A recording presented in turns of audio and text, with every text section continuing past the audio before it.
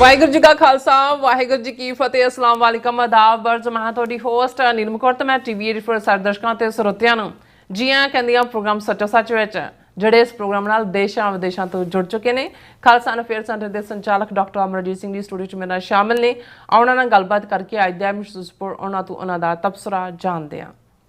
ਜੀ ਡਾਕਟਰ ਸਾਹਿਬ, ਵਾਹਿਗੁਰੂ ਜੀ ਕਾ ਖਾਲਸਾ ਵਾਹਿਗੁਰੂ ਜੀ ਕੀ ਫਤਿਹ। हाँ जी नीलम कौर जी, ਤੁਹਾਨੂੰ ਵੀ ਤੇ ਦੁਨੀਆ ਭਰ 'ਚ ਬੈਠੇ ਸਾਡੇ ਬਹੁਤ ਹੀ ਪਿਆਰੇ ਸੋਹਣੇ ਸਿਆਣੇ ਟੀਵੀ 84 ਦੇ ਦਰਸ਼ਕਾਂ ਨੂੰ ਵੀ ਵਾਹਿਗੁਰੂ ਜੀ ਕਾ ਖਾਲਸਾ ਵਾਹਿਗੁਰੂ ਜੀ ਕੀ ਫਤਿਹ। ਸਾਡੇ ਬਹੁਤ ਹੀ ਪਿਆਰੇ ਮੁਸਲਮਾਨ ਭੈਣਾਂ ਭਰਾਵਾਂ ਨੂੰ ਅਸਲਾਮ ਅਲੈਕਮ। ਗੰਗਾ ਜਮਨੀ ਤਹਿਜ਼ੀਬ ਦੇ ਹਿੰਦੂ ਤਵੀਆਂ ਨੂੰ ਨਮੋ ਨਮੈ ਤੇ ਬਾਕੀ ਸਭ ਵੀਰਾਂ ਭੈਣਾਂ ਨੂੰ ਆਦਾਬ ਅਰਜ਼। ਜੀ ਡਾਕਟਰ ਸਾਹਿਬ, ਜੀ ਆਇਆਂ ਨੂੰ ਪ੍ਰੋਗਰਾਮ ਸੱਚੋ ਸੱਚ ਵਿੱਚ। ਬਹੁਤ ਧੰਨਵਾਦ ਜੀ ਡਾਕਟਰ ਸਾਹਿਬ, ਅੱਜ 18 ਜੂਨ 2025 4 ਹਾੜ ਨਾਨਕਸ਼ਾਹੀ ਸੰਮਤ 557 ਦਾ ਦਿਨ ਹੈ। ਤੇ ਡਾਕਟਰ ਸਾਹਿਬ, ਪ੍ਰੋਗਰਾਮ ਸ਼ੁਰੂ ਕਰਨ ਤੋਂ ਪਹਿਲਾਂ ਅਸੀਂ ਦਰਸ਼ਕਾਂ ਤੇ ਸਰੋਤਿਆਂ ਨੂੰ ਹਮੇਸ਼ਾ ਤਰ੍ਹਾਂ ਦੱਸਦੇ ਵਿਊਅਰਸ, ਜੇ ਤੁਸੀਂ ਹੱਕ ਸੱਚ ਇਨਸਾਫ ਤੇ ਪੈਰਾ ਦਿਨ ਦਾ ਇੱਕੋ ਇੱਕ ਚੈਨਲ ਟੀਵੀ 84 ਨੂੰ ਦੇਖਣਾ ਚਾਹੁੰਦੇ ਹੋ ਤਾਂ ਤੁਸੀਂ ਦੇਖ ਸਕਦੇ ਹੋ ਸਪੈਕਟਰਮ ਕੇਬਲ, ਆਰਸੀਐਨ ਕੇਬਲ, ਪੈਲਫਨ ਕੈਨੇਡਾ, ਰੋਕੂ, ਜਾਦੂ ਬਾਕਸ, ਸ਼ਾਵਾ, ਫੇਸਬੁੱਕ, ਟੀਵੀ 84 ਦੀ ਐਪ ਰਾਹੀਂ online streaming and IP box ਤੇ ਤੁਸੀਂ ਟੀਵੀ 84 ਨੂੰ ਦੇਖ ਸਕਦੇ ਹੋ।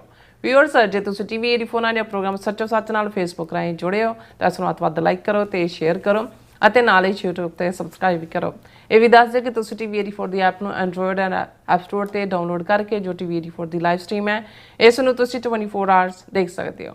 ਸੋ ਵਿਊਅਰਸ, ਪ੍ਰੋਗਰਾਮ ਦੀ ਸ਼ੁਰੂਆਤ ਕਰਨ ਜਾ ਰਹੇ ਹਾਂ ਅੱਜ ਦੀ ਸਪਾਂਸਰਸ਼ਿਪ ਦੇ ਵਾਲੇ ਨਾਲ ਕਿ ਅੱਜ ਦੀ ਪ੍ਰੋਗਰਾਮ ਸੱਚੋ ਸੱਚ ਨੂੰ ਸਪਾਂਸਰ ਕੀਤਾ ਗਿਆ ਹੈ ਡਾਲਸ ਟੈਕਸਸ ਤੋਂ ਭੈਣ ਸੁਖਮੀਤ ਕੌਰ ਜੀ ਵੱਲੋਂ। ਸੋ ਇਹਨਾਂ ਨੇ ਟੀਵੀ 84 ਦੇ ਕੰਮ ਦੀ ਸ਼ਲਾਘਾ ਕੀਤੀ ਹੈ ਔਰ ਟੀਵੀ 84 ਦੀ ਚੜ੍ਹਦੀ ਕਲਾ ਤੇ ਖਾਲਸਾ ਦੀ ਪ੍ਰਾਪਤੀ ਦੀ ਅਰਦਾਸ ਕੀਤੀ ਹੈ। ਸੋ ਅੱਜ ਦੀ ਸਪਾਂਸਰਸ਼ਿਪ ਲਈ ਅਸੀਂ ਭੈਣ ਸੁਖਮੀਤ ਕੌਰ ਜੀ ਦਾ ਤਹਿ ਦਿਲ ਤੋਂ ਧੰਨਵਾਦ ਕਰਦੇ ਹਾਂ। ਤੁਹਾਨੂੰ ਵੀ ਅਪੀਲ ਤੇ ਬੇਨਤੀ ਕਰਦੇ ਹਾਂ ਕਿ ਤੁਸੀਂ ਵੀ ਪ੍ਰੋਗਰਾਮ ਸੱਚੋ ਸੱਚ ਨੂੰ ਵੱਧ ਤੋਂ ਵੱਧ ਸਪਾਂਸਰ ਕਰੋ। ਸਪਾਂਸਰਸ਼ਿਪ ਲਈ ਤੁਸੀਂ ਸਾਨੂੰ ਕਾਲ ਕਰ ਸਕਦੇ ਸਾਡੇ ਫੋਨ ਨੰਬਰ ਤੇ 5166191984 ਸੇਮ ਨੰਬਰ ਤੇ WhatsApp ਕਰ ਸਕਦੇ ਹੋ। ਤੁਸੀਂ ਸਾਨੂੰ ਈਮੇਲ ਵੀ ਕਰ ਸਕਦੇ ਹੋ info@tv84.tv ਤੇ।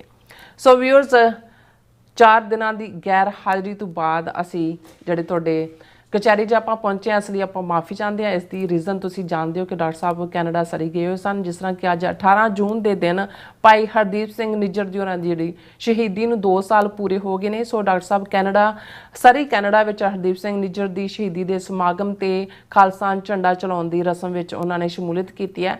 ਸੋ ਇਹਨਾਂ 2 ਸਾਲਾਂ ਵਿੱਚ ਜਿਹੜੀ ਖਾਲਸਾ ਦੀ ਮੂਵਮੈਂਟ ਕਿੱਥੇ ਪਹੁੰਚੀ ਹੈ, ਅਸੀਂ ਉਹ ਡਾਕਟਰ ਸਾਹਿਬ ਕੋਲੋਂ ਉਹਨਾਂ ਦੀ ਜ਼ੁਬਾਨੀ ਪੁੱਛਦੇ ਹਾਂ। ਸੋ ਅਸੀਂ ਚਾਹਾਂਗੇ ਕਿ ਤੁਸੀਂ ਇਸ ਤਰ੍ਹਾਂ ਬੜੇ ਰਹਿਣਾ। ਦੇਖਣ ਸੁਣ ਲਈ ਤੁਹਾਡਾ ਸਭ ਦਾ ਬਹੁਤ ਬਹੁਤ ਧੰਨਵਾਦ। ਜੀ ਡਾਕਟਰ ਸਾਹਿਬ, ਕੀ ਵਿਚਾਰਾਂ ਨੇ? ਸਭ ਤੋਂ ਪਹਿਲਾਂ ਤਾਂ ਅੱਜ ਦੇ ਪ੍ਰੋਗਰਾਮ ਨੂੰ ਸਪਾਂਸਰ ਕਰਨ ਲਈ ਅਸੀਂ ਬੱਚੀ ਸੁਖਮੀਤ ਕੌਰ, ਜਿਹੜੀ ਕਿ ਲਾਡਲੀ ਬੱਚੀ ਹੈ ਸਾਡੇ ਵੀਰ ਗੋਬਿੰਦਰ ਸਿੰਘ ਹੋਰਾਂ ਦੀ, ਜੀ ਉਹਨਾਂ ਦਾ ਸ਼ੁਕਰੀਆ ਅਦਾ ਕਰਦੇ ਹਾਂ। ਔਰ ਭਾਈ ਗੋਬਿੰਦਰ ਸਿੰਘ ਦੱਸ ਰਹੇ ਸਨ ਕਿ ਜਦੋਂ ਡਾਕਟਰ ਰਣਜੀਤ ਸਿੰਘ ਹੋਰਾਂ ਨੇ ਚੜ੍ਹਾਈ ਕੀਤੀ ਤੇ ਜ਼ਾਹਰ ਹੈ ਕਿ ਉਹਨਾਂ ਦੇ ਨਾਲ ਵੀ ਉਸ ਕਿਸਮ ਦਾ ਭਰਾਵਾਂ ਤੋਂ ਵੀ ਵੱਧ ਕੇ ਯਾਰਾਂ ਵਾਂਗ ਭਰਾ ਤੇ ਭਰਾਵਾਂ ਵਾਂਗ ਯਾਰ ਵਾਲਾ ਪਿਆਰ ਸੀ। ਉਹ ਕਾਫੀ ਨਿੰਮੋ ਝੂਣੇ ਸਨ ਔਰ ਉਸ ਹਾਲਾਤ 'ਚ ਬੱਚੀ ਨੇ ਕਿਵੇਂ ਹੌਸਲਾ ਦਿੱਤਾ। ਉਹਨਾਂ ਨੇ ਕਿਹਾ, ਡੈਡੀ ਕੋਈ ਨਹੀਂ, ਟੀਵੀ 84 ਡਾਕਟਰ ਸਾਹਿਬ ਦਾ ਬ੍ਰੇਨ ਚਾਈਲਡ ਹੈ ਔਰ ਤੁਸੀਂ ਹਿੰਮਤ ਕਰੋ ਔਰ ਨਾਲ ਖਲੋ। ਔਰ ਉਹਨਾਂ ਨੇ ਆਪਣੀ ਕਮਾਈ 'ਚੋਂ ਜਿਹੜਾ ਉਹ $100 ਮਹੀਨੇ ਦਾ ਕੰਟੀਨਿਊਸ ਜਿਹੜਾ ਉਹ ਦੇਣ ਦਾ ਉਦੋਂ ਤੋਂ ਹੀ ਉਹਨਾਂ ਨੂੰ ਵੀ ਬਾਅਦ 'ਚ ਪਤਾ ਲੱਗਾ ਕਿ ਵੀ ਆਲਰੇਡੀ ਆਟੋਮੈਟਿਕ ਅਕਾਊਂਟ ਸੈੱਟ ਕਰਕੇ ਉਹਨਾਂ ਦਾ ਰੈਗੂਲਰਲੀ ਬੱਚੀ ਦਾ ਆ ਰਿਹਾ। ਸੋ ਇਹ ਉਹਨਾਂ ਲਈ, ਬਾਪ ਲਈ ਵੀ ਇੱਕ ਤਾਂ ਇਹ ਹੈ ਕਿ ਵੀ ਜਿਹੜੀ ਲੈਗੇਸੀ ਪੰਥ ਦੀ ਹੈ ਉਸ ਦੀ ਕੰਟੀਨਿਊਟੀ ਜਦੋਂ ਬੱਚਿਆਂ 'ਚ ਹੁੰਦੀ ਹੈ। ਉਹਨਾਂ ਦੇ ਦੋਵੇਂ ਹੀ ਬੇਟੇ, ਜਗਮੀਤ ਸਿੰਘ ਬੇਟਾ ਹੈ ਔਰ ਸੁਖਮੀਤ ਕੌਰ ਬੱਚੀ ਹੈ ਜਿਹਦਾ ਆਨੰਦ ਕਾਰਜ ਨਵੰਬਰ ਮਹੀਨੇ 'ਚ ਹੈ।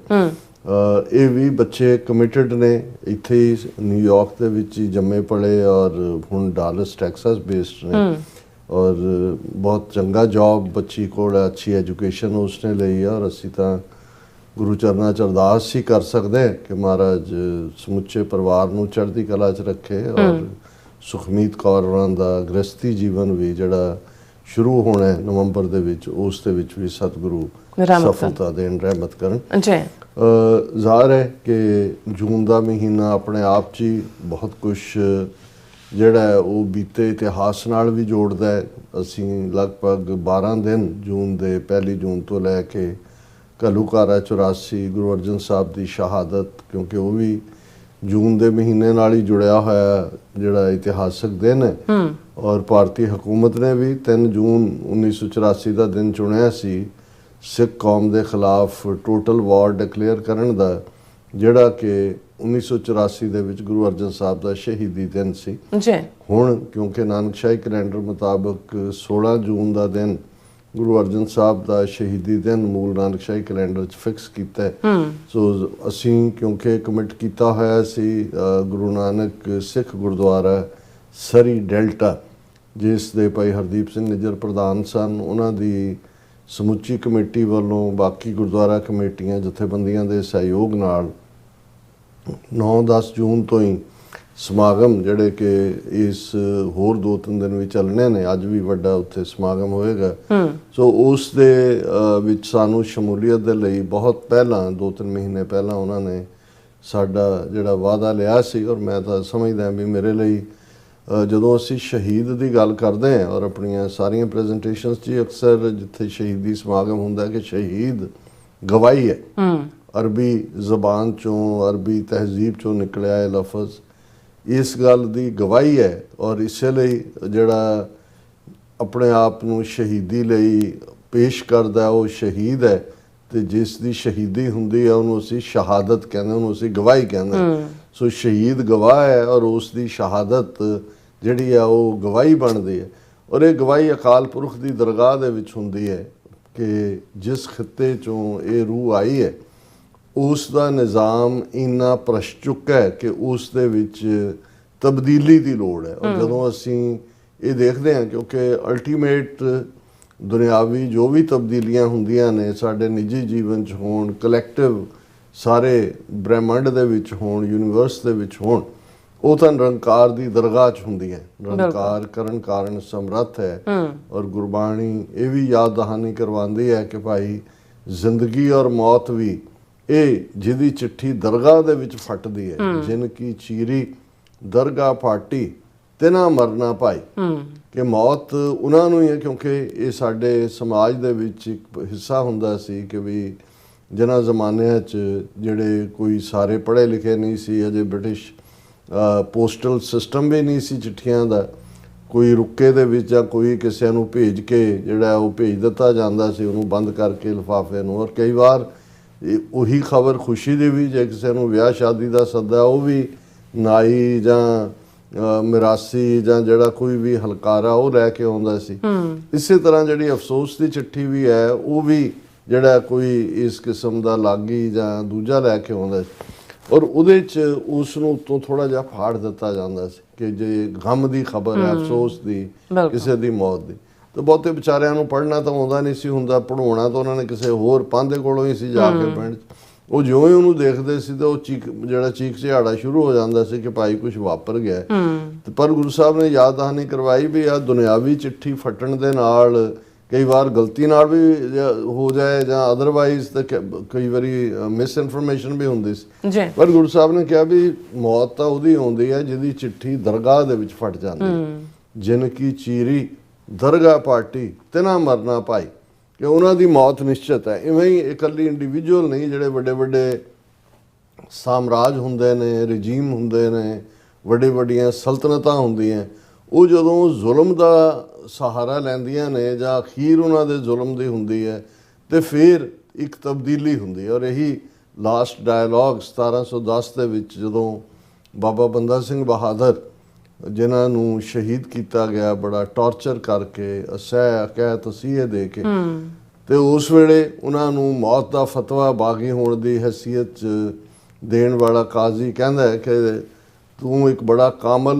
ਇਨਸਾਨ ਲੱਗਦਾ ਹੈ, ਤੇਰਾ ਚਿਹਰਾ ਔਰ ਤੇਰੇ ਚਿਹਰੇ ਦਾ ਨੂਰ ਇਹ ਦੱਸਦਾ ਹੈ ਕਿ ਵੀ ਤੂੰ ਇੱਕ ਚੰਗਾ ਇਨਸਾਨ ਹੈ, ਪਰ ਇਹ ਯਕੀਨ ਨਹੀਂ ਹੁੰਦਾ ਕਿ ਵੀ ਤੂੰ ਇੰਨੇ ਜ਼ੁਲਮ ਕੀਤੇ ਨੇ। ਕਿਉਂਕਿ ਜਦੋਂ ਤੁਸੀਂ ਹਕੂਮਤ ਨੂੰ ਵੰਗਾਰਦੇ ਹੋ, ਹਕੂਮਤ ਦੇ ਲਈ ਉਹ ਜਿਹੜਾ ਚੈਲੰਜ ਕਰਨ ਵਾਲਾ ਉਹਦੇ ਜ਼ੁਲਮ ਹੁੰਦੇ ਨੇ।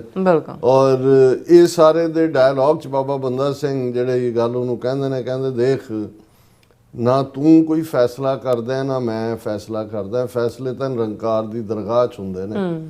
ਤੁਹਾਡੇ ਇੰਨੇ ਕੁ ਜ਼ੁਲਮ ਤੁਸੀਂ ਕੀਤੇ ਕਿ ਤੁਹਾਡੇ ਜ਼ੁਲਮਾਂ ਦਾ ਪਿਆਲਾ ਜਦੋਂ ਲਬਰੇਜ਼ ਹੋ ਗਿਆ, ਪਰ ਗਿਆ, ਤਾਂ ਨਿਰੰਕਾਰ ਨੇ ਮੈਨੂੰ ਭੇਜਿਆ, ਗੁਰੂ ਕਲਗੀਧਰ ਪਾਤਸ਼ਾਹ ਨੇ ਮੈਨੂੰ ਥਾਪੜਾ ਦਿੱਤਾ ਕਿ ਮੈਂ ਤੁਹਾਨੂੰ ਸਜ਼ਾ ਦਿਆਂ।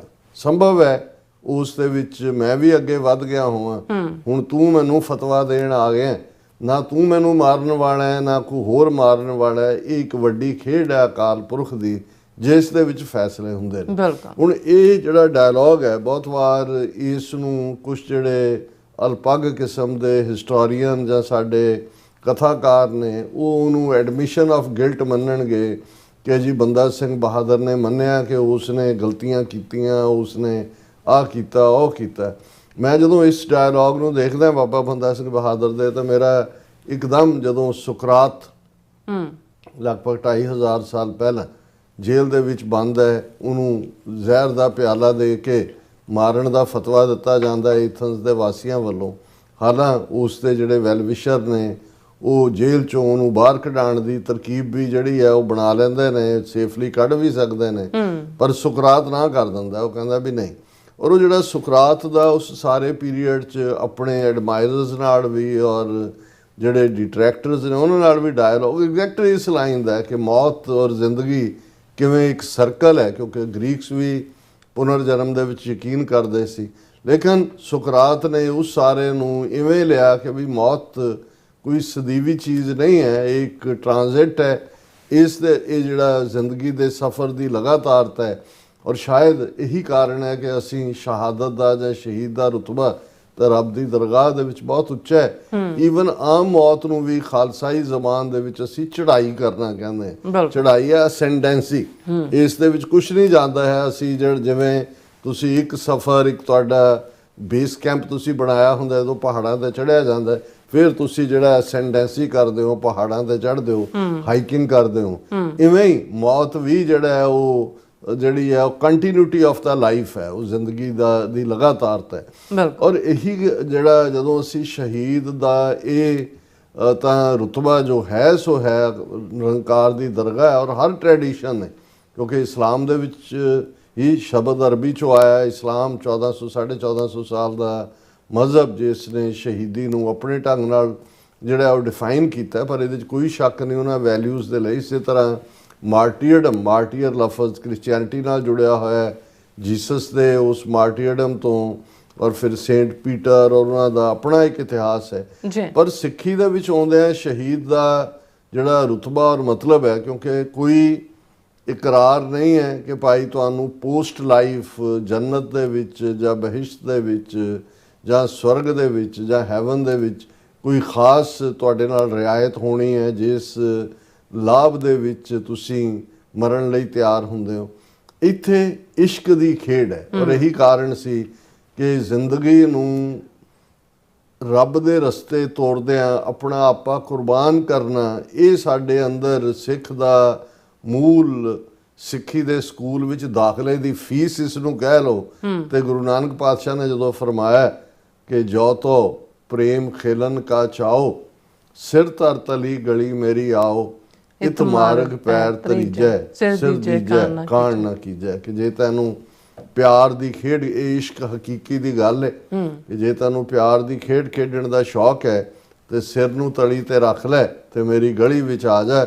ਇਸ ਰਸਤੇ ਤੇ ਜਿਸ ਨੇ ਵੀ ਪੈਰ ਪਾਇਆ ਉਹਨੇ ਸਿਰ ਦੇ ਦਿੱਤਾ, ਪਿੱਠ ਨਹੀਂ ਦਿਖਾਈ। ਔਰ ਗੁਰੂ ਅਰਜਨ ਸਾਹਿਬ ਦੀ ਸ਼ਹਾਦਤ ਉਹ ਰੌਸ਼ਨ ਮੀਨਾਰ ਬਣਿਆ, ਉਹ ਸਾਡੇ ਲਈ ਪ੍ਰੇਰਨਾ ਦੀ ਥਾਂ ਬਣਿਆ, ਸ਼ਹੀਦਾਂ ਦੇ ਸਰਤਾਜ। ਕਿ ਫਿਰ ਉਹਨਾਂ ਦੀ ਸ਼ਹਾਦਤ ਤੋਂ ਬਾਅਦ ਜੇ ਅਸੀਂ ਅਗਲੀ ਸਦੀ ਦੇ ਵਿੱਚ ਦੇਖਦੇ ਹਾਂ ਤੇ ਫਿਰ ਸ਼ਹੀਦੀਆਂ ਦੀ ਬਰਸਾਤ ਹੈ। ਔਰ ਇਹੀ ਰੁਤਬਾ ਜਦੋਂ ਇੱਕ ਕਾਜ਼ ਨੂੰ ਸਮਰਪਿਤ ਲੋਕ ਆਪਣਾ ਆਪਾ ਕੁਰਬਾਨ ਕਰਦੇ ਨੇ ਤੇ ਉਹਨਾਂ ਦਾ ਡੁੱਲਿਆ ਖੂਨ। ਔਰ ਇਹ ਈਵਨ ਤੁਰਕ ਪਰੰਪਰਾ ਦੇ ਵਿੱਚ ਵੀ, ਜਿਹਦੇ 'ਚੋਂ ਮੁਗਲਿਆ ਖਾਨਦਾਨ ਨਿਕਲਿਆ, ਇਹ ਸੀ ਕਿ ਜਿੱਥੇ ਕਿਸੇ ਸ਼ਹੀਦ ਦਾ ਖੂਨ ਡੁੱਲਦਾ, ਉਹਨਾਂ ਦੇ ਆਪਣੇ ਕਬੀਲਿਆਂ ਦੇ ਇਤਿਹਾਸ ਵੀ ਸੀ, ਉੱਥੋਂ ਹੋਰ ਕਈ ਸ਼ਹੀਦ ਜਿਹੜੇ ਨੇ ਉਹ ਯੋਧੇ ਪੈਦਾ ਹੁੰਦੇ ਨੇ ਉਸ ਕਾਜ਼ ਦੇ ਲਈ ਲੜਨ ਵਾਲੇ। ਔਰ ਇਹੀ ਕਾਰਨ ਹੈ ਕਿ ਭਾਈ ਜਦੋਂ ਅਸੀਂ ਸ਼ਹੀਦ ਦੀ ਜ਼ਿੰਦਗੀ ਔਰ ਮੌਤ ਦੋਨਾਂ ਵੱਲ ਦੇਖਦੇ ਹਾਂ ਤੇ ਉਹਨਾਂ ਦੀ ਜਦੋਂ ਉਹ ਸ਼ਹੀਦ ਹੋ ਜਾਂਦਾ, ਫਿਰ ਉਹਨਾਂ ਦੀ ਜ਼ਿੰਦਗੀ ਦੇ ਪਲਾਂ ਨੂੰ ਵੀ ਉਹਨਾਂ ਦੀਆਂ ਕੌਮਾਂ ਜਾਂ ਉਹਨਾਂ ਦੇ ਜਿਹੜੇ ਐਡਮਾਇਰਰ ਨੇ ਉਹ ਰੀਲਿਵ ਕਰਦੇ ਨੇ ਦੇਖਣ ਦੇ ਲਈ, ਕਿਉਂਕਿ ਉਹਨਾਂ ਦੀ ਜ਼ਿੰਦਗੀ ਵੀ ਆਪਣੇ ਆਪ 'ਚ ਇੱਕ ਇਨਸਪੀਰੇਸ਼ਨ ਸੀ ਹੁੰਦੀ ਹੈ ਇਸ ਰਸਤੇ ਤੁਰੇ ਵਾਲਿਆਂ ਦੀ, ਔਰ ਉਹਨਾਂ ਦੀ ਸ਼ਹਾਦਤ ਜਾਂ ਉਹਨਾਂ ਦੀ ਮੌਤ ਵੀ। और इसे उत्ते ये शेर है कि शहीद की जो मौत है वो कौम की हयात है, हयात तो हयात है, मौत भी हयात है। बिल्कुल कि ਜਿਹੜੀ ਸ਼ਹੀਦ ਜਿਹੜਾ ਹੈ ਉਸ ਹयात ਜ਼ਿੰਦਗੀ ਨੂੰ ਕਹਿੰਦੇ ਨੇ ਕਿ ਜਿਹੜੀ ਸ਼ਹੀਦ ਦਾ ਮਰਨਾ ਹੈ ਉਹ ਕੌਮ ਨੂੰ ਜ਼ਿੰਦਗੀ ਦਿੰਦਾ ਹੈ। ਜਦੋਂ ਸ਼ਹੀਦ ਅਰਾਊਂਡ ਸੀ, ਉਹਦੇ ਹਯਾਤੀ ਦੇ ਵਿੱਚ ਸੀ, ਉਹ ਵੀ ਜਿਹੜੇ ਹੈ ਕੌਮ ਦੇ ਲਈ ਜ਼ਿੰਦਗੀ ਸੀ, ਤੇ ਜਦੋਂ ਚਲਾ ਗਿਆ ਉਹ ਵੀ ਕੌਮ ਦੇ ਲਈ ਜ਼ਿੰਦਗੀ ਹੈ। ਔਰ ਅਸੀਂ ਬੇਸ਼ੱਕ ਇਹ ਸਾਰਾ ਜੂਨ ਦਾ ਮਹੀਨਾ ਅਸੀਂ 41ਵੀਂ ਘੱਲੂਘਾਰਾ 84 ਦੀ ਯਾਦ ਵੀ ਜਿਹੜੀ ਹੈ ਉਸ ਨੂੰ ਬਾਰ-ਬਾਰ ਰੀਵਿਜ਼ਿਟ ਕਰਦੇ ਹਾਂ, ਪਰ ਇਸੇ ਜੂਨ ਦੇ ਮਹੀਨੇ ਠੀਕ ਅੱਜ ਤੋਂ 2 ਸਾਲ ਪਹਿਲਾਂ 18 ਜੂਨ 2023 ਨੂੰ ਕੈਨੇਡਾ ਦੇ ਬ੍ਰਿਟਿਸ਼ ਕੋਲੰਬੀਆ ਦੇ ਸਰੀ ਸ਼ਹਿਰ ਦੇ ਗੁਰੂ ਨਾਨਕ ਸਿੱਖ ਗੁਰਦੁਆਰਾ ਸਰੀ ਡੈਲਟਾ ਦੇ ਵਿੱਚ ਇੱਕ ਉਹ ਸ਼ਹਾਦਤ ਹੋਈ ਜਿਹੜੇ ਉਸ ਗੁਰਦੁਆਰਾ ਸਾਹਿਬ ਦੇ ਮੁੱਖ ਸੇਵਾਦਾਰ ਸਨ ਹਰਦੀਪ ਸਿੰਘ ਨਿੱਜਰ, ਜਿਨ੍ਹਾਂ ਦਾ ਖਾਲਿਸਤਾਨ ਦੇ ਸੰਘਰਸ਼ ਨਾਲ ਬੜਾ ਨੇੜਲਾ ਸੰਬੰਧ ਸੀ, ਜਿਨ੍ਹਾਂ ਨੇ ਗੁਰਦੁਆਰੇ ਦੇ ਮੁੱਖ ਸੇਵਾਦਾਰ ਹੁੰਦਿਆਂ ਨਿਸ਼ਕਾਮ ਭਾਵਨਾ ਦੇ ਨਾਲ ਬਹੁਤ ਸੇਵਾ ਕੀਤੀ। ਕੋਵਿਡ-19 ਦੇ ਚਲਦਿਆਂ ਉਹਨਾਂ ਨੇ ਉਹ ਦੂਸਰੇ ਹਿੰਦੂ, ਮੁਸਲਮਾਨ, ਈਸਾਈ, ਕੋਈ ਵੀ ਵਿਦਿਆਰਥੀ ਜਿਹੜੇ ਵੱਡੀ ਗਿਣਤੀ 'ਚ ਘਰਾਂ 'ਚ ਸਟਕ ਸਨ, ਗੁਰਦੁਆਰਾ ਸਾਹਿਬਾਨ ਦੀਆਂ ਸਪੈਸ਼ਲ ਬੱਸਾਂ ਜਿਨ੍ਹਾਂ ਦੇ ਵਿੱਚ ਜਿਹੜਾ ਉਹ ਵੈਨਸ ਰਾਹੀਂ ਉਹਨਾਂ ਦੇ ਘਰਾਂ ਤੱਕ ਖਾਣਾ ਪਹੁੰਚਾਇਆ, ਸਾਲ 1.5 ਸਾਲ ਪੂਰਾ।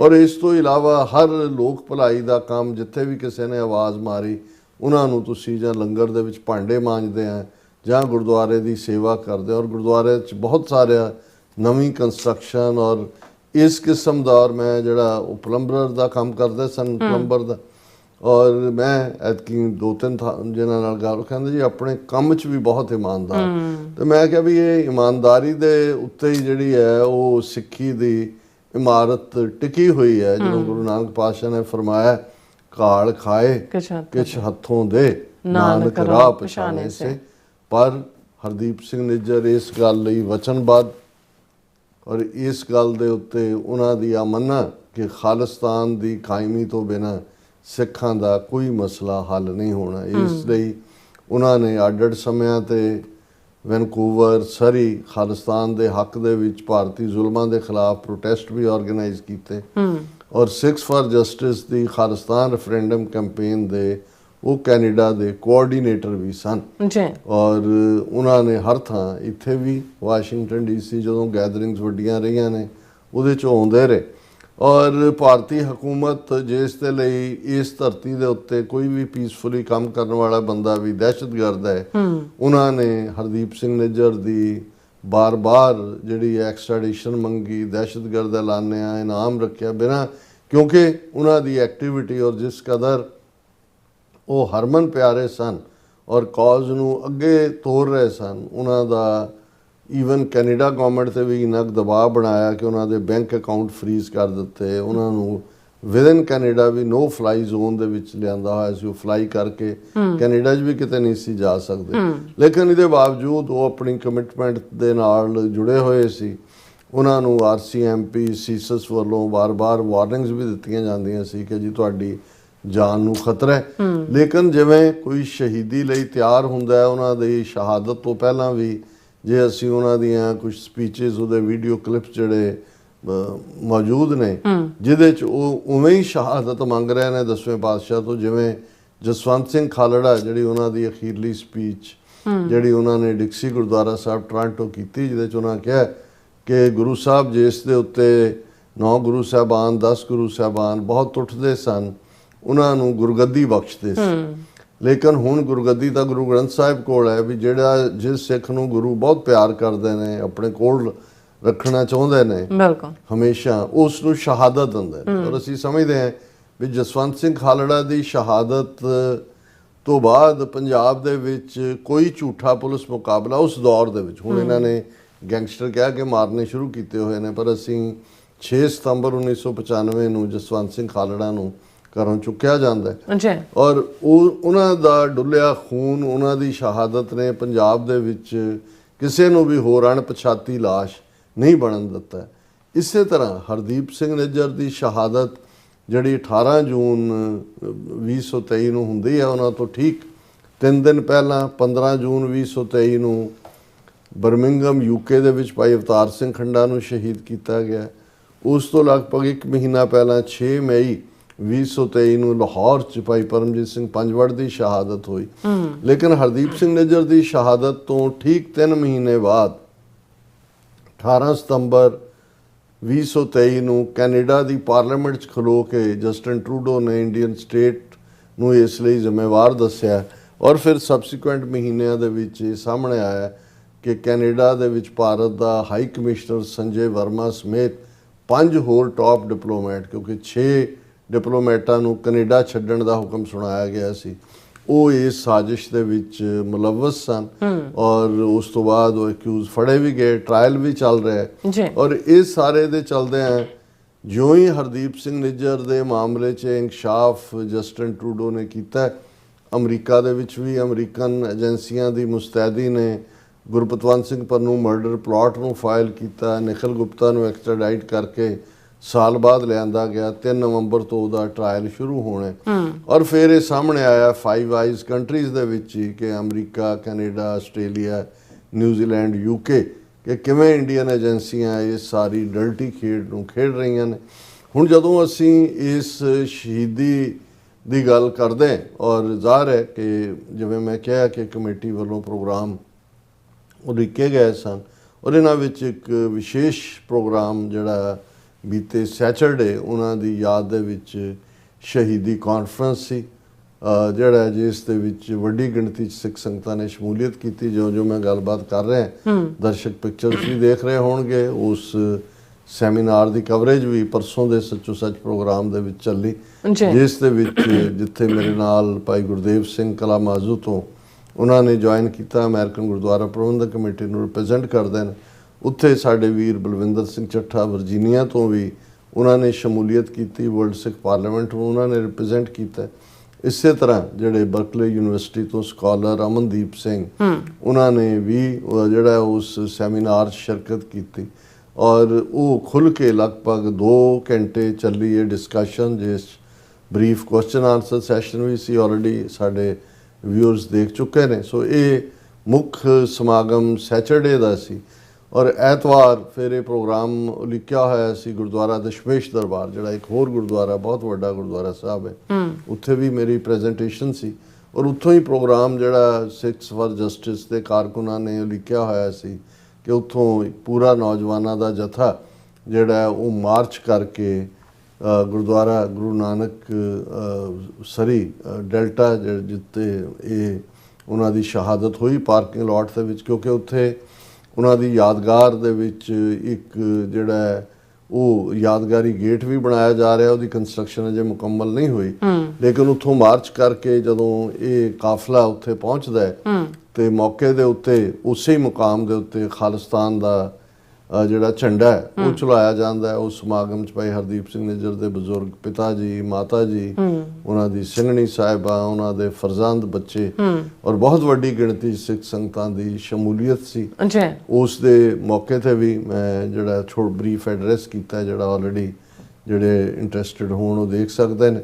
ਪਰ ਉਸ ਤੋਂ ਪਹਿਲਾਂ ਈਵਨ ਬਾਹਰ ਬਹੁਤ ਸਾਰੇ ਜਿਹੜੇ ਸ਼ਮਿਆਨੇ ਔਰ ਟੈਂਟ ਲਾ ਕੇ ਦੀਵਾਨ ਵੀ ਸਜਾਇਆ ਗਿਆ, ਜਿਸ 'ਚ ਬਹੁਤ ਵੱਡੀ ਗਿਣਤੀ, ਹਜ਼ਾਰਾਂ ਦੀ ਗਿਣਤੀ 'ਚ ਸਿੱਖ ਸੰਗਤਾਂ ਜਿਹੜੀਆਂ ਨੇ ਸਾਰਾ ਦਿਨ ਦੀਦਾਰ ਕਰਦੀਆਂ ਰਹੀਆਂ, ਕਿਉਂਕਿ ਵੈਸੇ ਹੀ ਇੱਕ ਸ਼ਹੀਦੀ ਦਾ ਰੁਤਬਾ ਹੁੰਦਾ ਔਰ ਉਹ ਸੱਚਮੁੱਚ ਇੱਕ ਤੀਰਥ ਸਥਾਨ ਬਣ ਗਿਆ, ਇੱਕ ਪਿਲਗ੍ਰਿਮੇਜ ਸੈਂਟਰ ਬਣ ਗਿਆ। ਉਸ ਦੇ ਵਿੱਚ ਭਾਈ ਮਨਿੰਦਰ ਸਿੰਘ ਉਹਨਾਂ ਦੀ ਪ੍ਰੈਜੈਂਟੇਸ਼ਨ ਔਰ ਰਾਗੀ ਢਾਡੀ ਮੈਨੂੰ ਵੀ ਸੰਗਤਾਂ ਨਾਲ ਵਿਚਾਰ ਸਾਂਝੇ ਕਰਨ ਦਾ ਮੌਕਾ ਮਿਲਿਆ ਔਰ ਇਹ ਆਪਣੇ ਆਪ ਦੇ ਵਿੱਚ, ਕਿਉਂਕਿ ਅਸੀਂ ਤਾਂ ਫਿਰ ਐਤਵਾਰ ਦੇ ਸਮਾਗਮ ਤੋਂ ਬਾਅਦ ਮੰਡੇ ਮੈਂ ਜਿਹੜਾ ਸੀਐਟਲ ਆਇਆ, ਕਿਉਂਕਿ ਸੀਐਟਲ ਵੀ ਸਾਡਾ ਇੰਪੋਰਟੈਂਟ ਪੜਾਅ ਹੈ। ਉੱਥੇ ਵੀ ਬਹੁਤ ਸਾਰੇ ਨੌਜਵਾਨ ਜਿਹੜੇ ਇਕੱਠੇ ਹੋਏ, ਸਰਦਾਰ ਗੁਰਦੇਵ ਸਿੰਘ ਮਾਨ ਉਹਨਾਂ ਨੇ ਐਫਰਟ ਕੀਤਾ, ਉਹਨਾਂ ਦੇ ਘਰ ਹੀ ਬਹੁਤ ਵੱਡਾ, ਉਹਨਾਂ ਨੇ ਜਿਹੜੇ ਵੀ ਪੰਥ ਪ੍ਰਸਤ ਵੀਰ ਭੈਣਾਂ ਨੇ, TV 84 ਦੇ ਐਡਮਾਇਰਰ ਨੇ ਜਾਂ ਜਿਹੜਾ ਖਾਲਿਸਤਾਨ ਦੇ ਕਾਜ਼ ਨਾਲ ਜੁੜੇ ਹੋਏ ਨੇ,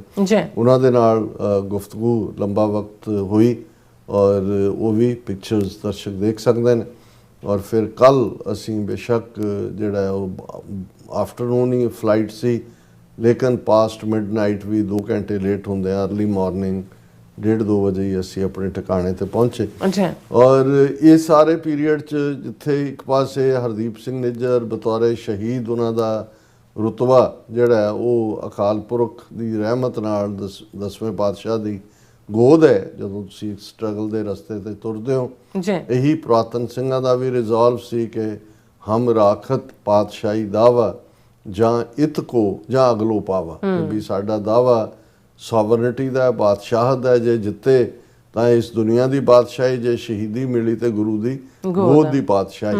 ਸੋ ਇਹਦੇ 'ਚ ਕੋਈ ਸ਼ੱਕ ਨਹੀਂ ਹੈ ਕਿ ਇਹ 2 ਵਰੇ ਜਿਹੜੇ ਨੇ ਉਹ ਵੱਡੇ ਗੇਮ ਚੇਂਜਰ ਨੇ ਇਸ ਪੀਰੀਅਡ 'ਚ। ਇੱਕ ਪਾਸੇ Bharat as a game changer, ਜਦੋਂ ਅਸੀਂ ਲਫ਼ਜ਼ ਕਹਿੰਦੇ ਹਾਂ ਕਿ ਭਾਰਤ ਦਾ ਚਿਹਰਾ ਐਜ਼ ਏ ਰੋਗ ਸਟੇਟ, ਅਗਲੀ ਸਟੇਟ, ਟੈਰਰ ਸਟੇਟ, ਦਹਿਸ਼ਤਗਰਦੀ ਨੂੰ ਜਿਹੜਾ ਹੈ ਉਹ ਟਰਾਂਸਨੈਸ਼ਨਲ ਅਕ੍ਰੋਸ ਨੇਸ਼ਨਸ ਲਿਆਉਣ ਵਾਲੇ ਚਿਹਰੇ ਦੇ ਤੌਰ ਦੇ ਉੱਤੇ ਬੇਨਕਾਬ ਹੋਇਆ। ਉੱਥੇ ਖਾਲਿਸਤਾਨ ਦੀ ਮੂਵਮੈਂਟ ਦੇ ਨਾਲ ਜਿਹੜਾ ਦੁਨੀਆ ਦਾ ਇੱਕ ਇੰਟਰੈਕਸ਼ਨ ਸ਼ੁਰੂ ਹੋਇਆ। ਬੇਸ਼ੱਕ ਅਜੇ ਸ਼ੁਰੂਆਤੀ ਦੌਰ ਹੈ, ਇਹਨਾਂ 2 ਸਾਲਾਂ 'ਚ ਜਿੰਨੀ ਸਾਨੂੰ ਪੋਜ਼ਿਟਿਵ ਪ੍ਰੈਸ ਮਿਲੀ, ਜਿਵੇਂ ਜਿਨ੍ਹਾਂ ਨੂੰ ਭਾਰਤੀ ਹਕੂਮਤ ਖਾਲਿਸਤਾਨੀ ਦਹਿਸ਼ਤਗਰਦ ਕਹਿੰਦੇ ਸੀ, ਤੇ ਇਹਨਾਂ ਦਾ ਮੀਡੀਆ ਵੀ ਉਵੇਂ ਹੀ ਰਿਪੀਟ ਕਰਦਾ ਸੀ, ਉਹਨੂੰ ਖਾਲਿਸਤਾਨੀ ਐਕਟਿਵਿਸਟ ਕਹਿਣਾ। ਔਰ ਤੁਸੀਂ ਦੇਖੋਗੇ ਕਿ ਇਸ ਪੀਰੀਅਡ 'ਚ ਵੀ ਬੇਸ਼ੱਕ ਮੋਦੀ ਨੂੰ ਸੱਦਿਆ ਗਿਆ G7, ਉਸ ਦੀ ਅਸੀਂ ਗੱਲ ਕਰਾਂਗੇ, ਉਹ ਵੀ ਇਹਨਾਂ ਡੇਟਾਂ ਦੇ ਨਾਲ ਹੀ ਚੱਲ ਰਿਹਾ ਸੀ, ਲੇਕਿਨ ਵੱਡੀ ਗਿਣਤੀ ਦੇ ਵਿੱਚ ਜਿਹੜੇ ਨੌਜਵਾਨ ਇੱਕ ਪਾਸੇ ਸਰੀ ਵਾਲੇ ਸਮਾਗਮਾਂ 'ਚ ਸ਼ਮੂਲੀਅਤ ਲਈ, ਦੂਸਰੇ ਪਾਸੇ ਕਿਉਂਕਿ ਕੈਲਗਰੀ 12-13 ਘੰਟੇ ਦੀ ਡਰਾਈਵ ਹੈ ਔਰ ਐਲਬਰਟਾ ਸਟੇਟ ਦੇ ਵਿੱਚ ਵੀ ਉਹ ਸਮਾਗਮ ਸੀ, ਬਹੁਤ ਸਾਰੇ ਉਧਰ ਵੀ ਗਏ ਹੋਏ ਸੀਗੇ। ਸੋ ਇੰਡੀਆ ਐਜ਼ ਏ ਰੋਗ ਸਟੇਟ, ਐਜ਼ ਏ ਦਹਿਸ਼ਤਗਰਦ ਸਟੇਟ, ਉਹਦਾ ਚਿਹਰਾ ਸਾਹਮਣੇ ਆਇਆ। ਦੂਸਰੇ ਪਾਸੇ ਖਾਲਿਸਤਾਨ ਦੀ ਸਟਰਗਲ, ਜਿੱਥੇ ਖਾਲਿਸਤਾਨ ਰੈਫਰੈਂਡਮ ਨੇ ਸਾਬਤ ਕੀਤਾ ਕਿ ਕਿਵੇਂ ਲੱਖਾਂ ਸਿੱਖ ਵੋਟਾਂ ਪਾਉਣ ਦੇ ਲਈ ਨਿਕਲਦੇ ਨੇ, ਅਸੀਂ ਆਪਣਾ ਕੌਮੀ ਘਰ ਖਾਲਿਸਤਾਨ ਚਾਹੁੰਦੇ। ਉੱਥੇ ਨਾਲ ਦੀ ਨਾਲ ਜਿਹੜਾ ਇਹਨਾਂ ਹਕੂਮਤਾਂ ਦਾ ਵੀ, ਖਾਸ ਤੌਰ ਤੇ ਅਮਰੀਕਾ ਦੀ ਵੀ ਦਿਲਚਸਪੀ ਸਿੱਖ ਫੈਕਟਰ ਦੇ ਵਿੱਚ ਹੈ, ਪਾਕਿਸਤਾਨ ਦੀ ਵੀ ਦਿਲਚਸਪੀ ਹੋਈ। ਖਾਸ ਤੌਰ ਤੇ ਜਿਹੜੀ 4 ਰੋਜ਼ਾ ਭਾਰਤ ਪਾਕਿਸਤਾਨ ਮਿਸਲ ਡਰੋਨ ਵਾਰ ਜਾਂ ਕਨਫਲਿਕਟ ਹੁੰਦਾ ਹੈ, ਉਹਦੇ 'ਚ ਸਿੱਖ ਐਜ਼ ਏ 3rd ਫੈਕਟਰ ਉੱਭਰਦੇ ਨੇ। ਔਰ ਮੈਂ ਇਹ ਸਮਝਦਾ ਕਿ ਵੀ ਹਰਦੀਪ ਸਿੰਘ ਨਿੱਜਰ, ਉਹਨਾਂ ਦੀ ਸ਼ਹਾਦਤ ਨੇ ਰੰਗ ਲਿਆਂਦਾ ਇਹ ਕਹਿਣਾ ਹੋਏ। ਔਰ ਅਸੀਂ ਆਸ ਕਰਦੇ ਹਾਂ ਕਿ ਇਹ ਠੀਕ ਹੈ ਕਿ ਜ਼ਿੰਦਗੀ ਵੀ ਬੀਤਦੀ ਜਾਂਦੀ ਹੈ, ਵਰੇ, ਮਹੀਨੇ, ਦਿਨ, ਪਲ, ਲੇਕਿਨ ਅਲਟੀਮੇਟ ਜਿਹੜੀ ਸ਼ਾਨ ਹੈ, ਜਿਸ ਨੂੰ ਫੈਜ਼ ਅਹਿਮਦ ਫੈਜ਼ ਨੇ ਕਿਹਾ ਕਿ ਜਿਸ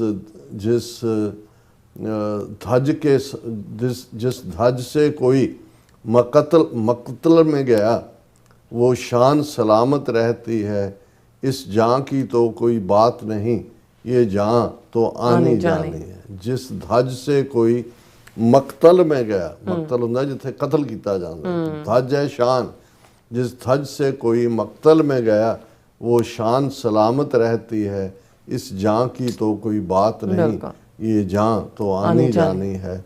सचमुच भाई हरदीप सिंह निज्जर अमर शहीद ने खालिस्तानी गगन दे एक रोशन सितारे बन के आसमान दे अंदर ये रोशन सितारा ਡਲਕਾ ਮਾਰ ਰਹੇ ਜੀ। ਡਾਕਟਰ ਸਾਹਿਬ ਤੁਹਾਡਾ ਬਹੁਤ ਬਹੁਤ ਸ਼ੁਕਰੀਆ। ਸੋ ਇੱਥੇ ਲੈਣਾ ਬ੍ਰੇਕ, ਔਰ ਬ੍ਰੇਕ ਤੇ ਜਾਣ ਤੋਂ ਪਹਿਲਾਂ ਇਸ ਪੇ ਦਰਸ਼ਕਾਂ ਤੇ ਸਰੋਤਿਆਂ ਨੂੰ ਅਪੀਲ ਤੇ ਬੇਨਤੀ ਕਰਦੀ ਵਿਊਅਰਸ, ਜਿਸ ਤਰ੍ਹਾਂ ਤੁਸੀਂ ਜਾਣਦੇ ਹੋ ਕਿ TV 84 ਇੱਕ ਪੰਥਕ ਚੈਨਲ ਹੈ ਔਰ TV 84 ਦੀ ਚੜ੍ਹਦੀ ਕਲਾ ਲਈ ਵੱਧ ਤੋਂ ਵੱਧ ਡੋਨੇਟ ਕਰੋ। ਡੋਨੇਟ ਕਰਨ ਲਈ ਸਾਡੀ ਵੈਬਸਾਈਟ tv84.tv ਤੇ ਜਾ ਕੇ PayPal ਦੀ ਵਰਤੋਂ ਕਰਕੇ ਵਨ ਟਾਈਮ ਡੋਨੇਟ ਕਰ ਸਕਦੇ ਹੋ, ਮੰਥਲੀ ਡੋਨੇਟ ਵੀ ਕਰ ਸਕਦੇ ਹੋ। ਤੁਸੀਂ TV 84 ਦੇ ਨਾਮ ਤੇ ਚੈੱਕ ਬਣਾ ਕੇ ਸਾਨੂੰ ਮੇਲ ਵੀ ਕਰ ਸਕਦੇ ਹੋ ਸਾਡੇ ਇਸ ਪਤੇ ਤੇ 36-01 37th Avenue, Long Island City, New York 11101 USA, ਜਾਂ ਫਿਰ ਤੁਸੀਂ ਸਾਨੂੰ ਫੋਨ ਰਾਹੀਂ ਵੀ ਸੰਪਰਕ ਕਰ ਸਕਦੇ ਹੋ 5166191984। ਤੁਸੀਂ ਸਾਨੂੰ ਈਮੇਲ ਵੀ ਕਰ ਸਕਦੇ ਹੋ info@tv84.tv ਤੇ। ਅਸੀਂ ਤੁਹਾਡੇ ਤਹਿ ਦਿਲ ਤੋਂ ਸ਼ੁਕਰਗੁਜ਼ਾਰ ਹੋਵਾਂਗੇ। ਸੋ ਇੱਥੇ ਲੈਣੇ ਬ੍ਰੇਕ ਵਿਊਅਰਸ, ਤੁਸੀਂ ਇਸੇ ਤਰ੍ਹਾਂ ਬਣੇ ਰਹਿਣਾ। ਮਿਲਦੇ after this short break.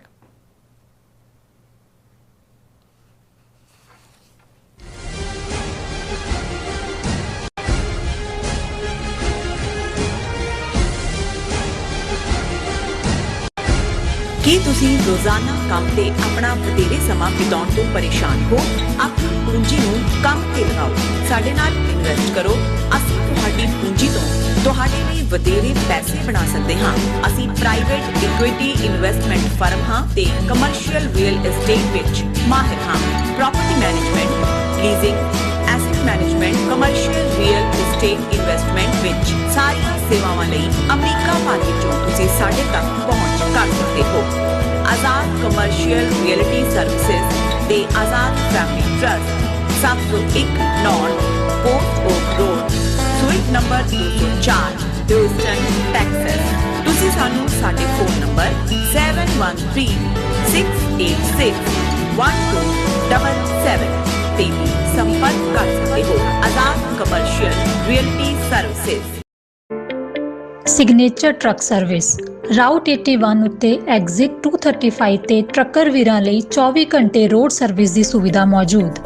Heavy duty repair, oil change, ਪੁਰਾਣੇ ਅਤੇ ਨਵੇਂ tyre, computer diagnostic, DPF cleaning, brake service ਜਾਂ ਰਸਤੇ ਵਿੱਚ ਆਈ ਹਰ ਤਰ੍ਹਾਂ ਦੀ ਰਿਪੇਅਰ ਪ੍ਰੋਫੈਸ਼ਨਲ ਟੀਮ ਵੱਲੋਂ ਕੀਤੀ ਜਾਂਦੀ ਹੈ। ਬ੍ਰੇਕਫਾਸਟ, ਲੰਚ ਅਤੇ ਡਿਨਰ ਲਈ ਪੰਜਾਬੀ ਢਾਬੇ ਦਾ ਆਨੰਦ ਵੀ ਮਾਣੋ। ਡਰਾਈਵਰ ਅਤੇ ਟਰੱਕ ਆਪਰੇਟਰ ਵੀਰ ਡਿਸਪੈਚ ਦੀ ਸਰਵਿਸ ਲਈ ਸਾਡੇ ਨਾਲ ਸੰਪਰਕ ਕਰਨ। Signature truck service 58 triangle drive, Weyers cave, Virginia 24486।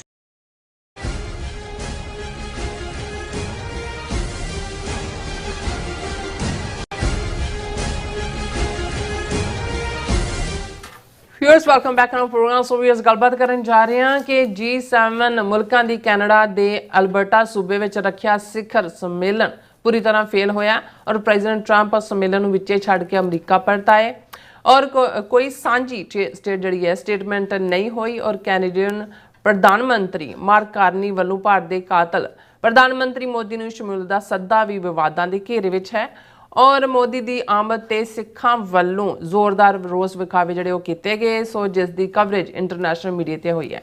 ਸੋ ਇਸ ਬਾਰੇ ਆਪਾਂ ਗੱਲਬਾਤ ਕਰਨ ਜਾ ਰਹੇ ਹਾਂ। ਸੋ ਅਸੀਂ ਚਾਹਾਂਗੇ ਕਿ ਤੁਸੀਂ ਇਸੇ ਤਰ੍ਹਾਂ ਬੜੇ ਰਹਿਣਾ ਦੇਖਣ ਸੁਣ ਲਈ ਲਿਖਣ ਲਈ ਤੁਹਾਡਾ ਸਭ ਦਾ ਬਹੁਤ ਬਹੁਤ ਧੰਨਵਾਦ ਜੀ। ਡਾਕਟਰ ਸਾਹਿਬ ਕੀ ਕਹਿਣਾ ਚਾਹੋਗੇ? ਦੇਖੋ ਇਸ ਦਿਨ ਸਾਰੇ ਹੀ ਬੜੇ ਇੰਟਰਨੈਸ਼ਨਲ ਖਬਰਾਂ ਦੇ ਨਾਲ ਜਾਂ ਇੰਟਰਨੈਸ਼ਨਲ ਡਿਵੈਲਪਮੈਂਟਸ ਨੇ ਵੱਡੀਆਂ ਸੁਰਖੀਆਂ ਬਣਾਈਆਂ ਕਿਉਂਕਿ ਆਲਰੇਡੀ ਜਦੋਂ ਇਹ G7 ਔਰ ਜਿਵੇਂ ਅਸੀਂ ਪਹਿਲਾਂ ਵੀ ਦੱਸਿਆ ਸੀ ਕਿ ਇਹ ਇੱਕ ਜ਼ਮਾਨੇ ਦੇ ਵਿੱਚ ਇਸ ਗੱਲ ਨੂੰ ਦੇਖਦਿਆਂ ਹੋਇਆਂ ਕਿ ਜੀ ਦੁਨੀਆ ਦੀਆਂ ਜਿਹੜੀਆਂ ਐਡਵਾਂਸਡ ਇਕੋਨਮੀਜ਼ ਨੇ ਜਿਹੜਾ ਵੱਡਾ ਹਿੱਸਾ ਦੁਨੀਆ ਦੀ GDP ਦੇ ਵਿੱਚ ਜਿਨ੍ਹਾਂ ਦਾ ਹੈ ਉਹਨਾਂ ਦੀਆਂ ਨੀਤੀਆਂ ਉਹਨਾਂ ਦੀ ਕੰਸੈਂਸਸ ਜਾਂ ਉਹਨਾਂ ਦਾ ਇੱਕ ਵੱਖਰਾ ਫਰੰਟ ਜਾਂ ਮੇਲ ਜੋਲ ਹੋਏ ਔਰ ਉਸੇ ਹੀ ਲਾਈਨ ਦੇ ਉੱਤੇ ਜਦੋਂ ਅਸੀਂ G7, G20, ਬ੍ਰਿਕਸ, ਏਸ਼ੀਆਨ ਜਾਂ ਸਾਰਕ ਜਿਹੜਾ ਬਿਲਕੁਲ ਕਲੈਪਸ ਹੋਇਆ ਸਾਊਥ ਏਸ਼ੀਅਨ ਰੀਜਨਲ ਕਾਨਫਰੰਸ ਵਾਲਾ ਇਸ ਆਧਾਰ 'ਤੇ ਹੀ ਬਣਨੀਆਂ ਸ਼ੁਰੂ ਹੋਈਆਂ ਔਰ G7 ਦੀਆਂ ਇਕੋਨਮੀਜ਼ ਦੇ ਵਿੱਚ ਜ਼ਾਹਰ ਹੈ ਕਿ ਅਮਰੀਕਾ, ਕੈਨੇਡਾ, UK ਤੋਂ ਬਿਨਾਂ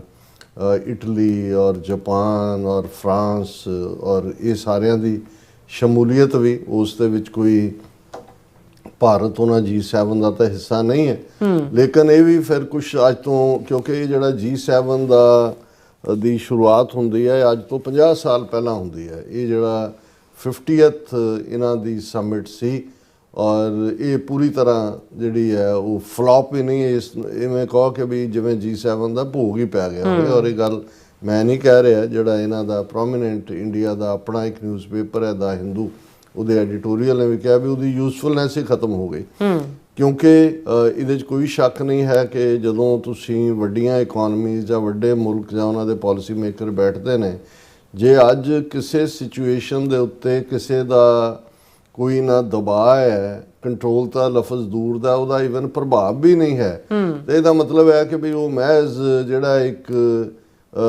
ਬਿਆਨਬਾਜ਼ੀਆਂ ਲਈ ਸੀ ਜੁਆਇੰਟ ਕਮਿਊਨੀਕ ਹੋਣਾ G20 ਜਿਵੇਂ ਦਿੱਲੀ 'ਚ ਜਦੋਂ ਹੋਇਆ ਉਸ ਤੋਂ ਪਹਿਲਾਂ ਉਹ ਬਾਲੀ 'ਚ ਸੰਮੇਲਨ ਹੋਇਆ ਸੀ ਹੁਣ ਤਾਂ ਹਾਲ ਇਹ ਹੋ ਗਿਆ ਵੀ UN ਸਿਕਿਉਰਿਟੀ ਕੌਂਸਲ 'ਚ ਵੀ ਜਿਹੜਾ ਪਾਰਟ ਹੈ ਉਹ ਜੋ ਹੋਇਆ ਵੀਟੋ ਹੋਇਆ ਮਤਾ ਹੋਇਆ ਉਹਨੂੰ ਕੌਣ ਕੇਅਰ ਕਰਦਾ ਜਿਸ ਲਿਹਾਜ਼ ਨਾਲ ਪ੍ਰੀਐਂਪਟਿਵ ਸਟ੍ਰਾਈਕ ਦੇ ਨਾਂ ਥੱਲੇ ਜਿਹੜਾ ਕੰਮ ਅਮਰੀਕਾ ਨੇ ਇਨਫੈਕਟ ਸ਼ੁਰੂ ਕੀਤਾ 2003-04 ਦੇ ਵਿੱਚ ਜਦੋਂ ਇਰਾਕ ਦੇ ਉੱਤੇ ਧਾਵਾ ਬੋਲਿਆ ਇਹ ਕਹਿ ਕੇ ਕਿ ਜੀ ਇਰਾਕ ਦੇ ਕੋਲ ਤਾਂ ਵੈਪਨਸ ਆਫ ਮਾਸ ਡਿਸਟਰਕਸ਼ਨ ਨੇ ਜਿਹੜਾ ਕਲੇਮ ਬਾਅਦ 'ਚ ਗਲਤ ਨਿਕਲਿਆ ਔਰ ਈਵਨ ਜੂਨੀਅਰ ਪ੍ਰੈਜ਼ੀਡੈਂਟ ਬੁਸ਼ ਜਿਹੜਾ ਹੁਣ ਜਿਹਨੇ 2000 ਤੋਂ ਜ਼ਿਆਦਾ ਪੇਂਟਿੰਗਸ ਬਣਾਈਆਂ ਨੇ। ਪੇਂਟਿੰਗ ਬਣਾ ਕੇ ਉਹ ਕਿੰਨੇ ਮਿਲੀਅਨ ਡਾਲਰ ਇਕੱਠੇ ਕੀਤੇ ਨੇ, ਔਰ ਉਹਨਾਂ ਜਿਹੜੇ ਵੈਟਰਨ ਨੇ ਲੜਾਈਆਂ ਦੇ, ਕਿਸੇ ਦੀ ਲੱਤ ਕੱਟੀ ਗਈ, ਕਿਸੇ ਦੀ ਬਾਂਹ, ਕਿਸੇ ਦਾ ਨੁਕਸਾਨ, ਉਹਨਾਂ ਨੂੰ ਉਹ ਡੋਨੇਟ ਕਰਦਾ। ਉਹਨੇ ਵੀ ਇੱਕ ਗੈਦਰਿੰਗ ਦੇ ਵਿੱਚ ਮੰਨਿਆ ਕਿ ਵੀ ਮੇਰੇ ਬੜੀ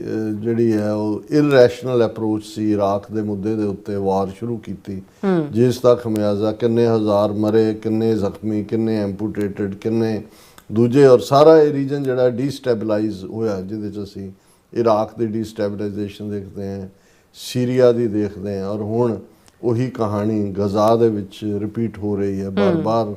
ਜਿਹੜਾ ਉਹ ਉੱਥੇ ਕੋਈ ਜੰਗ ਨਹੀਂ ਲੱਗੀ ਹੋਈ, ਗਜ਼ਾ ਦੇ ਵਿੱਚ ਜੈਨੋਸਾਈਡ ਹੋ ਰਿਹਾ ਪਲੇਨਲੀ, ਉਹ ਵਿੱਚ ਕਿਲਿੰਗਸ ਹੋ ਰਹੀਆਂ।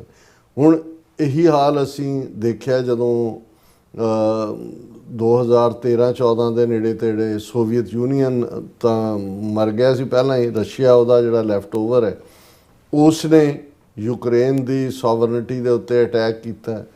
ਕਿਵੇਂ ਜਿਹੜਾ ਹੈ ਉਹ ਇੱਕ ਹਿੱਸੇ ਨੂੰ ਉਸ ਨੇ ਦੱਬ ਲਿਆ, ਔਰ ਫਿਰ ਹੌਲੀ ਹੁੰਦਿਆਂ ਯੂਕਰੇਨ ਦਾ ਮੇਨ ਅੱਜ ਜਦੋਂ ਇਹ ਕਿਹਾ ਜਾਂਦਾ ਹੈ ਕਿ ਜੀ ਜਿਵੇਂ ਪ੍ਰੈਜ਼ੀਡੈਂਟ ਟਰੰਪ ਨੇ ਕਿਹਾ ਜੀ ਜਿਹੜਾ ਵੀ ਸੀਜ਼ਫਾਇਰ ਹੋ ਜਾਏ ਔਰ ਜੋ ਰਸ਼ੀਆ ਰੱਖਣਾ ਚਾਹੇ ਰੱਖ ਲਿਆ, ਆਲਮੋਸਟ 20% ਤੋਂ ਜ਼ਿਆਦਾ ਟੈਰੀਟਰੀ ਜਿਹੜੀ ਹੈ ਉਹ ਰਸ਼ੀਆ ਨੇ ਦੱਬ ਲਈ ਹੈ, ਇੱਕ ਸੋਵਰਨ ਮੁਲਕ ਯੂਕਰੇਨ ਦੀ।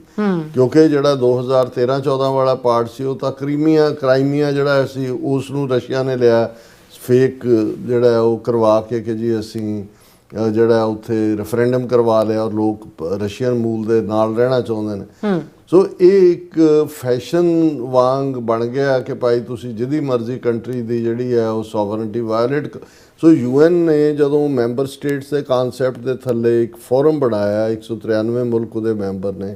ਸੋ ਕਿਸੇ ਵੀ ਮੁਲਕ ਨੂੰ ਵੱਡਾ ਹੋਏ ਛੋਟਾ ਹੋਏ ਕੋਈ ਹੱਕ ਨਹੀਂ ਕਿ ਉਹ ਕਿਸੇ ਮੁਲਕ ਦੀ ਸੋਵਰਨਿਟੀ ਨੂੰ, ਪ੍ਰਭੂਸੱਤਾ ਨੂੰ ਵਾਇਲੇਟ ਕਰੇ। ਔਰ ਅਸੀਂ ਇੰਡੀਆ ਪਾਕਿਸਤਾਨ ਦੇ ਹਵਾਲੇ ਨਾਲ ਦੇਖ ਰਹੇ ਹਾਂ ਵੀ ਇੰਡੀਆ ਨੇ ਇਹ ਦਿਲਵਦੀ 2019 ਦੇ ਵਿੱਚ ਵੀ ਕੀਤੀ, ਜਦੋਂ ਉਸਨੇ ਇਸ ਪੁਲਵਾਮਾ ਦੀ ਆੜ ਦੇ ਵਿੱਚ ਪਾਕਿਸਤਾਨ ਦੇ ਉੱਤੇ ਧਾਵਾ ਬੋਲਿਆ।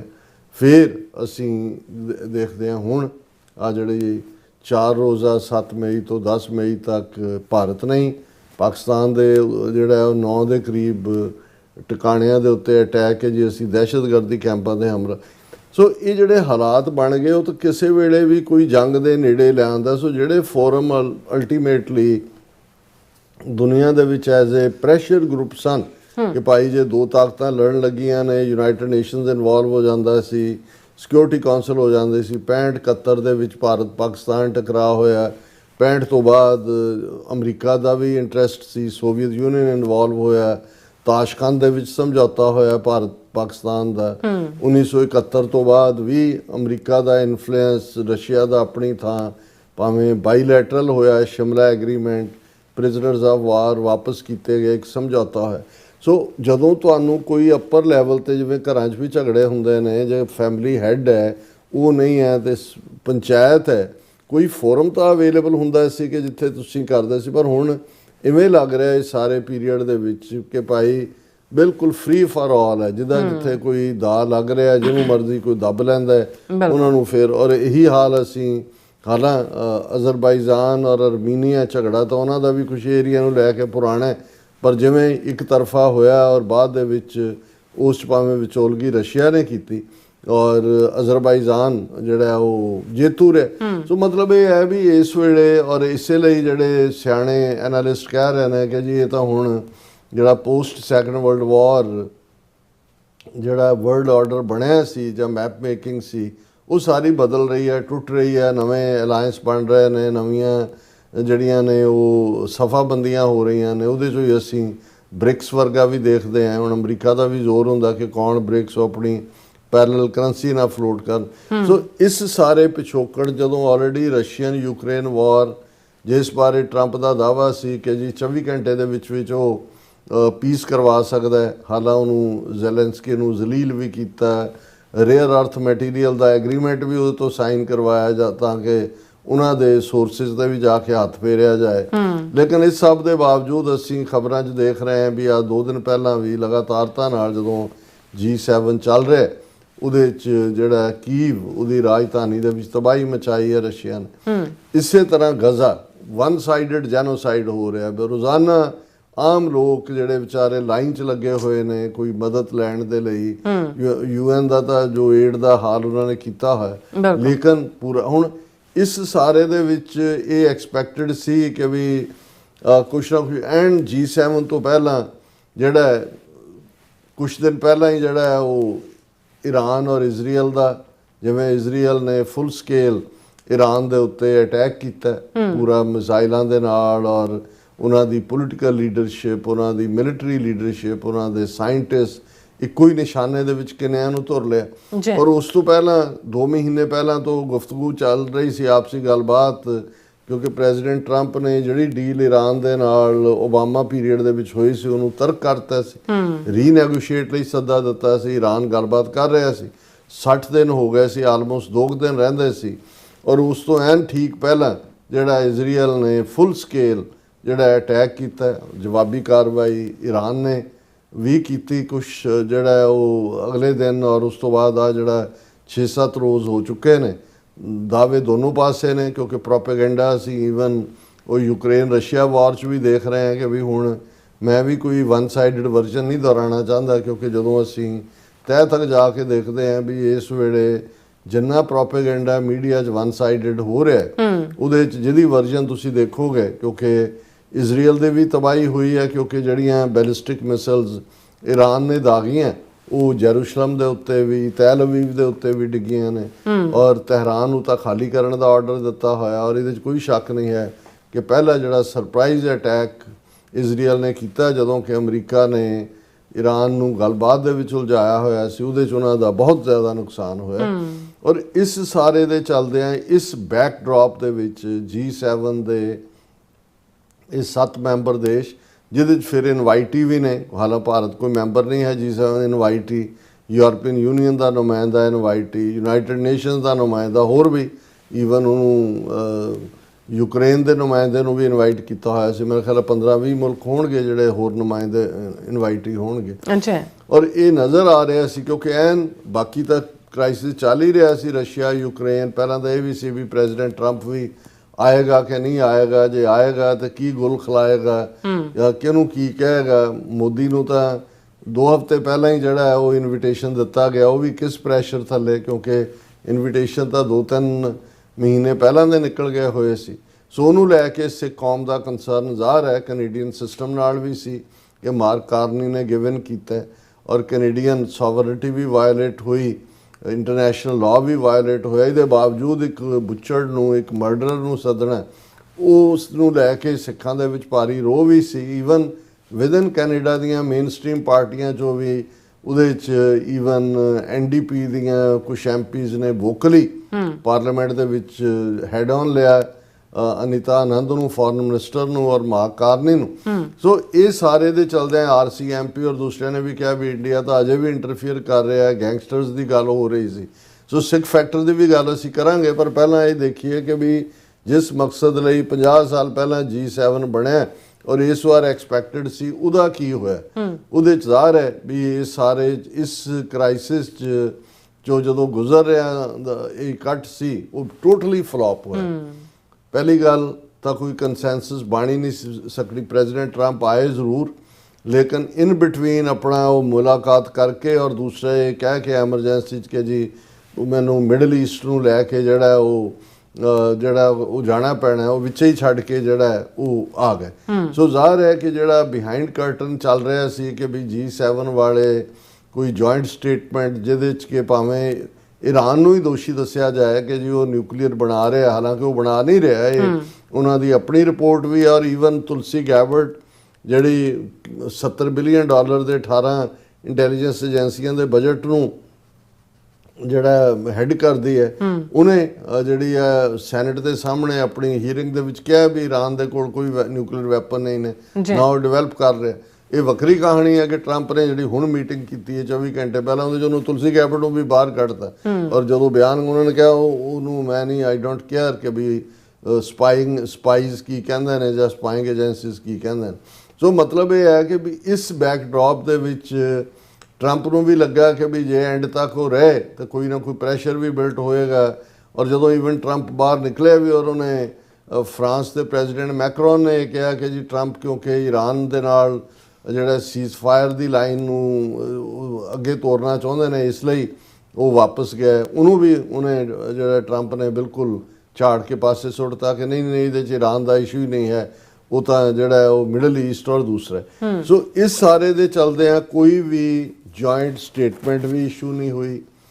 ਜਿਹੜੇ ਇਸ਼ੂ ਰਹਿ ਗਏ ਹੁਣ ਉਸ ਦੇ ਬਾਰੇ ਮੈਂ ਈਵਨ ਜਿਹੜਾ ਦਾ ਹਿੰਦੂ ਦਾ ਆਪਣਾ ਐਡੀਟੋਰੀਅਲ ਇਹ ਬਿਆਨ ਕਰਦਾ ਹੈ ਕਿ ਭਾਈ ਫੇਲਡ ਸਮਿਟ, ਫਿਰ India must reassess the usefulness of attending G7 meeting. ਹੁਣ ਇਹ ਭਾਰੀ ਪੈ ਰਿਹਾ ਨਾ ਕਿ ਵੀ ਇੰਨੀ ਲੋਕਾਂ ਦੀ ਜਿਹੜੀ ਟੈਕਸਪੇਅਰ ਮਨੀ ਚੋਂ ਗਿਆ ਉੱਥੇ ਮੋਦੀ, ਉੱਥੇ ਮਿਲਿਆ ਕੀ, ਖੱਟਿਆ ਕੀ, ਔਰ ਬਿਲਕੁਲ ਉਹਦੇ ਚੋਂ ਜਿਹੜੀ ਆ ਉਹ ਬੇਮਾਨਾ ਰਿਹਾ ਸਾਰਾ। ਉਹਨੇ ਇਹ ਕਿਹਾ ਕਿ ਬਈ ਇਹ ਉਹਦੇ ਚੋਂ ਕੋਈ ਵੀ ਕੱਢਣ ਵਾਲੀ ਚੀਜ਼ ਨਹੀਂ ਸੀ, ਨਾ ਤਾਂ ਕੋਈ ਰਸ਼ੀਆ ਯੂਕਰੇਨ ਵਾਰ, ਨਾ ਇਜ਼ਰਾਈਲ ਇਰਾਨ ਸਟਰਾਈਫ, ਨਾ ਬੰਬਾਰਡਮੈਂਟ ਜਿਹੜੀ ਇਜ਼ਰਾਈਲ ਦੀ ਆ ਗਾਜ਼ਾ ਦੇ ਉੱਤੇ।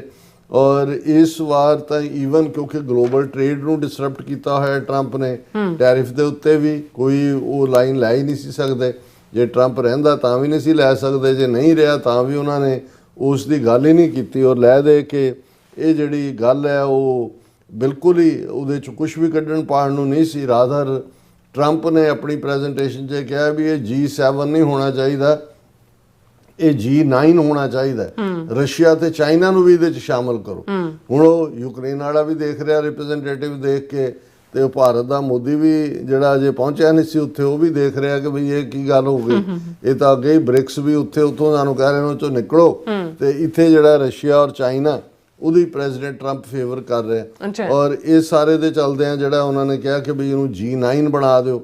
ਔਰ ਇਹ ਨਾਲ ਦੀ ਨਾਲ ਜਿਹੜਾ ਟਰੰਪ ਨੇ ਇਸ ਦੇ ਉੱਤੇ ਬੜੀ ਹਾਰਡ ਲਾਈਨ ਲਈ ਕਿ ਬਈ ਬਿਲਕੁਲ ਕੋਈ ਈਰਾਨ ਦੇ ਲਈ ਜਾਂ ਦੂਜੇ ਡੀ-ਐਸਕੇਲੇਸ਼ਨ ਜਾਂ ਕੋਈ ਸੀਜ਼ਫਾਇਰ ਇਹਦੀ ਕੋਈ ਥਾਂ ਨਹੀਂ ਹੈ।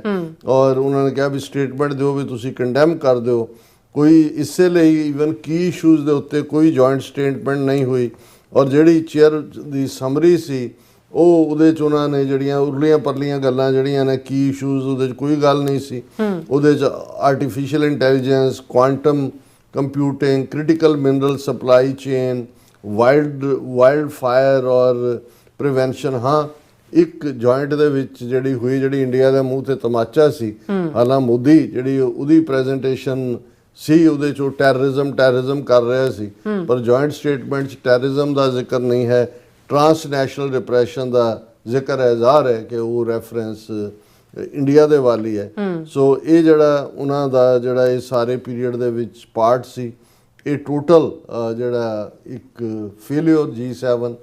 ਹੁਣ ਜੇ ਅਸੀਂ ਸਿੱਖਾਂ ਦੀ ਰੈਜ਼ਿਸਟੈਂਸ ਦੇ ਹਵਾਲੇ ਨਾਲ ਗੱਲ ਕਰੀਏ, ਪਾਰਲੀਮੈਂਟ ਦੇ ਵਿੱਚ ਵੀ ਪਾਰਲੀਮੈਂਟੇਰੀਅਨਸ ਨੇ ਇਸ ਸਵਾਲ ਨੂੰ ਚੁੱਕਿਆ। ਦੋ ਮਾਰਕ ਕਾਰਨੀ ਦੀ ਪਾਰਟੀ ਦੇ ਜਿਹੜੇ ਸਿੱਖ MP ਨੇ, ਜਿਹੜਾ ਸੁਖ ਧਾਲੀਵਾਲ ਔਰ ਸ਼ਾਇਦ ਰਣਦੀਪ ਉਹਦਾ ਨਾਂ ਹੈ ਸਰਾਏ, ਉਹਨਾਂ ਨੇ ਇਸ ਦੇ ਖਿਲਾਫ ਆਵਾਜ਼ ਚੁੱਕੀ। ਈਵਨ ਜਿਹਨੂੰ as a senator Justin Trudeau ਨੇ ਕੁਝ ਮਹੀਨੇ ਪਹਿਲਾਂ ਹੀ ਅਪਾਇੰਟ ਕੀਤਾ ਸੀ, ਸਰ ਬਲਤੇਜ ਸਿੰਘ ਢਿੱਲੋਂ, ਜਿਨ੍ਹਾਂ ਨੇ RC MP 'ਚ ਦਸਤਾਰ ਨਾਲ ਸਰਵ ਕਰਨ ਦੇ ਲਈ ਕੇਸ ਲੜਿਆ ਸੀ, ਹੁਣ ਉਹ ਸਿਟਿੰਗ ਸੈਨੇਟਰ ਨੇ, ਉਹਨਾਂ ਨੇ ਵੀ ਇਸ ਲਾਈਨ ਦੇ ਉੱਤੇ ਵਿਰੋਧ ਕੀਤਾ। ਔਰ ਇਹ ਸਾਰੇ ਦੇ ਚੱਲਦੇ ਆ ਜੇ ਮਾਰਕ ਕਾਰਨੀ ਜਿਹਦੀ ਕੀ ਮਜਬੂਰੀ ਸੀ ਮੋਦੀ ਨੂੰ ਸੱਦਣਾ, ਲੇਕਿਨ ਇਹਦੇ 'ਚ ਕੋਈ ਦੋ ਰਾਵਾਂ ਨਹੀਂ ਕਿ ਉਹ ਉਹਦਾ ਡਿਫੈਂਸਿਵ ਸੀ। ਜਦੋਂ ਪ੍ਰੈਸ ਕਾਨਫਰੰਸ ਵੀ ਹੋਈ, ਈਵਨ ਜਦੋਂ ਮੋਦੀ ਨੂੰ ਮਿਲ ਵੀ ਰਿਹਾ ਜਾਂ ਉਹ ਹੱਥ ਵੀ ਮਿਲਾ ਰਿਹਾ, ਔਰ ਦੂਸਰਾ ਤੁਸੀਂ ਦੇਖ ਸਕਦੇ ਹੋ ਲਫ਼ਜ਼ ਸ਼ੀਪਿਸ਼ ਕਹਿਣਾ ਹੀ ਬਣਦਾ ਹੈ ਕਿ ਬਿਲਕੁਲ ਉਹ ਭੇਡੂ ਬਣਿਆ ਹੋਇਆ ਸੀ। ਔਰ ਨਿਕਲਣਾ ਤਾਂ ਉਹਦੇ 'ਚ ਕੀ ਸੀ, ਲੇਕਿਨ ਸਿੱਖਾਂ ਨੇ ਪੂਰਾ, ਔਰ ਜਿਵੇਂ ਮੈਂ ਕਿਹਾ ਵੀ ਕੈਲਗਰੀ ਦੇ ਵਿੱਚ ਵੀ ਪ੍ਰੋਟੈਸਟ, ਉਸ ਤੋਂ ਵੀਕਐਂਡ ਬੀਤੇ ਸੈਚਰਡੇ ਬਹੁਤ ਵੱਡਾ ਪ੍ਰੋਟੈਸਟ ਆਟਵਾ ਦੇ ਵਿੱਚ ਸੀ ਪਾਰਲੀਮੈਂਟ ਹਾਊਸ ਦੇ ਬਾਹਰ, ਜਿਹਦੀ ਬੜੀ ਵਾਈਡ ਕਵਰੇਜ ਹੋਈ, ਰਾਇਟਰ ਵੱਲੋਂ ਵੀ ਹੋਈ। ਔਰ ਈਵਨ ਕੈਲਗਰੀ ਤੋਂ, ਕਿਉਂਕਿ ਜਿੱਥੇ ਕੈਲਗਰੀ ਵੀ ਐਲਬਰਟਾ 'ਚ ਹੈ, ਕੈਲਗਰੀ ਤੋਂ ਸ਼ਾਇਦ 40-45 ਕਿਲੋਮੀਟਰ ਦੂਰ ਹੀ ਸੀ ਜਿੱਥੇ ਕਾਨਫਰੰਸ ਸੀ, ਕੈਲਗਰੀ 'ਚ ਵੀ ਵੱਡੇ ਪ੍ਰੋਟੈਸਟ ਹੋਏ। ਔਰ ਰਾਇਟਰ ਦੀ ਨਿਊਜ਼ ਖਬਰ ਜਿਹੜੀ ਜਿਹਨਾਂ ਦਾ ਹੈਡਿੰਗ ਹੀ ਇਹ ਸੀ, Why Sikhs in Calgary protested PM Modi's visit to Canada। ਔਰ ਉਹਦੇ 'ਚ ਉਹਨਾਂ ਨੇ ਪੂਰੀ ਡਿਟੇਲ ਦਿੱਤੀ ਹੈ ਕਿ ਭਾਈ ਇਸ ਦੇ ਨਾਲ ਇਹ ਜਿਹੜਾ ਨਾ ਸਿਰਫ ਉਹਨੇ G7 ਤੇ ਆਉਣਾ, ਬਾਈਲੈਟਰਲ ਮੀਟ ਵੀ ਹੋਣੀ ਹੈ ਮੋਦੀ ਔਰ ਇਹਦੀ ਮਾਰਕ ਕਾਰਨੀ ਦੀ। ਔਰ ਸਿੱਖ ਜਿਹੜੇ ਨੇ ਇਸ ਦੇ ਖਿਲਾਫ ਨੇ, ਕਿਉਂਕਿ ਇੰਡੀਆ ਦੀ ਇਨਵੋਲਵਮੈਂਟ ਹੈ ਟਰਾਂਸਨੈਸ਼ਨਲ ਰਿਪਰੈਸ਼ਨ ਜਿਹੜੀ ਇਹਨਾਂ ਦੀਆਂ ਆਪਣੀਆਂ ਏਜੰਸੀਆਂ ਖੁਦ ਕਹਿ ਰਹੀਆਂ ਨੇ। ਹਾਲਾਂਕਿ ਇਹ 'ਚ ਕੋਈ ਸ਼ੱਕ ਨਹੀਂ ਹੈ ਕਿ ਇਹਦੇ 'ਚੋਂ ਇੱਕ ਰਿਆਇਤ ਜਿਹੜੀ ਜ਼ਰੂਰ ਮੋਦੀ ਐਂਡ ਕੰਪਨੀ ਜਾਂ ਉਹਨਾਂ ਦੇ ਜਿਹੜੇ ਦੁਮਛੱਲੇ ਨੇ ਕਲੇਮ ਕਰ ਸਕਦੇ ਨੇ ਕਿ ਜਿਹੜੀ ਮਾਰਕ ਕਾਰਨੀ ਨਾਲ 1-to-1 ਮੀਟ ਹੋਈ ਉਹਦੇ 'ਚ ਹਾਈ ਕਮਿਸ਼ਨਰ ਰੀਸਟੋਰ ਕਰਨ ਦੀ ਗੱਲ ਹੋਈ ਔਰ ਉਸ ਸਾਰੇ ਨੂੰ ਹੁਣ ਇਹਦੇ 'ਚ ਜਿਵੇਂ ਅਸੀਂ ਕਿਹਾ ਵੀ joint statement G7 transnational repression ਦੀ ਗੱਲ ਹੁੰਦੀ ਹੈ ਔਰ ਜਦੋਂ ਇਹਨੂੰ ਕਾਰਨੀ ਨੂੰ ਪੁੱਛਿਆ ਜਾਂਦਾ ਹੈ ਕਿ ਭਾਈ ਤੁਸੀਂ ਨਿਜਰ ਕੇਸ ਤੇ ਚੱਲਦੇ ਆ ਕੀ ਕਰ ਰਹੇ ਹੋ, ਉਹਨੇ ਕਿਹਾ ਜੀ need to be careful about further commentary Canadian PM Carney on Nijjar case. ਔਰ ਇਹਦੇ ਕਿਉਂਕਿ Carney was asked if he spoke to prime minister Modi during their talks on Tuesday on the sidelines of G7 summit about the killing of Niger on the country's soil। ਉਹਨੂੰ ਇਹ ਪੁੱਛਿਆ ਗਿਆ ਕਿ ਵੀ ਕੀ ਤੂੰ ਗੱਲ ਕੀਤੀ ਹੈ ਵੀ ਅਮਰੀਕਾ ਦੀ ਕੈਨੇਡਾ ਦੀ ਧਰਤੀ ਦੇ ਉੱਤੇ ਨਿਜਰ ਦਾ ਖੂਨ ਡੋਲਿਆ ਗਿਆ ਤੇ ਉਹਦੇ ਚੋਂ ਕਹਿ ਰਿਹਾ ਕਿ ਜੀ we need to be careful ਕਿਉਂਕਿ ਇਹ ਕੇਸ ਜਿਹੜਾ ਉਹ ਕੋਰਟ ਦੇ ਵਿੱਚ ਹੈ ਔਰ ਦੂਸਰਾ ਔਰ ਇਹ ਅਸੀਂ ਡਿਸਕਸ਼ਨ ਹੋਈ ਪ੍ਰਾਈਮ ਮਿਨਿਸਟਰ ਨਾਲ। ਮੈਂ ਲਾਅ ਐਨਫੋਰਸਮੈਂਟ ਦੀ ਅਹਿਮੀਅਤ cooperation directly importance of addressing transnational repression ਇਹ ਸਾਰੀਆਂ ਹੀ ਗੱਲਾਂ ਦੀ ਗੱਲ ਕੀਤੀ ਹੈ ਵੈਨ ਵੀ ਮੈਟ। ਸੋ ਜ਼ਾਹਰ ਹੈ ਵੀ ਇਹ ਹੈ ਤਾਂ ਬੇਮਾਨੇ ਹੈ ਲੇਕਿਨ ਮਾਰਕ ਕਾਰਨੀ ਜਿਹੜਾ ਉਹਦਾ ਡਿਫੈਂਸਿਵ ਔਰ ਇਸ ਸਾਰੇ ਪੀਰੀਅਡ 'ਚ ਕਿਉਂਕਿ ਇੰਡੀਅਨਸ ਦਾ ਪੂਰੀ ਤਰ੍ਹਾਂ ਜਲੂਸ ਨਿਕਲਿਆ ਮੋਦੀ ਐਕਸਪੋਜ਼ ਹੋਇਆ ਔਰ ਉਹਨਾਂ ਨੇ ਆਪਣੇ ਜਰਨਲਿਸਟਾਂ ਰਾਹੀਂ ਵੀ ਔਰ ਇੱਕ ਜਿਹੜਾ ਟਰਬਨਡ ਦੁਮ ਛੱਲੇ ਜਿਹੜੇ ਰੈਂਟਾ ਸਿੱਖ ਜਸਦੀਪ ਸਿੰਘ ਜੱਸੀ ਵਰਗੇ ਜਿਹੜੇ ਸਿੱਖਸ ਆਫ ਅਮਰੀਕਾ ਨਾਂ ਦੀ ਜਿਹੜੀ ਹੈ ਆਰਗੇਨਾਈਜੇਸ਼ਨ ਦੇ ਥੱਲੇ ਆਪਰੇਟ ਕਰਦਾ ਉਹਨਾਂ ਤੋਂ ਖੂਬ ਉਹਨਾਂ ਨੇ ਜਿਹੜੇ ਪ੍ਰੋਟੈਸਟ ਕਰਨ ਵਾਲੇ ਸਿੱਖ ਸੀ ਕੈਨੇਡੀਅਨ ਸਿੱਖ ਜਿਹੜੇ ਖਾਲਿਸਤਾਨੀ ਨੇ ਉਹਨਾਂ ਦੇ ਖਿਲਾਫ ਨੈਗੇਟਿਵ ਪ੍ਰੋਪੇਗੈਂਡਾ ਕਰਵਾਇਆ ਔਰ ਇਹਨੇ ਜਿਹੜਾ ਇਹ ਜਸਦੀਪ ਸਿੰਘ ਜੈਸੀ ਹੈ ਦੁਮਛੱਲਾ ਇਹਨਾਂ ਦਾ ਰੈਂਟਾ ਸਿੱਖ ਉਹਨੇ ਕਿਹਾ ਜੀ ਕਿ ਟਰੂਡੋ ਤਾਂ ਬਹੁਤ ਵੀਕ ਕੈਨੇਡੀਅਨ ਪ੍ਰਾਈਮ ਮਿਨਿਸਟਰ ਸੀ ਔਰ ਇਹ ਜਿਹੜਾ ਅਸੀਂ ਜਿਹੜਾ ਕੰਡੈਮ ਕਰਦੇ ਹਾਂ ਜਿਹੜਾ ਭਾਰਤੀ ਝੰਡੇ ਦੀ ਬੇਹਰਮਤੀ ਕਰਨਾ ਹੈ। ਈਵਨ ਹਰਦੀਪ ਸਿੰਘ ਪੁਰੀ ਜਿਹੜਾ ਉਹਨਾਂ ਦਾ ਮਿਨਿਸਟਰ ਹੈ ਉਹਦੇ ਤੋਂ ਵੀ ਬਿਆਨ ਦਵਾਇਆ ਇਹਨਾਂ ਦੇ ਮੀਡੀਆ ਦੇ ਹਿੰਦੂ ਤੋਂ ਵੀ ਜਰਨਲਿਸਟਾਂ ਨੇ। ਦੇਖੋ ਜੀ ਛੋਟੇ ਛੋਟੇ ਬੱਚੇ ਤਿਰੰਗੇ ਨੂੰ ਠੁੱਡ ਮਾਰ ਰਹੇ ਨੇ, ਤਿਰੰਗੇ ਦੀ ਬੇਹਰਮਤੀ ਹੈ, ਇਹ ਬੱਚਿਆਂ ਨੂੰ ਐਜ਼ ਏ ਸ਼ੀਲਡ ਇਸਤੇਮਾਲ ਕਰ ਰਹੇ ਨੇ ਔਰ ਹੁਣ ਇਹੀ ਨੈਰੇਟਿਵ ਹੈ। ਜਦੋਂ ਅਸੀਂ ਨੈਰੇਟਿਵ ਦੀ ਗੱਲ ਕਰਦੇ ਹਾਂ ਇਹੀ ਨੈਰੇਟਿਵ ਇਹ ਹੈ ਕਿ ਬਈ 41 ਸਾਲ ਪਹਿਲਾਂ ਜੋ ਤੁਸੀਂ ਟੋਟਲ ਵਾਰ ਸਿੱਖਾਂ ਤੇ ਵਿੱਢੀ 2 ਸਾਲ ਪਹਿਲਾਂ ਤੁਸੀਂ ਕੈਨੇਡਾ ਦੀ ਧਰਤੀ ਦੇ ਉੱਤੇ ਟਰਾਂਸਨੈਸ਼ਨਲ ਰਿਪਰੈਸ਼ਨ ਕੀਤਾ। ਅੱਜ ਇਕੱਲੀ ਉਹ ਜਨਰੇਸ਼ਨ ਹੀ ਨਹੀਂ ਜਿਹਨੇ 40 ਸਾਲ ਪਹਿਲਾਂ ਦੇ ਤੁਹਾਡੇ ਜ਼ੁਲਮ ਦੇਖੇ ਨੇ, ਦੂਸਰੀ ਜਨਰੇਸ਼ਨ ਵੀ ਤੇ ਅਗਲੀ ਜਨਰੇਸ਼ਨ ਵੀ ਸਿੱਖ ਬੱਚਿਆਂ ਦੀ ਵੀ ਉਹ ਤੁਹਾਡੇ ਲਈ ਕੰਟੈਂਪਟ ਰੱਖਦੇ ਨੇ। ਜਿਸ ਤਿਰੰਗੇ ਦੇ ਥੱਲੇ ਸਾਡੇ ਤੇ ਵਾਰ ਡਿਕਲੇਅਰ ਕੀਤੀ ਗਈ ਹੈ ਲੇਕਿਨ ਉਹਦਾ ਨੈਰੇਟਿਵ ਇਵੇਂ ਬਣਾਇਆ ਜਾ ਰਿਹਾ ਕਿ ਦੇਖੋ ਜੀ ਬੱਚਿਆਂ ਨੂੰ ਇਸਤੇਮਾਲ ਕੀਤਾ ਜਾ ਰਿਹਾ ਹੈ ਔਰ ਇੰਨੀ ਨਫ਼ਰਤ ਔਰ ਇਹ ਜਿਹੜੇ ਪੱਗਾਂ ਵਾਲੇ ਰੱਖੇ ਹੋਏ ਨੇ ਉਹਨਾਂ ਨੇ ਰੈਂਟਾ ਸਿੱਖ ਉਹਨਾਂ ਤੋਂ ਉੱਥੇ ਬਿਆਨਬਾਜ਼ੀਆਂ ਕਰਵਾ ਰਹੇ ਨੇ।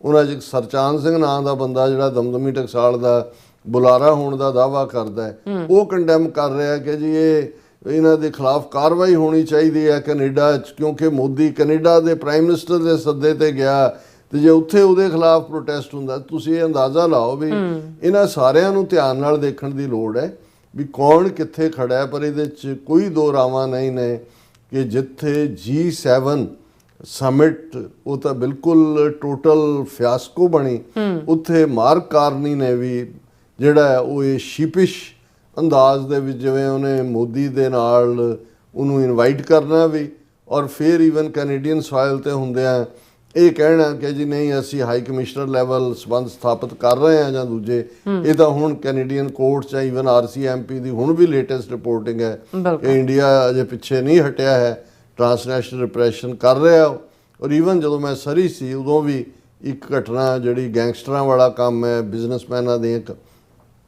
ਕਾਰੋਬਾਰਾਂ ਦੇ ਉੱਤੇ ਗੋਲੀਆਂ ਚਲਵਾਉਣੀਆਂ ਫੀਅਰ ਪੈਦਾ ਕਰਨਾ ਫਿਰੌਤੀ ਉਹ ਸਿਸਟਮ ਵੀ ਬਰਾਬਰ ਚੱਲ ਰਿਹਾ ਪਰ ਸਿੱਖ ਕੌਮ ਨੇ ਡਿਫਾਇੰਸ ਦਿੱਤੀ ਜਿੱਥੇ ਭਾਈ ਹਰਦੀਪ ਸਿੰਘ ਨਿੱਜਰ ਦੀ ਸ਼ਹੀਦੀ ਨੂੰ ਸਮਰਪਿਤ ਸਮਾਗਮਾਂ 'ਚ ਹਜ਼ਾਰਾਂ ਦੀ ਗਿਣਤੀ ਸਿੱਖ ਸੰਗਤਾਂ ਪਾਰਟਿਸਿਪੇਟ ਕਰ ਰਹੀਆਂ ਨੇ ਉਹਨਾਂ ਨੇ ਉਦੋਂ ਵੀ ਕੀਤਾ ਹੁਣ ਵੀ ਇਹਨਾਂ ਦਿਨਾਂ ਜਦੋਂ ਮੈਂ ਆ ਵੀ ਗਿਆ ਅਗਲੇ 2-3 ਦਿਨ ਜਿਹੜਾ ਇਹ ਸਮਾਗਮ ਚੱਲਣੇ ਨੇ ਉੱਥੇ ਬੜੇ ਜ਼ੋਰਦਾਰ ਪ੍ਰੋਟੈਸਟ ਹੋਏ ਔਰ ਉਹਨਾਂ ਦੇ ਵਿੱਚ ਹਜ਼ਾਰਾਂ ਦੀ ਗਿਣਤੀ 'ਚ ਸਿੱਖਾਂ ਨੇ ਆਪਣੇ ਕੰਮਕਾਰ ਛੱਡ ਕੇ ਉਹ ਪ੍ਰੋਟੈਸਟ ਦਾ ਹਿੱਸਾ ਬਣੇ ਜਿਹੜਾ ਕਿ ਇੱਕ ਰਿਮਾਰਕੇਬਲ ਸਟੈਪ ਹੈ। ਜੀ ਡਾਕਟਰ ਸਾਹਿਬ ਬਿਲਕੁਲ। ਸੋ ਇੱਥੇ ਲੈਣ ਬ੍ਰੇਕ। ਵਿਊਅਰਸ ਤੁਸੀਂ ਇਸੇ ਤਰ੍ਹਾਂ ਬਣੇ ਰਹਿਣਾ, ਮਿਲਦੇ ਹਾਂ ਛੋਟੇ ਜਿਹੇ ਵਕਤ ਤੋਂ ਬਾਅਦ।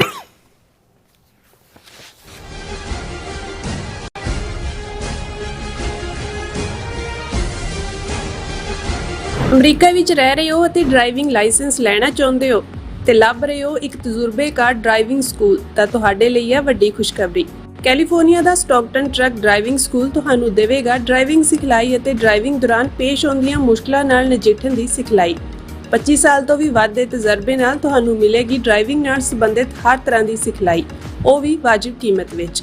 ਫਿਰ ਦੇਰ ਕਿਸ ਗੱਲ ਦੀ, ਅੱਜ ਹੀ ਸੰਪਰਕ ਕਰੋ 2097883308 ਜਾਂ ਫਿਰ 2093139919 ਨੰਬਰਾਂ ਤੇ ਅਤੇ ਪਾਓ ਆਪਣਾ ਡਰਾਈਵਿੰਗ ਲਾਇਸੈਂਸ।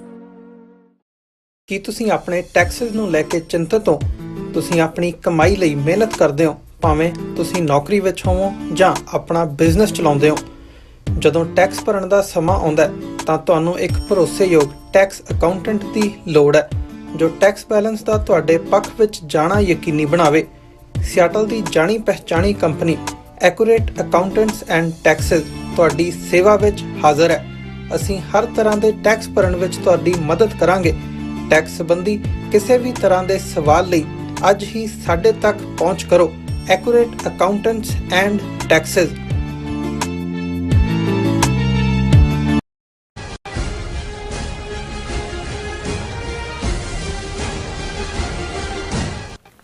ਦਰਸ਼ਕੋ ਬ੍ਰੇਕ ਤੋਂ ਬਾਅਦ ਫਿਰ ਤੁਹਾਡਾ ਸਵਾਗਤ ਹੈ। ਸੋ ਵੀ ਇਸ ਗੱਲਬਾਤ ਕਰਨ ਜਾ ਰਹੇ ਹਾਂ ਕਿ G7 ਸਮਿਟ ਮੌਕੇ ਤਾਂ ਟਰੰਪ ਮੋਦੀ ਦੀ ਮੁਲਾਕਾਤ ਨਹੀਂ ਹੋਈ ਕਿਉਂਕਿ ਟਰੰਪ ਉੱਥੋਂ ਜਲਦੀ ਨਿਕਲ ਆਏ, ਪਰ ਬਾਅਦ ਵਿੱਚ ਭਾਰਤ ਦੇ ਵਿਦੇਸ਼ ਮੰਤਰਾਲੇ ਨੇ ਬਿਆਨ ਦਿੱਤਾ ਹੈ ਕਿ ਮੋਦੀ ਤੇ ਟਰੰਪ ਦੀ ਟੈਲੀਫੋਨ ਤੇ 35 ਮਿੰਟ ਜਿਹੜੀ ਹੈ ਗੱਲਬਾਤ ਹੋਈ ਹੈ ਔਰ ਵਿਦੇਸ਼ ਮੰਤਰਾਲੇ ਅਨੁਸਾਰ ਮੋਦੀ ਨੇ ਟਰੰਪ ਨੂੰ ਕਿਹਾ ਕਿ ਪਾਕਿਸਤਾਨ ਨਾਲ ਗੱਲਬਾਤ ਵਿੱਚ ਅਸੀਂ ਕੋਈ ਵਿਚੋਲਗੀ ਨਹੀਂ ਮੰਨਾਂਗੇ ਅਤੇ ਨਾ ਹੀ ਅਸੀਂ ਕਿਸੇ ਦੇ ਕਹਿਣ ਤੇ ਸੀਜ਼ਫਾਇਰ ਕੀਤਾ। ਸੋ ਇਸ ਬਿਆਨ ਤੋਂ ਬਾਅਦ ਕੁਝ ਘੰਟਿਆਂ ਬਾਅਦ ਹੀ ਪ੍ਰੈਜ਼ੀਡੈਂਟ ਟਰੰਪ ਨੇ ਮੋਦੀ ਦੇ ਮੂੰਹ ਤੇ ਇੱਕ ਕਰਾਰਾ ਥੱਪੜ ਜੜਦਿਆਂ ਮੀਡੀਆ ਨੂੰ ਕਿਹਾ ਕਿ ਉਹਨਾਂ ਨੇ ਵਿਚੋਲਗੀ ਕਰਕੇ ਭਾਰਤ ਤੇ ਪਾਕਿਸਤਾਨ ਦੋ ਨਿਊਕਲੀਅਰ ਤਾਕਤਾਂ ਵਿਚਾਲੇ ਲੜਾਈ ਨੂੰ ਰੋਕਿਆ। ਸੋ ਹੁਣ ਮੋਦੀ ਨੂੰ ਚੁੱਲ੍ਹੂ ਪਰ ਪਾਣੀ ਵਿੱਚ ਡੁੱਬ ਕੇ ਮਰ ਜਾਣਾ ਚਾਹੀਦਾ ਹੈ। ਸੋ ਇਸ ਬਾਰੇ ਆਪਾਂ ਗੱਲਬਾਤ ਕਰਨ ਜਾ ਰਹੇ ਹਾਂ। ਸੋ ਅਸੀਂ ਚਾਹਾਂਗੇ ਕਿ ਤੁਸੀਂ ਇਸੇ ਤਰ੍ਹਾਂ ਬਣੇ ਰਹਿਣਾ, ਦੇਖਣ ਸੁਣ ਲਈ ਜਾਂ ਲਿਖਣ ਲਈ। ਤੁਹਾਡਾ ਸਭ ਦਾ ਬਹੁਤ ਬਹੁਤ ਧੰਨਵਾਦ ਜੀ। ਡਾਕਟਰ ਸਾਹਿਬ ਕੀ ਵਿਚਾਰ ਹੈ? ਦੇਖੋ, ਮੋਦੀ ਦੀ ਹਾਲਾਤ ਜਾਂ ਇਉਂ ਕਹੀਏ ਕਿ ਇੰਡੀਅਨ ਫੋਰਨ ਪਾਲਿਸੀ ਇਸ ਢੰਗ ਨਾਲ ਕਲੈਪਸ ਹੋਈ ਹੈ ਜਿਸ ਦਾ ਕੋਈ ਪ੍ਰੈਸੀਡੈਂਟ ਨਹੀਂ ਹੈ। ਪਹਿਲਾਂ ਤੁਸੀਂ ਕਿਸੇ ਵੀ ਹਾਲਾਂ ਇਹਦੇ 'ਚ ਕੋਈ ਸ਼ੱਕ ਨਹੀਂ ਹੈ ਕਿ ਵੀ ਪੋਸਟ 47 ਭਾਰਤ ਨੇ ਆਪਣੇ ਆਪ ਨੂੰ ਨੌਨ ਅਲਾਈਨ ਕੰਟਰੀ ਦੇ ਤੌਰ ਤੇ ਰਾਦਰ ਮੂਵਮੈਂਟ ਖੜੀ ਕੀਤੀ ਕਿ ਜੀ ਅਸੀਂ ਦੋ ਗਰੁੱਪਾਂ 'ਚੋਂ ਇੱਕ ਪਾਸੇ ਸੋਵੀਅਤ ਯੂਨੀਅਨ ਹੈ, ਦੂਸਰੇ ਪਾਸੇ ਅਮਰੀਕਾ, ਅਸੀਂ ਦੋਨਾਂ 'ਚੋਂ ਕਿਸੇ 'ਚ ਨਹੀਂ। ਹਾਲਾਂ ਝੁਕਾਅ ਤਾਂ ਭਾਰਤ ਦਾ ਸੋਵੀਅਤ ਯੂਨੀਅਨ ਵਾਲੀ ਸੀ, ਇਸ ਲਈ ਉਹਨਾਂ ਦੇ ਹਥਿਆਰ, ਉਹਨਾਂ ਦੀ ਇਨਵੈਸਟਮੈਂਟ, ਮਸ਼ੀਨਰੀ, ਦੂਜੇ ਤੀਜੇ ਸਾਰਾ ਇਸਤੇਮਾਲ ਹੁੰਦਾ ਸੀ। ਲੇਕਿਨ ਫਿਰ ਵੀ ਸੋਵੀਅਤ ਯੂਨੀਅਨ ਦੇ ਨਾਲ ਹੁੰਦਿਆਂ ਵੀ ਹਰ ਸਟੈਪ ਸੋਵੀਅਤ ਯੂਨੀਅਨ ਨੇ ਹੰਗਰੀ, ਚੈਕੋਸਲੋਵਾਕੀਆ ਜੇ ਅਟੈਕ ਕੀਤਾ ਉਹਦੀ ਹਮਾਇਤ ਕੀਤੀ। 1979 ਜਦੋਂ ਅਫਗਾਨਿਸਤਾਨ 'ਚ ਸੋਵੀਅਤ ਯੂਨੀਅਨ ਦੀਆਂ ਫੌਜਾਂ ਆ ਕੇ ਬੈਠੀਆਂ ਤੇ ਇੰਦਰਾ ਗਾਂਧੀ ਨੇ ਜਿਹੜੀ ਆ ਉਹ ਹਮਾਇਤ ਥਰੂ ਕੀਤੀ ਸੀ। ਪਰ ਇਹਦੇ ਬਾਵਜੂਦ ਕਦੇ ਵੀ ਇਵੇਂ ਨਹੀਂ ਹੋਇਆ ਕਿ ਵੀ ਉਹ ਇੱਕ ਪਾਸਿਓਂ ਟੋਟਲੀ ਐਲੀਨੇਟ ਹੋ ਕੇ। ਇਹੀ ਕਾਰਨ ਸੀ ਕਿ 62 ਦੀ ਚੀਨ ਨਾਲ ਜੰਗ ਵੇਲੇ ਅਮਰੀਕਾ ਨੇ ਵੀ ਮਦਦ ਕੀਤੀ। ਇਸੇ ਤਰ੍ਹਾਂ ਜਿਹੜਾ ਫੂਡ ਕ੍ਰਾਈਸਿਸ ਇੰਡੀਆ ਦਾ ਹੁੰਦਾ ਸੀ, ਕਣਕ ਤਾਂ ਅਮਰੀਕਾ ਤੋਂ ਹੀ ਜਾਂਦੀ ਸੀ ਔਰ ਬਾਕੀ ਮੁੱਦਿਆਂ ਤੇ ਵੀ ਅਮਰੀਕਾ ਨੇ, ਜਿਵੇਂ ਜਦੋਂ ਵਾਟਰ ਵਾਰ ਇੰਡੀਆ ਪਾਕਿਸਤਾਨ 'ਚ ਹੋਣ ਲੱਗੀ, ਵਰਲਡ ਬੈਂਕ ਨੇ ਇਨਵੋਲਵ ਹੋ ਕੇ 1960 'ਚ ਇੰਡਸ ਵਾਟਰ ਟ੍ਰੀਟੀ ਕਰਵਾਈ ਜਿਹਦੇ ਥੱਲੇ ਭਾਖੜਾ ਡੈਮ ਔਰ ਮੰਗਲਾ ਡੈਮ ਨਿਕਲੇ।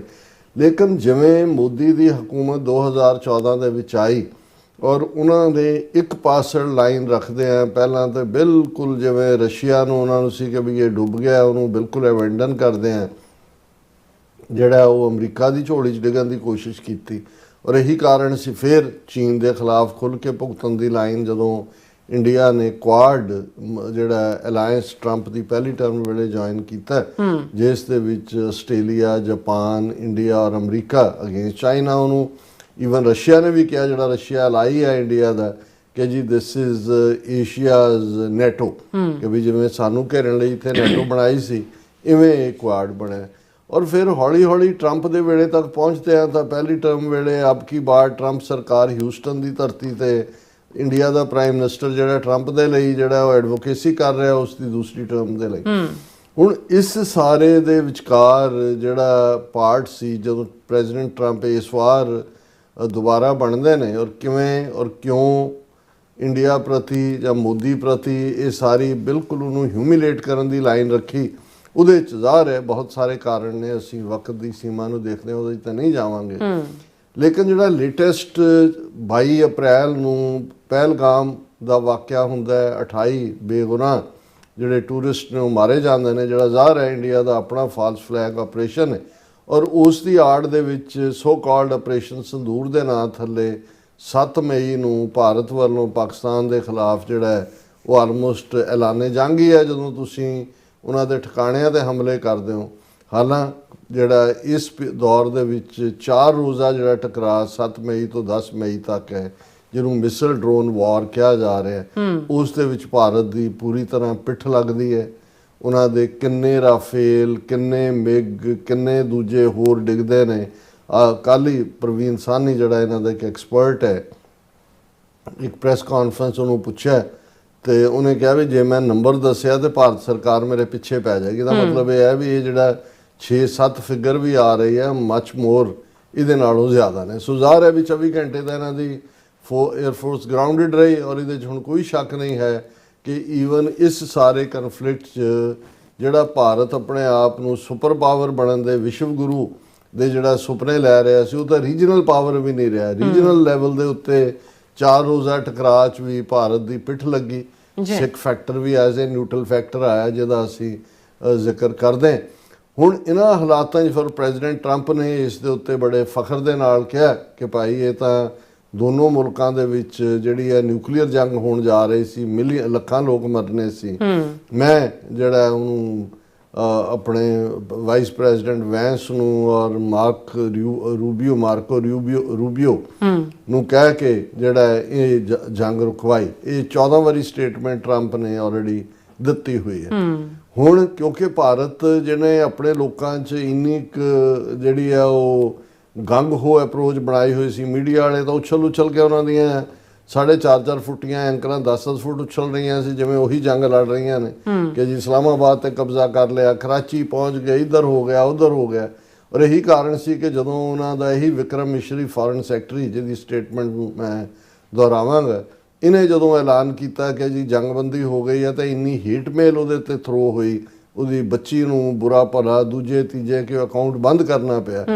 ਔਰ ਇਸ ਸਾਰੇ ਦੇ ਚੱਲਦੇ ਆ ਭਾਰਤ ਨੇ ਹਮੇਸ਼ਾ ਇਹ ਪੋਜੀਸ਼ਨ ਰੱਖੀ, ਨਹੀਂ ਜੀ ਉਹ ਤਾਂ ਪਾਕਿਸਤਾਨ ਦੀ ਅਸੀਂ ਇੰਨੀ ਤੋਬਾ ਕਰਵਾਤੀ ਕਿ ਸੀਜ਼ ਫਾਇਰ ਦੀ ਗੱਲ ਪਾਕਿਸਤਾਨ ਵੱਲੋਂ ਆਈ, ਅਸੀਂ ਆਪਰੇਸ਼ਨ ਸੰਦੂਰ ਬਹੁਤ ਸਾਡਾ ਕਾਮਯਾਬ ਰਿਹਾ ਹੈ, ਅਜੇ ਵੀ ਅਸੀਂ ਉਹਨੂੰ ਸਸਪੈਂਡ ਕੀਤਾ ਹੈ, ਅਜੇ ਖਤਮ ਨਹੀਂ ਕੀਤਾ। ਹੁਣ ਤੁਸੀਂ ਲੋਕਾਂ 'ਚ ਜਿੱਥੇ ਤੁਹਾਡੀ ਇੰਨੀ ਹੇਠੀ ਹੋਈ ਹੈ, ਡਿਫੀਟ ਹੋਈ ਹੈ, ਤੁਸੀਂ ਕੀ ਮੂੰਹ ਦਿਖਾਓਗੇ? ਹੁਣ ਕਿਉਂਕਿ ਇਹ ਸੀ ਕਿ ਜੀ ਜਦੋਂ ਮੋਦੀ ਨੇ ਆਉਣਾ, ਹੁਣ ਇਸ G7 ਦੇ ਉੱਤੇ ਟਰੰਪ ਨੇ ਤਾਂ ਆਉਣਾ ਹੀ ਸੀ ਔਰ ਉਹਨਾਂ ਦੀ 1-to-1 ਜਿਹੜੀ ਸਾਈਡ ਲਾਈਨ ਮੀਟਿੰਗ ਵੀ ਰੱਖੀ ਹੋਈ ਸੀ ਕਿ ਮੋਦੀ ਔਰ ਟਰੰਪ ਨੇ ਮਿਲਣਾ ਜੀ। ਲੇਕਿਨ ਕਿਉਂਕਿ ਟਰੰਪ ਤਾਂ ਆਪਣਾ ਕੰਮ ਕਰਕੇ ਔਰ ਉੱਥੋਂ ਨਿਕਲ ਗਿਆ ਮਚ ਬਿਫੋਰ ਹੀ, ਮੋਦੀ ਤਾਂ ਅਗਲੇ ਦਿਨ ਅਰਾਈਵ ਹੋਇਆ। ਫਿਰ ਇਹਨਾਂ ਨੇ ਇੰਡੀਅਨ ਫੋਰਨ ਨਰਿੰਦਰ ਮੋਦੀ ਨੇ ਆਪਣਾ ਜਿਹੜਾ ਉਹਦਾ ਐਕਸ ਅਕਾਊਂਟ ਹੈ ਉਹਦੇ ਤੇ ਨਹੀਂ, ਵਿਕਰਮ ਮਿਸਰੀ ਜਿਹੜਾ ਫੋਰਨ ਸੈਕਟਰੀ ਹੈ ਉਸ ਨੇ ਇਹ ਸਟੇਟਮੈਂਟ ਦਿੱਤੀ ਔਰ ਭਾਰਤੀ ਮੀਡੀਆ ਨੇ ਸਣੇ BBC ਦੇ ਇਹ ਖਬਰ ਲਾਈ ਕਿ India won't accept third party mediation on Kashmir, Modi tells Trump. ਔਰ ਇਹ ਬਰੀਫਿੰਗ ਮੀਡੀਆ ਨੂੰ ਜਾਂ ਫੋਰਨ ਸੈਕਟਰੀ ਵਿਕਰਮ ਮਿਸਰੀ ਨੇ ਕੀਤੀ ਕਿ ਜੀ 35 ਮਿੰਟ ਜਦੋਂ ਟਰੰਪ ਆ ਗਿਆ ਵਾਈਟ ਹਾਊਸ ਤੇ ਮੋਦੀ ਅਜੇ ਕੈਨੇਡਾ ਸੀ, ਕਿ 35 ਮਿੰਟ ਟੈਲੀਫੋਨਿਕ ਕਨਵਰਸੇਸ਼ਨ ਮੋਦੀ ਔਰ ਟਰੰਪ ਦੀ ਹੋਈ ਔਰ ਉਹਦੇ 'ਚ ਉਹਨਾਂ ਨੇ ਕਿਹਾ ਕਿ ਜੀ ਮੋਦੀ ਨੇ ਬੜਾ ਸਟਰੋਂਗਲੀ ਟਰੰਪ ਨੂੰ ਕਿਹਾ ਕਿ ਵੀ ਅਸੀਂ ਕਲੀਅਰਲੀ ਇਹ ਗੱਲ ਕਹੀ ਕਿ ਵੀ no talks were held at any level on the India America trade deal or on the mediation between India and Pakistan by America. ਕਿ ਜੀ ਉਹਨੇ ਮੋਦੀ ਨੇ ਟਰੰਪ ਨੂੰ ਕਿਹਾ ਜੀ ਕੋਈ ਸ਼ਾਂਤੀ ਸਥਾਪਿਤ ਸੀਜ਼ਫਾਇਰ ਕਰਨ ਦੀ ਕੋਈ ਗੱਲਬਾਤ ਹੀ ਨਹੀਂ ਹੋਈ ਤੇ ਨਾ ਹੀ ਜਿਹੜੀ ਟਰੰਪ ਨੇ ਕਿਹਾ ਵੀ ਮੈਂ ਦੋਨਾਂ ਮੁਲਕਾਂ ਨੂੰ ਕਿਹਾ ਵੀ ਮੈਂ ਤੁਹਾਡੇ ਨਾਲ ਟ੍ਰੇਡ ਨਹੀਂ ਕਰਨਾ, ਉਹਦੇ ਤੋਂ ਬਾਅਦ ਉਹ ਸੀਜ਼ਫਾਇਰ ਲਈ ਸਹਿਮਤ ਹੋਏ ਕਿ ਜੀ ਇਹ ਹੋਏ ਨਹੀਂ। ਹਾਲਾਂਕਿ ਮੈਨੂੰ ਜਦੋਂ ਇਹ ਕਹਿ ਹੀ ਰਹੇ ਸੀ ਮੈਨੂੰ ਲੱਗਦਾ ਸੀ ਵੀ ਮੋਦੀ ਕਿਆ ਪਿੱਦੀ ਕਾ ਸ਼ੋਰਬਾ। ਉਹ ਜਿਹੜੇ ਟਰੰਪ ਨੂੰ ਮੋਦੀ ਕਹੇਗਾ ਪਹਿਲਾਂ ਤਾਂ ਕਿਹੜੀ ਅੰਗਰੇਜ਼ੀ ਬੋਲੇਗਾ ਕਿ ਗੁਜਰਾਤੀ ਬੋਲੇਗਾ ਟਰੰਪ ਦੇ ਨਾਲ, ਉਹ ਤਾਂ ਉਹਨਾਂ ਦੇ ਚੰਗੇ ਭਲੇ ਜਿਹੜੇ ਉਹ ਰਿਪੋਰਟਰ ਉਹਨਾਂ ਨੇ ਲਿਆ ਕੇ ਬਿਠਾਏ ਹੋਏ ਸੀ, ਉਹਨਾਂ ਨੂੰ ਟਰੰਪ ਨੇ ਕਿਹਾ ਕਿ I don't know what you are talking. ਤੇ ਇਹ ਟਰੰਪ ਨੂੰ ਕਹਿਣ ਦੀ ਜ਼ਰੂਰਤ ਕਰੇਗਾ ਕਿ ਜੀ ਨਹੀਂ ਨਹੀਂ ਨਹੀਂ, ਤੁਸੀਂ ਤਾਂ ਕੋਈ ਗੱਲ ਹੀ ਨਹੀਂ ਕੀਤੀ ਸਾਡੇ ਨਾਲ ਟ੍ਰੇਡ ਦੀ ਜਾਂ ਦੂਜੀ ਦੀ, ਤੁਸੀਂ ਥੋੜੀ ਕਰਾਇਆ ਸੀਜ਼ ਫਾਇਰ। ਇਹ ਤਾਂ ਵੈਸੇ ਹੀ ਝੂਠ ਲੱਗਦਾ ਸੀ, ਪਰ ਚਲੋ ਕਿਉਂਕਿ ਇਹਨਾਂ ਨੇ ਇਹ ਮੋਦੀ ਨੇ ਆਪਣੇ ਉਹਦੇ ਤੇ ਐਕਸ ਅਕਾਊਂਟ ਤੇ ਨਹੀਂ ਕਿਹਾ, ਵਿਕਰਮ ਮਿਸ਼ਰੀ ਤੋਂ ਕਹਾਇਆ ਕਿ ਵੀ ਇਹ ਜਿਹੜਾ talks regarding cessation of military action were held directly between India and Pakistan under the existing channels established between both militaries, Mr. Mishri said। ਉਹਨੇ ਕਿਹਾ ਜੀ ਸਾਡੇ ਦੋਨੋਂ ਇੰਡੀਆ ਪਾਕਿਸਤਾਨ ਦੇ ਮਿਊਚੁਅਲ ਚੈਨਲ ਜਿਹੜੇ ਨੇ ਉਹਨਾਂ ਰਾਹੀਂ ਗੱਲਬਾਤ ਹੋਈ, ਔਰ ਇਸ ਦੇ ਥੱਲੇ ਜਿਹੜਾ ਹੈ ਉਹ ਹੋਰ ਕੋਈ ਗੱਲਬਾਤ ਨਹੀਂ ਹੋਈ। ਔਰ ਨਾਲ ਹੀ ਨਾਲ ਕਹਿੰਦੇ ਜੀ ਮੋਦੀ ਨੇ ਉਹਨੂੰ ਕਲੀਅਰ ਕਰਤਾ ਕਿ ਨਾ ਅਸੀਂ ਕਿਸੇ ਦੀ ਵਿਚੋਲਗੀ ਕਸ਼ਮੀਰ ਜਾਂ ਕਿਸੇ ਮੁੱਦੇ ਤੇ ਪਹਿਲਾਂ ਸਹੀ ਹੈ, ਨਾ ਅਸੀਂ ਸਹਿ ਰਹੇ हैं, ना ਅਸੀਂ ਸਵਾਂਗੇ। ਔਰ ਇਹ ਇੰਡੀਅਨ ਮੀਡੀਆ ਨੇ, ਮੋਦੀ ਨੇ ਦਿਖਾਈ ਟਰੰਪ ਕੋ ਲਾਲ ਆਂਖ ਹੈ ਜੀ। ਪਹਿਲਾਂ ਤਾਂ ਉਹਨਾਂ ਨੂੰ ਇਹ ਨਹੀਂ ਪਤਾ ਵੀ ਫੋਨ ਤੇ ਗੱਲਬਾਤ ਦੇ ਵਿੱਚ ਅੱਖ ਤਾਂ ਆਉਂਦੀ ਨਹੀਂ ਹੈ ਜੋ ਜੇ ਤਾਂ ਹੋਇਆ ਨਾ ਜੀ, ਤੁਸੀਂ ਆਮੋ ਸਾਹਮਣੇ ਬੈਠੇ ਹੋ, ਲਾਲ ਤਾਂ ਅੱਖਾਂ ਵੈਸੇ ਹੀ ਜਿਹੜੀਆਂ ਇਹਦੀਆਂ ਲਾਲ ਰਹਿੰਦੀਆਂ ਨੇ ਗਊ ਮੂਤਰ ਪੀ ਕੇ, ਤੇ ਟਰੰਪ ਨੂੰ ਲਾਲ ਅੱਖ ਦਿਖਾਏਗਾ। ਟਰੰਪ ਨੇ ਤਾਂ ਉੱਥੋਂ ਹੀ ਜਿਹੜਾ ਹੈ ਉਹ ਲੰਮਾ ਪਾਇਆ ਹੋਣਾ ਸੀ, ਨਾਲੇ ਜਦੋਂ ਫੋਨ ਤੇ ਕਿਹੜੀ ਲਾਲ ਆ। ਤੇ ਨਾਲ ਦੀ ਨਾਲ ਕਿ ਮੋਦੀ ਨੇ ट्रंप को दिखाई औकात, कहा तुम झूठ बोल रहे हो, हमने कभी तुम्हारी बात कहने से थोड़ी सीज फायर किया। ਹੁਣ ਇਹ ਸਾਰਾ 35 ਮਿੰਟ ਦੀ ਗੁਫ਼ਤਗੂ ਜਿਹੜੀ ਹੈ ਉਹ ਉਹਨਾਂ ਦੇ ਕਹਿਣ ਮੁਤਾਬਕ ਹੋਈ, ਔਰ ਇਹ ਜਿਹੜਾ ਉਹਨੇ ਕਿਹਾ ਕਿ ਵੀ ਇਸ ਸਾਰੇ ਚੋਂ ਮੋਦੀ ਦਾ ਉਹਨਾਂ ਨੇ ਜੋ ਇਹ ਉੱਥੇ ਇੰਡੀਆ ਚੱਲ ਰਿਹਾ ਸੀ ਕਿ ਮੋਦੀ ਕੁਸਕਦਾ ਕਿਉਂ ਨਹੀਂ। 14 ਵਾਰ ਤਾਂ ਟਰੰਪ ਇਹ ਕਹਿ ਚੁੱਕਾ, ਪਰ ਅਜੇ ਇਸ ਬਿਆਨ ਦੀ, ਵਿਕਰਮ ਮਿਸਰੀ ਦੇ ਬਿਆਨ ਦੀ ਸਿਆਹੀ ਵੀ ਨਹੀਂ ਸੀ ਸੁੱਕੀ ਕਿ ਟਰੰਪ ਨੇ ਇੱਕ ਪਾਸੇ ਤਾਂ ਪਾਕਿਸਤਾਨ ਦੇ ਜੋ field marshal 5 star general Asim Munir ਉਹ ਲੰਚ ਤੇ ਇਨਵਾਈਟ ਕੀਤਾ, ਉਸ ਤੋਂ ਬਾਅਦ ਫਿਰ ਮੀਡੀਆ ਦੇ ਨਾਲ ਗੁਫ਼ਤਗੂ ਕੀਤੀ, ਔਰ ਜੋ ਕਿਹਾ ਨਾਲ ਦੀ ਨਾਲ ਹੁਣ ਇੰਡੀਅਨ ਮੀਡੀਆ ਨੇ ਪਿਕ ਕਰ ਲਿਆ। After phone call with Modi, Trump repeats claim he stopped India Pakistan war. ਇਹਦੇ ਬਾਵਜੂਦ ਕਿ ਮੋਦੀ ਕਿਹਾ ਨੇ ਦਾਅਵਾ ਕੀਤਾ ਜੀ ਗੁਫ਼ਤਗੂ 'ਚ ਮੋਦੀ ਨੇ ਇਹ ਕਿਹਾ ਤੇ ਉਹ ਕਿਹਾ, ਟਰੰਪ ਨੇ ਫਿਰ ਕਿਹਾ ਕਿ I got it stopped, I don't think I had one story, did I have one story written, I stopped the war between two major nations, major nuclear nations, I don't think I had a story written about it। ਕਹਿੰਦਾ ਮੈਨੂੰ ਕੋਈ ਕਹਾਣੀ ਲਿਖਣ ਦੀ ਲੋੜ ਹੈ, ਸੱਚੀ ਗੱਲ ਹੈ। ਦੋ ਪਾਵਰਸ, ਨਿਊਕਲੀਅਰ ਪਾਵਰਸ ਇੱਕ ਦੂਜੇ 'ਚ ਫਸਣ ਲੱਗੀਆਂ ਸੀ, ਤਬਾਹੀ ਹੋਣੀ ਸੀ, ਲੱਖਾਂ ਲੋਕ ਮਰਨੇ ਸੀ, ਮੈਂ ਉਹਨੂੰ ਰੋਕਿਆ। ਇਹ ਕੁਝ ਘੰਟਿਆਂ ਬਾਅਦ ਹੀ ਇਹ ਈਵਨ ਇਹਨਾਂ ਦਾ ਮੀਡੀਆ ਕਹਿ ਰਿਹਾ, hours after holding A phone conversation with prime minister Modi, US president Trump on Wednesday repeated his claim that he stopped a war between India and Pakistan। ਕਿਹਾ ਜੀ ਮੈਂ ਹੀ ਰੁਕਵਾਈ ਹੈ। ਔਰ ਫਿਰ ਉਹਨਾਂ ਨੇ ਰਿਪੋਰਟਸ ਨਾਲ ਗੱਲ ਕਰਦਿਆਂ ਕਿਹਾ ਕਿ ਮੋਦੀ ਜਿਹੜਾ ਹੈ ਉਹ ਫੈਂਟਾਸਟਿਕ ਮੈਨ ਹੈ। Well I stopped the war, I love Pakistan. ਇਹ ਹੁਣ ਅੱਜ ਦੀ ਬਿਆਨ, I love Pakistan, I think Modi is a fantastic man, I spoke to him last night, we are going to make a trade deal with Modi of India, but I stopped the war between Pakistan and India. ਇਹ ਉਹਨੇ ਕਿਹਾ ਜੀ ਪਾਕਿਸਤਾਨ ਤਾਂ ਮੈਂ ਪਿਆਰ ਕਰਦਾ, ਪਾਕਿਸਤਾਨ ਮੋਦੀ ਵੀ fantastic ਹੈ, ਮੈਂ ਹੀ ਕਰਾਇਆ ਸਮਝੌਤਾ ਇਹਨਾਂ। ਹੁਣ ਟ੍ਰੇਡ ਡੀਲ ਵੀ ਕਰਨੀ ਹੈ ਮੋਦੀ ਨੇ, ਗੋਡੇ ਟੇਕ ਕੇ, ਨੱਕ ਰਗੜ ਕੇ, ਮੱਥੇ ਤੇ ਤਿਲਕ ਲਾ ਕੇ, ਗਊ ਮੂਤਰ ਪੀ ਕੇ ਉਸਨੇ ਸਾਈਨ ਕਰਨੇ ਨੇ ਟ੍ਰੇਡ ਡੀਲ ਤੇ ਜੋ ਸਾਡੀਆਂ ਟਰਮਸ ਦੇ ਉੱਤੇ ਹੋਣਗੇ। ਔਰ ਨਾਲ ਦੀ ਨਾਲ ਉਸਨੇ ਕਿਹਾ ਕਿ ਵੀ ਪਾਕਿਸਤਾਨ ਦੇ ਫੌਜੀ ਚੀਫ ਦੀ ਵੀ ਬਹੁਤ ਤਾਰੀਫ ਕੀਤੀ ਨਾਲ ਕਿ man was extremely influential in stopping it from the Pakistan side, ਕਿ ਮੈਂ ਤਾਂ ਹੀ ਹੋਸਟ ਕਰ ਰਿਹਾ ਆਸਮ ਮੁਨੀਰ ਨੂੰ ਕਿ ਇਹਨੇ ਜਿਹੜਾ ਉਹ ਵੱਡਾ ਰੋਲ ਅਦਾ ਕੀਤਾ ਸਾਰੇ ਰੋਕਣ 'ਚ। ਔਰ ਇਹ ਜਿਹੜਾ ਹੁਣ ਮੋਦੀ ਨੇ ਤਾਂ ਇਹ ਕਿਹਾ ਸੀ 35 ਮਿੰਟ ਦੀ ਗੱਲਬਾਤ 'ਚ ਫਰਮਲੀ ਕਿ ਜੀ ਇੰਡੀਆ ਨੇ ਕਦੇ ਐਕਸੈਪਟ ਨਹੀਂ ਕੀਤੀ ਕੋਈ ਮੀਡੀਏਸ਼ਨ, ਕਰੇਗਾ ਵੀ ਨਹੀਂ, ਔਰ ਇਹ ਜੰਗ ਕਿਸੇ ਨੇ ਨਹੀਂ ਰੁਕਵਾਈ, ਅਸੀਂ ਤਾਂ ਆਪ ਦੋਨਾਂ ਫੋਰਸਿਸ ਨੇ ਜਿਹੜਾ ਐਗਜ਼ਿਸਟਿੰਗ ਮੈਕੈਨਿਜ਼ਮ ਹੈ ਉਹਦੇ ਥੱਲੇ ਰੋਕਿਆ।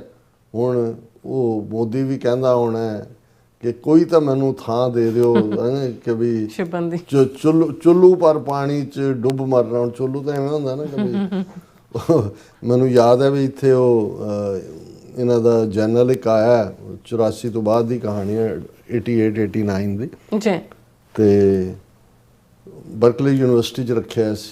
ਉਹਦੇ ਆਨਰ ਦੇ ਵਿੱਚ ਫੰਕਸ਼ਨ। ਅਸੀਂ ਵੀ ਪਹੁੰਚ ਗਏ ਉੱਥੇ ਪ੍ਰੋਟੈਸਟ ਦੇ ਲਈ, ਬਹਿ ਗਏ ਕੁਰਸੀਆਂ ਤੇ। ਅੰਦਰ ਤਾਂ ਕੋਈ ਹੋਰ ਤਾਂ ਪ੍ਰੋਟੈਸਟ ਕਰ ਨਹੀਂ ਸੀ ਸਕਦੇ। ਤੇ ਅਸੀਂ ਇੱਕ ਹੈਵੀ ਗਿਣਤੀ ਸਾਡੀ ਥੋੜ੍ਹੀ ਸੀ, 15-20 ਸੀ, ਉਹਨਾਂ ਨੇ ਕਾਫੀ 200-300 ਬੰਦਾ ਇਕੱਠਾ ਕੀਤਾ ਸੀ।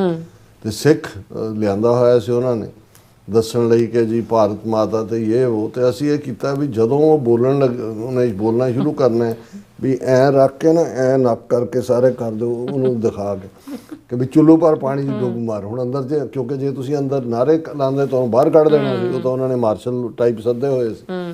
ਪਰ ਉਹ ਐਸਾ ਐਂਬੈਰਸ, ਉਹ ਬੈਠੇ ਅਸੀਂ ਸਾਰੇ ਖਿਲਰ ਕੇ। ਉਹਨਾਂ ਨੇ ਕਿਹਾ ਜਦੋਂ ਉਧਰ ਹੁਣ ਸਿਰ ਤਾਂ ਬੋਲਣ ਨਹੀਂ ਬੋਲੋ। ਉਹਨਾਂ ਨੂੰ ਚੁੱਲ੍ਹੋ ਪਰ ਪਾਣੀ ਤਾਂ ਯਾਦ ਆਇਆ। ਮੈਂ ਕਿਹਾ ਕਈ ਵਾਰ ਬਿਨਾਂ ਬੋਲਿਆ ਵੀ ਤੁਸੀਂ ਪਾਵਰਫੁਲ, ਉਹ ਇੰਨਾ ਪਾਵਰਫੁਲ ਰਿਹਾ ਉਹ ਪ੍ਰੋਟੈਸਟ ਕਿ ਉਹ 15-20 ਮਿੰਟ ਉਹ ਭੁੱਲਣਾ ਹੀ ਸ਼ੁਰੂ ਹੋ ਗਿਆ। ਉਹਨੂੰ ਜਿੱਧਰ ਮੂੰਹ ਕਰੇ ਉਧਰ ਉਹਨੂੰ ਕਹਿੰਦੇ ਨੱਕ ਡੋਬ ਮਾਰ। ਨਹੀਂ ਇਹਨਾਂ 'ਚ ਬੈਠਿਆ ਬਿਲਕੁਲ। ਮੈਨੂੰ ਲੱਗਦਾ ਵੀ ਇਹੀ ਹਾਲ ਹੁਣ ਮੋਦੀ ਨੂੰ ਕਹਿਣ ਦਾ ਹੈ ਕਿ ਭਾਈ ਚੁੱਲ੍ਹੋ ਪਰ ਪਾਣੀ ਮੇਂ ਡੂਬ ਮਰੋ ਭਾਈ ਮੋਦੀ। ਜੀ ਡਾਕਟਰ ਸਾਹਿਬ ਤੁਹਾਡਾ ਬਹੁਤ ਬਹੁਤ ਸ਼ੁਕਰੀਆ। ਇਸ ਵਕਤ ਲੈਣ ਬ੍ਰੇਕ। ਵਿਊਅਰਸ ਤੁਸੀਂ ਇਸੇ ਤਰ੍ਹਾਂ ਜੁੜੇ ਰਹਿਣਾ। ਮਿਲਦੇ ਹਾਂ ਛੋਟੇ ਜਿਹੇ ਬ੍ਰੇਕ ਤੋਂ ਬਾਅਦ।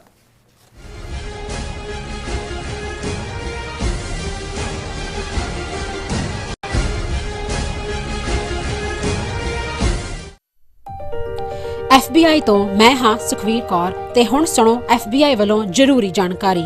ਸਾਡੇ ਦੇਸ਼ ਅਮਰੀਕਾ ਵਿੱਚ ਬਾਹਰਲੇ ਦੇਸ਼ਾਂ ਦੀਆਂ ਸਰਕਾਰਾਂ ਵੱਲੋਂ ਅੰਤਰਰਾਸ਼ਟਰੀ ਦਬਾਅ ਪਾਇਆ ਜਾ ਰਿਹਾ ਹੈ। ਇਸ ਨੂੰ ਰੋਕਣ ਲਈ FBI ਨੂੰ ਤੁਹਾਡੇ ਸਹਿਯੋਗ ਦੀ ਲੋੜ ਹੈ। ਵਿਦੇਸ਼ੀ ਸਰਕਾਰਾਂ ਜਾਂ ਉਹਨਾਂ ਦੇ ਮੁਲਾਜ਼ਮਾਂ ਜਾਂ ਮੁਖਬਰਾਂ ਵੱਲੋਂ ਅਮਰੀਕਾ ਵਿੱਚ ਵਸਦੇ ਕਿਸੇ ਵੀ ਇਨਸਾਨ ਨਾਲ ਕੀਤੇ ਜਾ ਰਹੇ ਅੰਤਰਰਾਸ਼ਟਰੀ ਦਬਾਅ ਦੀਆਂ ਕੁਝ ਕਿਸਮਾਂ ਇਹ ਨੇ: ਨਿਗਰਾਨੀ ਰੱਖਣੀ, ਪਿੱਛਾ ਕਰਨਾ, ਤੰਗ ਪਰੇਸ਼ਾਨ ਕਰਨਾ, ਅਗਵਾ ਕਰਨ ਦੀ ਕੋਸ਼ਿਸ਼ ਜਾਂ ਉਸ ਤੇ ਸਰੀਰਕ ਹਮਲਾ ਕਰਨਾ ਅਤੇ ਧਮਕੀਆਂ ਤੇ ਡਰਾਵੇ ਰਾਹੀਂ ਜ਼ਬਰਦਸਤੀ ਕਿਸੇ ਭਾਈਚਾਰੇ ਜਾਂ ਵਿਅਕਤੀਆਂ ਬਾਰੇ ਜਾਣਕਾਰੀ ਇਕੱਠੀ ਕਰਨ ਦੀ ਕੋਸ਼ਿਸ਼ ਕਰਨੀ, ਕਿਸੇ ਨੂੰ ਉਸ ਦੇ ਮੂਲ ਦੇਸ਼ ਨੂੰ ਮੁੜਨ ਲਈ ਮਜਬੂਰ ਕਰਨਾ ਜਾਂ ਮੂਲ ਦੇਸ਼ ਵਿੱਚ ਵਸਦੇ ਉਸ ਦੇ ਰਿਸ਼ਤੇਦਾਰਾਂ ਨੂੰ ਡਰਾਉਣਾ ਜਾਂ ਹਿਰਾਸਤ ਵਿੱਚ ਲੈਣਾ, ਕਿਸੇ ਦੇ ਕੰਪਿਊਟਰ ਜਾਂ ਫੋਨ ਨੂੰ ਹੈਕ ਕਰਕੇ ਉਸ ਦੀ ਨਿੱਜਤਾ ਤੇ ਹਮਲਾ ਕਰਨਾ ਜਾਂ ਉਸ ਬਾਰੇ ਇੰਟਰਨੈਟ ਤੇ ਕੂੜ ਪ੍ਰਚਾਰ ਕਰਨਾ, ਕਿਸੇ ਦੀਆਂ ਵਿੱਤੀ ਜਾਇਦਾਦਾਂ ਨੂੰ ਜ਼ਬਤ ਕਰਨਾ। ਜੇ ਤੁਹਾਨੂੰ ਲੱਗਦਾ ਹੈ ਕਿ ਤੁਸੀਂ ਅੰਤਰਰਾਸ਼ਟਰੀ ਦਬਾਅ ਦੇ ਸ਼ਿਕਾਰ ਹੋ ਤਾਂ FBI ਨੂੰ ਹੁਣੇ ਕਾਲ ਕਰੋ 1-800-CALL-FBI ਜਾਂ 1-800-225-5324 ਤੇ ਸੰਪਰਕ ਕਰੋ। ਤੇ ਜੇ ਤੁਹਾਡੇ ਲਈ ਅੰਗਰੇਜ਼ੀ ਵਿੱਚ ਗੱਲ ਕਰਨਾ ਮੁਸ਼ਕਲ ਹੈ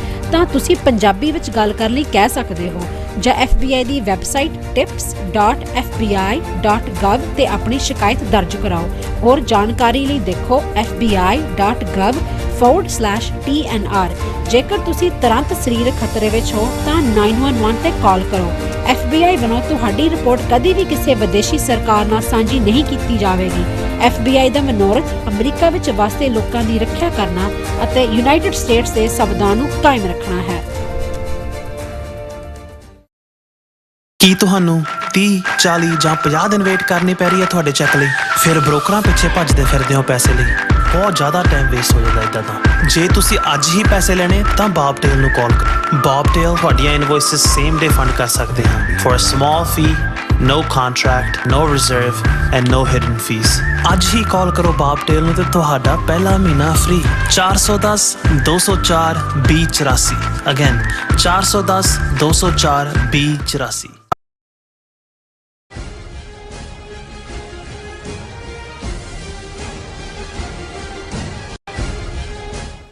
viewers welcome back to programme. Viewers ਗੱਲਬਾਤ ਕਰਨ ਜਾ ਰਹੇ ਹਾਂ ਕਿ ਪ੍ਰੈਜ਼ੀਡੈਂਟ ਟਰੰਪ ਨੇ ਪਾਕਿਸਤਾਨ ਦੇ ਫੌਜੀ ਮੁਖੀ ਜਿਹੜੇ 5 ਰੋਜ਼ਾ ਅਮਰੀਕਾ ਦੌਰੇ ਤੇ ਹਨ ਉਹਨਾਂ ਨੂੰ ਵਾਈਟ ਹਾਊਸ ਵਿੱਚ ਲੰਚ ਦੀ ਖਾਸ ਦਾਵਤ ਦਿੱਤੀ ਹੈ। ਔਰ ਬਾਅਦ ਵਿੱਚ ਮੀਡੀਆ ਨਾਲ ਗੱਲਬਾਤ ਕਰਦਿਆਂ ਪ੍ਰੈਜ਼ੀਡੈਂਟ ਟਰੰਪ ਨੇ ਜਨਰਲ ਆਸਮ ਮੁਨੀਰ ਦੀ ਰੱਜ ਕੇ ਤਾਰੀਫ ਕੀਤੀ ਹੈ। ਸੋ ਇਸ ਖਬਰ ਨੂੰ ਲੈ ਕੇ ਭਾਰਤ ਵਿੱਚ ਬੜਾ ਤਹਿਲਕਾ ਮਚਿਆ ਹੋਇਆ ਤੇ ਬਹੁਤ ਘਬਰਾਹਟ ਵਾਲਾ ਮਾਹੌਲ ਹੈ। ਸੋ ਇਸ ਬਾਰੇ ਆਪਾਂ ਗੱਲਬਾਤ ਕਰਨ ਜਾ ਰਹੇ ਹਾਂ। ਸੋ ਅਸੀਂ ਚਾਹਾਂਗੇ ਕਿ ਤੁਸੀਂ ਇਸੇ ਤਰ੍ਹਾਂ ਬੜੇ ਰਹਿਣਾ। ਦੇਖਣ ਸੁਣ ਲਈ ਜਾਂ ਲਿਖਣ ਲਈ ਤੁਹਾਡਾ ਸਭ ਦਾ ਬਹੁਤ ਬਹੁਤ ਧੰਨਵਾਦ ਜੀ। ਡਾਕਟਰ ਸਾਹਿਬ ਕੀ ਵਿਚਾਰ ਨੇ? ਦੇਖੋ, ਜਿਵੇਂ ਅਕਸਰ ਸਿਆਸਤ ਬਾਰੇ ਕਿਹਾ ਜਾਂਦਾ ਹੈ ਵੀ ਕੋਈ ਵੀ ਪੱਕਾ ਦੋਸਤ ਔਰ ਦੁਸ਼ਮਣ ਨਹੀਂ ਹੁੰਦਾ, ਪੱਕੇ ਹਿੱਤ ਹੁੰਦੇ ਨੇ। ਅੱਛਾ। ਇਹਦੇ 'ਚ ਕੋਈ ਸ਼ੱਕ ਨਹੀਂ ਹੈ ਕਿ ਪੋਸਟ 47 ਜਦੋਂ ਦੁਨੀਆ ਦੇ ਵਿੱਚ ਬਾਈਪੋਲਰ ਵਰਲਡ ਸੀ, ਦੋ ਗੁੱਟ ਸੀ ਤੇ ਪਾਕਿਸਤਾਨ ਮੁਕੰਮਲ ਤੌਰ ਦੇ ਉੱਤੇ ਜਿਹੜਾ ਉਹ ਅਮਰੀਕਾ ਦੇ ਕੈਂਪ ਦੇ ਵਿੱਚ ਸੀ। ਬਗਦਾਦ ਪੈਕਟ ਵੀ ਸਾਈਨ ਕੀਤਾ ਹੈ ਔਰ ਅਮਰੀਕਨ ਸਿਸਟਮ, ਹਾਲਾਂਕਿ ਇਹ ਪਾਕਿਸਤਾਨ ਦੀ ਕਾਮਯਾਬੀ ਰਹੀ ਲੇਟਰ ਔਨ ਜ਼ੁਲਫਿਕਾਰ ਅਲੀ ਭੁੱਟੋ ਦੇ ਜ਼ਮਾਨੇ 'ਚ ਕਿ ਚਾਈਨਾ ਦੇ ਨਾਲ ਵੀ ਦੋਸਤਾਨਾ ਸੰਬੰਧ ਪਾਕਿਸਤਾਨ ਦੇ ਜਿਹੜੇ ਡਿਵੈਲਪ ਹੋਏ ਉਸ ਪੀਰੀਅਡ 'ਚ ਰਾਦਰ ਅਮਰੀਕਾ ਨੂੰ ਚਾਈਨਾ ਤੱਕ ਰੁਸਵਾਈ ਵੀ, ਜਿਹੜੀ ਮੀਟਿੰਗ ਪ੍ਰੈਜ਼ੀਡੈਂਟ ਨਿਕਸਨ ਦੀ ਜਿਹੜੀ ਮਾਓ ਜ਼ੇਤੁੰਗ ਨਾਲ ਹੋਈ, ਜਾਂ ਅਮਰੀਕਾ ਚੀਨ ਸਬੰਧ ਬਣੇ, ਉਸ ਦੇ ਵਿੱਚ ਪਾਕਿਸਤਾਨ ਦਾ ਹੀ ਮੇਨ ਰੋਲ ਸੀ। ਹੈਨਰੀ ਕਿਸਿੰਜਰ ਉਹਦੇ ਨਿਕਸਨ ਦੇ ਸੈਕਟਰੀ ਆਫ ਸਟੇਟ ਸਨ, ਔਰ ਇਵੇਂ ਚੀਨ ਦੀ ਰੈਕਗਨੀਸ਼ਨ ਵੀ ਅਮਰੀਕਾ ਵੱਲੋਂ ਹੋਈ। ਗਲੋਬਲ ਸਟੇਜ ਤੇ ਯੂਐਨ ਸਿਕਿਉਰਿਟੀ ਕਾਉਂਸਲ 'ਚ ਵੀ ਚਾਈਨਾ ਆਇਆ, ਔਰ ਅਸੀਂ ਦੇਖਦੇ ਹਾਂ ਕਿ ਅੱਜ ਚਾਈਨਾ ਅਮਰੀਕਾ ਤੋਂ ਬਾਅਦ ਦੂਸਰੀ ਵੱਡੀ ਮਿਲਟਰੀ ਔਰ ਇਕਨੋਮਿਕਲ ਪਾਵਰ ਬਣ ਕੇ ਉੱਭਰਿਆ। ਲੇਕਿਨ ਉਸ ਸਟੇਜ ਦੇ ਉੱਤੇ ਪੋਲਸ ਅਪਾਰਟ ਸੀ, ਔਰ ਪਾਕਿਸਤਾਨ ਦਾ ਬਹੁਤ ਵੱਡਾ ਰੋਲ ਸੀ ਅਮਰੀਕਾ ਨੂੰ ਚੀਨ ਦੇ ਨੇੜੇ ਲਿਆਉਣ ਦੇ ਵਿੱਚ। ਔਰ ਇਸ ਸਾਰੇ ਦੇ ਚੱਲਦਿਆਂ ਜਿਹੜੀ ਈਵਨ ਆਰਮਾਮੈਂਟ ਇਕਵਿਪਮੈਂਟ ਵੀ, ਜੇ ਪਾਕਿਸਤਾਨੀ ਫੌਜ ਦੀ ਹੁਣ ਤੋਂ ਕੁਝ ਵਰੇ ਪਹਿਲਾਂ ਤੱਕ ਦੇਖਿਆ ਜਾਏ, ਜਦੋਂ ਕਿ ਚੀਨ ਵੱਲ ਜ਼ਿਆਦਾ ਝੁਕਾਅ, ਐਟਲੀਸਟ ਜਦੋਂ ਚਾਈਨਾ ਪਾਕਿਸਤਾਨ ਇਕਨੋਮਿਕਲ ਕੋਰੀਡੋਰ ਬਣਦਾ, ਜਾਂ ਅਮਰੀਕਾ ਨੇ ਪਾਕਿਸਤਾਨ ਨੂੰ ਡੀਹਾਈਫਨੇਟ ਕਰਕੇ ਇੰਡੀਆ ਵੱਲ ਪੋਸਟ 9/11 ਝੁਕਾਅ ਹੁੰਦਾ ਚਲਾ ਗਿਆ, ਔਰ ਨਤੀਜੇ ਦੇ ਤੌਰ ਤੇ ਪਾਕਿਸਤਾਨ ਨੂੰ ਆਲਮੋਸਟ ਇਕਨੋਮਿਕਲੀ ਵੀ ਉਹ ਵਰਲਡ ਬੈਂਕ ਹੋਏ, IMF ਹੋਏ, ਦੂਸਰਾ ਹੋਏ, ਹਾਰਡਸ਼ਿਪਸ ਆਈਆਂ, ਔਰ ਉਸ ਦੇ ਉੱਤੇ ਪਾਬੰਦੀਆਂ ਦਾ ਸਿਲਸਿਲਾ ਵੀ। ਪ੍ਰੈਸਲਰ ਅਮੈਂਡਮੈਂਟ ਤਾਂ ਦੋਨਾਂ ਤੇ ਲੱਗੀ ਸੀ ਜਦੋਂ 1998 'ਚ ਦੋਨਾਂ ਭਾਰਤ ਪਾਕਿਸਤਾਨ ਨੇ ਨਿਊਕਲੀਅਰ ਧਮਾਕੇ ਕੀਤੇ, ਲੇਕਿਨ ਇੰਡੀਆ ਨੂੰ ਆਫ ਦਾ ਹੁੱਕ ਕਰ ਦਿੱਤਾ ਨਿਊਕਲੀਅਰ ਸਪਲਾਇਰ ਗਰੁੱਪ 'ਚੋਂ ਵੀ, ਔਰ ਦੂਸਰੇ ਪਾਕਿਸਤਾਨ ਨੂੰ ਈਵਨ ਜਿਹੜੇ F-16 ਵੇਚੇ ਹੋਏ ਸੀ ਅਮਰੀਕਾ ਨੇ, ਉਹਦੀ ਰਿਪੇਅਰ ਜਾਂ ਦੂਜੇ ਲਈ ਵੀ ਸਪੇਅਰ ਪਾਰਟਸ ਦੇਣ ਦੇ ਵਿੱਚ ਬਹੁਤ ਸਾਰੀਆਂ ਰੁਕਾਵਟਾਂ ਰਹੀਆਂ। ਔਰ ਇਹ ਸਾਰਾ ਪਾਰਟ ਜਿਹੜਾ ਹੈ, ਔਰ ਇਹਦੇ ਬਾਵਜੂਦ 9/11 ਤੋਂ ਬਾਅਦ ਪਾਕਿਸਤਾਨ ਅਗੇਨ ਅਮਰੀਕਾ ਦੇ ਖੈਮੇ 'ਚ ਆਇਆ, ਔਰ ਜੋ ਜੰਗ ਅਫਗਾਨਿਸਤਾਨ ਦੇ ਵਿੱਚ 20 ਸਾਲ ਨੈਟੋ ਬੈਠੀ ਰਹੀ ਹੈ, ਉੱਥੇ ਫੌਜਾਂ ਨੈਟੋ ਦੀਆਂ ਅਮਰੀਕਾ ਦੀਆਂ, ਪਾਕਿਸਤਾਨ ਤਾਂ ਨੈਟੋ ਜਾਂ ਅਮਰੀਕਾ ਦੇ ਨਾਲ ਹੀ ਸੀ। ਲੇਕਿਨ ਇੱਕ ਸ਼ੱਕ ਸ਼ੁਬਾ ਵੀ, ਔਰ ਇੱਕ ਉਸਾਮਾ ਦਾ ਪਾਕਿਸਤਾਨ 'ਚ ਹੋਣਾ, ਕੁਝ ਸਾਲ ਬਾਅਦ ਉਹਦਾ ਬਿਲਕੁਲ ਉੱਥੇ ਹੀ ਮਾਰਿਆ ਜਾਣਾ, ਔਰ ਦੂਸਰਾ ਇਸ ਸਾਰੇ ਨੇ, ਔਰ ਭਾਰਤ ਦਾ ਇੰਡੀਆ ਨੂੰ ਐਜ਼ ਏ ਬੁਲਵਾਕ ਚਾਈਨਾ ਦੇ ਖਿਲਾਫ ਡਿਵੈਲਪ ਕਰਨ ਦੀ ਲਾਈਨ ਨੇ ਇਹ ਜਿਹੜਾ ਪ੍ਰਭਾਵ ਦਿੱਤਾ, ਔਰ ਜਿਹੜਾ ਕਾਫੀ ਹੱਦ ਤੱਕ ਠੀਕ ਵੀ ਸੀ। ਔਰ ਬਾਈਡਨ ਪੀਰੀਅਡ ਦੇ ਵਿੱਚ ਤਾਂ ਬਾਈਡਨ ਨੇ ਇੱਕ ਕਾਲ ਵੀ ਈਵਨ ਇਮਰਾਨ ਖਾਨ ਨੂੰ ਨਹੀਂ ਕੀਤੀ, ਜਿਹੜੀ ਕਿ ਐਕਸਪੈਕਟਡ ਹੁੰਦੀ ਹੈ ਜਦੋਂ ਹੈਡ ਆਫ ਦਾ ਸਟੇਟ ਜਾਂ ਕੋਈ ਆਂਦਾ ਹੈ, ਔਰ ਇਹ ਹਿਊਮਿਲੇਟਿੰਗ ਲਾਈਨ ਜਿਹੜੀ ਹੈ ਉਹ ਬਣਦੀ ਚਲੀ ਗਈ। ਹੁਣ ਇਹ ਜਿਹੜਾ ਸਾਰਾ ਵਰਤਾਰਾ ਹੈ ਟਰੰਪ ਦੀ ਇਸ ਦੂਸਰੀ ਟਰਮ ਦੇ ਵੇਲੇ ਬਹੁਤ ਕੁਝ ਬਦਲਿਆ ਹੈ, ਔਰ ਇਹਨਾਂ ਦਿਨਾਂ ਦੇ ਵਿੱਚ ਅਸੀਂ ਦੇਖਿਆ ਕਿ ਜਿੱਥੇ ਅਸੀਂ ਜ਼ਿਕਰ ਕਰਕੇ ਹਟੇ ਹਾਂ ਕਿ 4 ਰੋਜ਼ਾ ਭਾਰਤ ਪਾਕਿਸਤਾਨ ਕਨਫਲਿਕਟ ਜਿਹੜਾ ਡਰੋਨ ਔਰ ਮਿਸਲ ਕਨਫਲਿਕਟ ਸੀ, ਉਸ ਦੌਰਾਨ ਪ੍ਰੈਜ਼ੀਡੈਂਟ ਟਰੰਪ ਨੇ ਆਪਣਾ ਜਿਹੜਾ ਇਨਫਲੂਐਂਸ ਯੂਜ਼ ਕਰਕੇ ਜਿਹੜਾ ਉਹ ਸੀਜ਼ ਫਾਇਰ ਕਰਵਾਇਆ, ਜਿਹਦਾ 13-14 ਵਾਰ ਉਹ ਦਾਅਵਾ ਕਰ ਚੁੱਕੇ ਨੇ। ਭਾਵੇਂ ਮੋਦੀ ਨੇ ਅਜੇ ਬੀਤੇ ਕੱਲ੍ਹ ਉਹਨੇ ਕਿਹਾ ਜੀ 35 ਮਿੰਟ ਦੀ ਗੱਲਬਾਤ ਹੋਈ ਮੋਦੀ ਔਰ ਟਰੰਪ ਦੀ, ਉਹਨਾਂ ਨੇ ਕਿਹਾ ਨਹੀਂ ਅਸੀਂ ਤਾਂ ਦੋਨੋਂ ਇੰਡੀਆ ਪਾਕਿਸਤਾਨ ਦੇ ਫੌਜੀ ਜਿਹੜੇ ਨੇ ਹੈੱਡ, ਉਹਨਾਂ ਨੇ ਹੀ ਗੱਲਬਾਤ ਕੀਤੀ, ਔਰ ਪਾਕਿਸਤਾਨ ਦੀ ਜਿਹੜੀ ਹੈ ਉਹ ਮੰਗ ਦੇ ਉੱਤੇ ਹੀ ਸੀਜ਼ ਫਾਇਰ ਹੋਇਆ। ਲੇਕਿਨ ਟਰੰਪ ਨੇ ਨਾਲ ਦੀ ਨਾਲ, ਜਿੱਥੇ ਉਹਨਾਂ ਨੇ ਪਹਿਲਾ ਪਾਰਟ ਤਾਂ ਇਹ ਸੀ ਕਿ ਇਹੀ ਇੱਕ ਯੂਨੀਕ ਕਾਰਨਰ ਸੀ ਕਿ ਅਮਰੀਕਨ ਆਰਮੀ ਦੇ 250 ਸਾਲਾ ਸਥਾਪਨਾ ਦਿਵਸ ਐਸਟੈਬਲਿਸ਼ਮੈਂਟ ਡੇ ਦੇ ਮੌਕੇ, ਜਿਹੜਾ ਦਿਨ ਕਿ ਪ੍ਰੈਜ਼ੀਡੈਂਟ ਟਰੰਪ ਦਾ ਬਰਥਡੇ ਵੀ ਸੀ, ਸਪੈਸ਼ਲ ਪੈਰੇਡ ਦੇ ਲਈ ਜਿਹੜਾ ਉਹ ਪਾਕਿਸਤਾਨ ਦੇ ਫੌਜੀ ਮੁਖੀ ਨੂੰ ਜਿਹੜੇ 5 ਸਟਾਰ ਜਨਰਲ ਨੇ ਆਸਮ ਮੁਨੀਰ ਫੀਲਡ ਮਾਰਸ਼ਲ, ਉਹਨਾਂ ਨੂੰ ਇਨਵਾਈਟ ਕੀਤਾ ਸੀ। ਸੋ ਬਹੁਤਿਆਂ ਨੂੰ ਲੱਗਦਾ ਸੀ ਕਿ ਵੀ ਪਹਿਲਾਂ ਤਾਂ ਇਹ ਵੀ ਇੱਕ ਚੁਭਵੀਂ ਗੱਲ ਸੀ ਇੰਡੀਅਨ ਮੀਡੀਆ 'ਚ, ਇਸ ਦਾ ਬੜਾ ਰੌਲਾ ਸੀ ਕਿ ਜੀ ਦੇਖੋ ਆਸਮ ਮੁਨੀਰ ਨੂੰ ਖਾਸ ਤੌਰ ਤੇ ਉਸ ਪੈਰੇਡ ਸ਼ਮੂਲੀਅਤ ਲਈ ਸੱਦਿਆ ਅਮਰੀਕਾ ਨੇ। ਲੇਕਿਨ ਜਿਹੜੀ ਗੱਲ ਨੇ ਹੁਣ ਉਹਨਾਂ ਨੂੰ ਜਿਟਰੀ ਨਹੀਂ ਕੀਤਾ, ਰਾਦਰ ਪੁੱਠਿਆਂ ਕੀਤਾ ਹੋਇਆ, ਜਾਂ ਕਈਆਂ ਨੂੰ ਤਾਂ ਜਿਹੜੇ ਆ ਉਹ ਬੇਹੋਸ਼ ਕੀਤਾ ਹੋਇਆ ਕਿ ਫੌਜੀ chief field marshal awesome Munir ਨੂੰ ਪ੍ਰੈਜ਼ੀਡੈਂਟ ਟਰੰਪ ਨੇ ਲੰਚ ਦੇ ਲਈ ਵਾਈਟ ਹਾਊਸ ਦੇ ਵਿੱਚ ਇਨਵਾਈਟ ਕੀਤਾ। ਹਾਲਾਂਕਿ ਪ੍ਰੈਸ ਦੇ ਲਈ ਉਹ ਬੰਦ ਸੀ, ਉਹਦੇ 'ਚ 2 ਘੰਟੇ ਆਲਮੋਸਟ ਉਹ ਮੀਟ ਚੱਲੀ। ਇਸ ਦੀ ਰਿਪੋਰਟਿੰਗ ਹੁਣ ਮੀਡੀਆ ਦੇ ਸਾਹਮਣੇ, ਕਿਉਂਕਿ ਉਸ ਤੋਂ ਬਾਅਦ ਆਫਟਰ ਦਾ ਮੀਟ ਜਿਵੇਂ ਟਰੰਪ ਨੇ ਮੀਡੀਆ ਨੂੰ ਬਰੀਫ ਕੀਤਾ, ਉਸ ਤੋਂ ਅਸੀਂ ਅੰਦਾਜ਼ਾ ਲਾ ਸਕਦੇ ਹਾਂ ਕਿ ਆਸਮ ਮੁਨੀਰ ਦੇ ਨਾਲ ਇਹ ਜਿਹੜੀ ਮੁਲਾਕਾਤ ਹੈ ਇਹ ਬਹੁਤ ਕਾਮਯਾਬ ਰਹੀ। ਇਸ ਦੇ ਉੱਤੇ ਵੀ ਅਸੀਂ ਗੱਲ ਕਰਾਂਗੇ ਕਿ ਆਸਰ ਆਈਆਂ ਹੀ ਨੇ ਕਿ ਵੀ ਇਹ ਇਸ ਮੌਕੇ ਦੇ ਉੱਤੇ, ਔਰ ਇਹ ਵੀ ਪਾਕਿਸਤਾਨ ਦੀ ਹਿਸਟਰੀ 'ਚ ਪਹਿਲੀ ਵਾਰ ਹੁਣ ਆਸਮ ਮੁਨੀਰ ਫੌਜੀ ਚੀਫ ਨੇ ਫੀਲਡ ਮਾਰਸ਼ਲ ਜਿਹੜੇ ਆ ਉਹ ਤਹਿ ਜ਼ਿੰਦਗੀ ਹੋਣਗੇ, ਲੇਕਿਨ ਉਹ ਪਾਕਿਸਤਾਨ ਦੇ ਪ੍ਰੈਜ਼ੀਡੈਂਟ ਜਾਂ ਪ੍ਰਾਈਮ ਮਿਨਿਸਟਰ ਨਹੀਂ ਨੇ। ਹੁਣ ਤੱਕ ਇਹ ਠੀਕ ਹੈ ਅਯੂਬ ਖਾਨ ਔਰ ਜ਼ਿਆਉਲ ਹਕ ਔਰ ਮੁਸ਼ਰਫ ਉਹ ਆਉਂਦੇ ਰਹੇ, ਉਹਨਾਂ ਦੇ ਨਾਲ 1-to-1 ਮੀਟਸ ਵੀ ਹੁੰਦੀਆਂ ਰਹੀਆਂ ਨੇ, ਔਨ ਇਨਵੀਟੇਸ਼ਨ ਆਏ, ਲੇਕਿਨ ਉਹ ਇਕੱਲੇ ਫੌਜੀ ਚੀਫ ਨਹੀਂ ਸਨ, ਨਾਲ ਉਹ ਪ੍ਰੈਜ਼ੀਡੈਂਟ ਜਾਂ ਪ੍ਰਾਈਮ ਮਿਨਿਸਟਰ ਵਟਐਵਰ ਪ੍ਰੈਜ਼ੀਡੈਂਟ ਦੇ ਨਾਤੇ ਉਹਨਾਂ ਨੇ ਆਪਣੇ ਆਪ ਨੂੰ ਲੋਕਾਂ ਤੋਂ ਫਤਵਾ ਲਿਆ ਹੋਇਆ ਸੀ। ਸੋ ਇਹ ਪਹਿਲੀ ਵਾਰ ਹੀ ਹੋਇਆ ਕਿ ਕਿਸੇ ਫੌਜੀ ਚੀਫ ਨੂੰ ਪਾਕਿਸਤਾਨ ਦੇ, ਜਿਹੜਾ ਕਿ ਕੋਈ ਹੈਡ ਆਫ ਦਾ ਸਟੇਟ ਨਹੀਂ ਹੈ, ਕੋਈ ਸਿਵਲੀਅਨ ਉਹਦੇ ਜਿਹੜਾ ਉਹਦਾ ਰੁਤਬਾ ਨਹੀਂ ਹੈ, ਉਸ ਨੂੰ ਇਨਵਾਈਟ ਕੀਤਾ ਹੋਏ। ਔਰ ਇਹ ਆਪਣੇ ਆਪ ਦੇ ਵਿੱਚ ਇਸ ਦੇ ਉੱਤੇ ਕਿਆ ਸਰਾਈਆਂ ਨੇ। ਇੰਡੀਆ 'ਚ ਤਾਂ ਜਿਵੇਂ ਮੈਂ ਕਿਹਾ ਵੀ ਉਹ ਤਾਂ ਮਦਹੋਸ਼ ਬੇਹੋਸ਼ ਹੋਣ ਵਾਲੇ ਨੇ, ਲੇਕਿਨ ਜਿਹੜੇ ਜਾਣਕਾਰ ਹਲਕੇ ਵੀ ਨੇ ਵੀ ਇਹ ਟਾਈਮਿੰਗ ਜਿਹੜੀ ਹੈ ਇਸ 'ਚ, ਕਿਉਂਕਿ ਇਨਵਾਈਟ ਤਾਂ ਜ਼ਾਹਰ ਹੈ ਪਹਿਲਾਂ ਭੇਜਿਆ ਹੋਏਗਾ, ਔਰ ਇਹ ਵੀ ਜੇ ਇਜ਼ਰਾਈਲ ਨੇ ਈਰਾਨ ਦੇ ਉੱਤੇ ਧਾਵਾ ਬੋਲਿਆ ਜਦੋਂ 60 ਦਿਨ ਅਜੇ ਮੁੱਕੇ ਨਹੀਂ ਸੀ, 2 ਦਿਨ ਰਹਿੰਦੇ ਸੀ ਗੁਫ਼ਤਗੂ, ਅਜੇ ਈਰਾਨ ਨੂੰ ਲੱਗਦਾ ਸੀ ਕਿ ਉਹਨੂੰ ਉਲਝਾਇਆ ਹੋਇਆ ਸੀ ਗੱਲਬਾਤ, ਤੇ ਉਸ ਤੋਂ ਪਹਿਲਾਂ ਇਨਵਾਈਟ ਕੀਤਾ ਹੋਇਆ ਸੀ। ਹੁਣ ਬਹੁਤਿਆਂ ਦਾ ਇਹ ਸੀ ਕਿ ਕਿਉਂਕਿ ਦੇਖੋ ਈਰਾਨ ਦੇ ਨਾਲ ਪਾਕਿਸਤਾਨ ਦਾ ਬਾਰਡਰ ਵੀ ਲੱਗਦਾ ਹੈ, ਪਾਕਿਸਤਾਨ ਦੀ ਆਪਣੀ ਪੋਪੂਲੇਸ਼ਨ ਜੇ ਮੈਂ ਗਲਤ ਨਾ ਹੋਵਾਂ ਤਾਂ 20% ਦੇ ਕਰੀਬ ਸ਼ੀਆ ਕਿਉਂਕਿ ਈਰਾਨ ਜਿਹੜਾ ਸ਼ੀਆ ਇਸਲਾਮ ਨੂੰ ਫੋਲੋ ਕਰਨ ਵਾਲੇ ਨੇ ਉਹਨਾਂ ਦੀ ਮੈਜੋਰਿਟੀ ਹੈ ਜਾਂ ਉਹਨਾਂ ਦਾ ਮੁਲਕ ਹੈ ਕਿ ਵੀ, ਔਰ ਫਿਰ ਪਾਕਿਸਤਾਨ ਇੱਕੋ ਇੱਕ ਨਿਊਕਲੀਅਰ ਪਾਵਰ ਹੈ ਸਾਰੇ ਇਸਲਾਮਿਕ ਵਰਲਡ ਦੇ ਵਿੱਚ।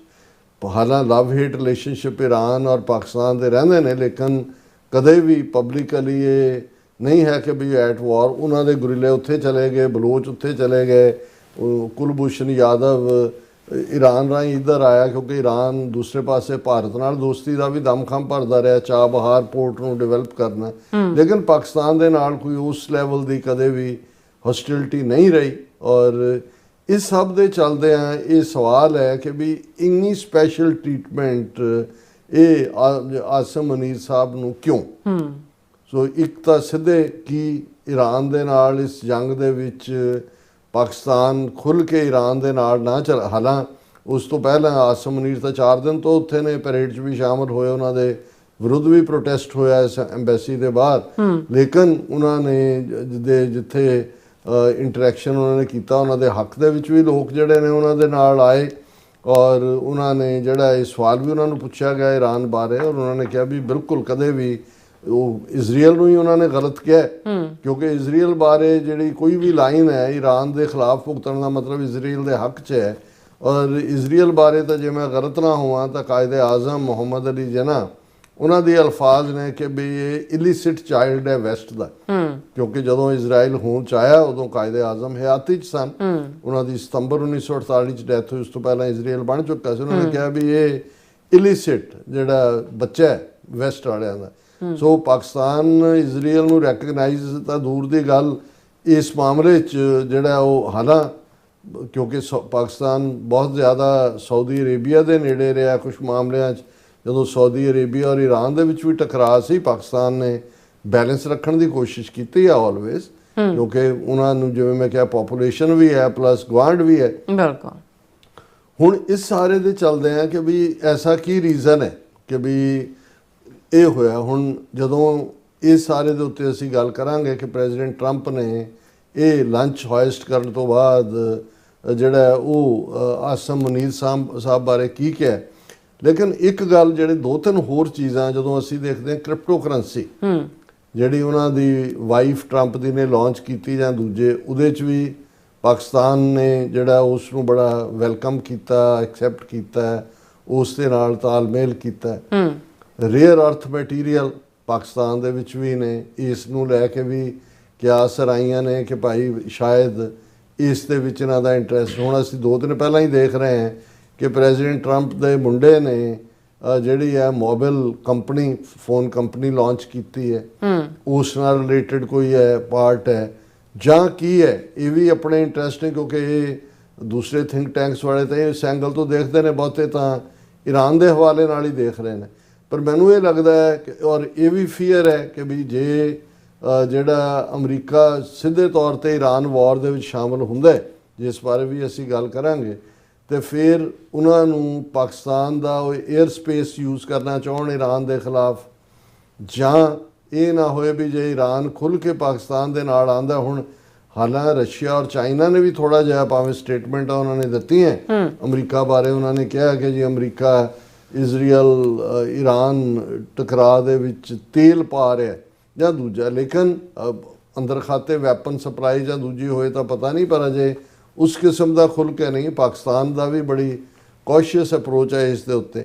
ਲੇਕਿਨ ਇਸ ਗੱਲ 'ਚ ਕੋਈ ਸ਼ੱਕ ਨਹੀਂ ਹੈ ਕਿ ਈਵਨ ਆਸਮ ਮੁਨੀਰ ਨੂੰ ਇਨਵਾਈਟ ਕਰਨਾ ਕਿਉਂਕਿ ਜਦੋਂ ਇੰਡੀਅਨ ਡੈਲੀਗੇਸ਼ਨ ਆਇਆ ਉਸ 4 ਰੋਜ਼ਾ ਮਿਸਲ ਡਰੋਨ ਅਟੈਕ ਤੋਂ, ਉਹਨਾਂ ਦੀ ਸਪੈਸ਼ਲ ਮੀਟਿੰਗ ਵਾਈਸ ਪ੍ਰੈਜ਼ੀਡੈਂਟ ਦੇ ਨਾਲ ਹੋਈ, ਮਿਸਟਰ ਵੈਂਸ ਨਾਲ।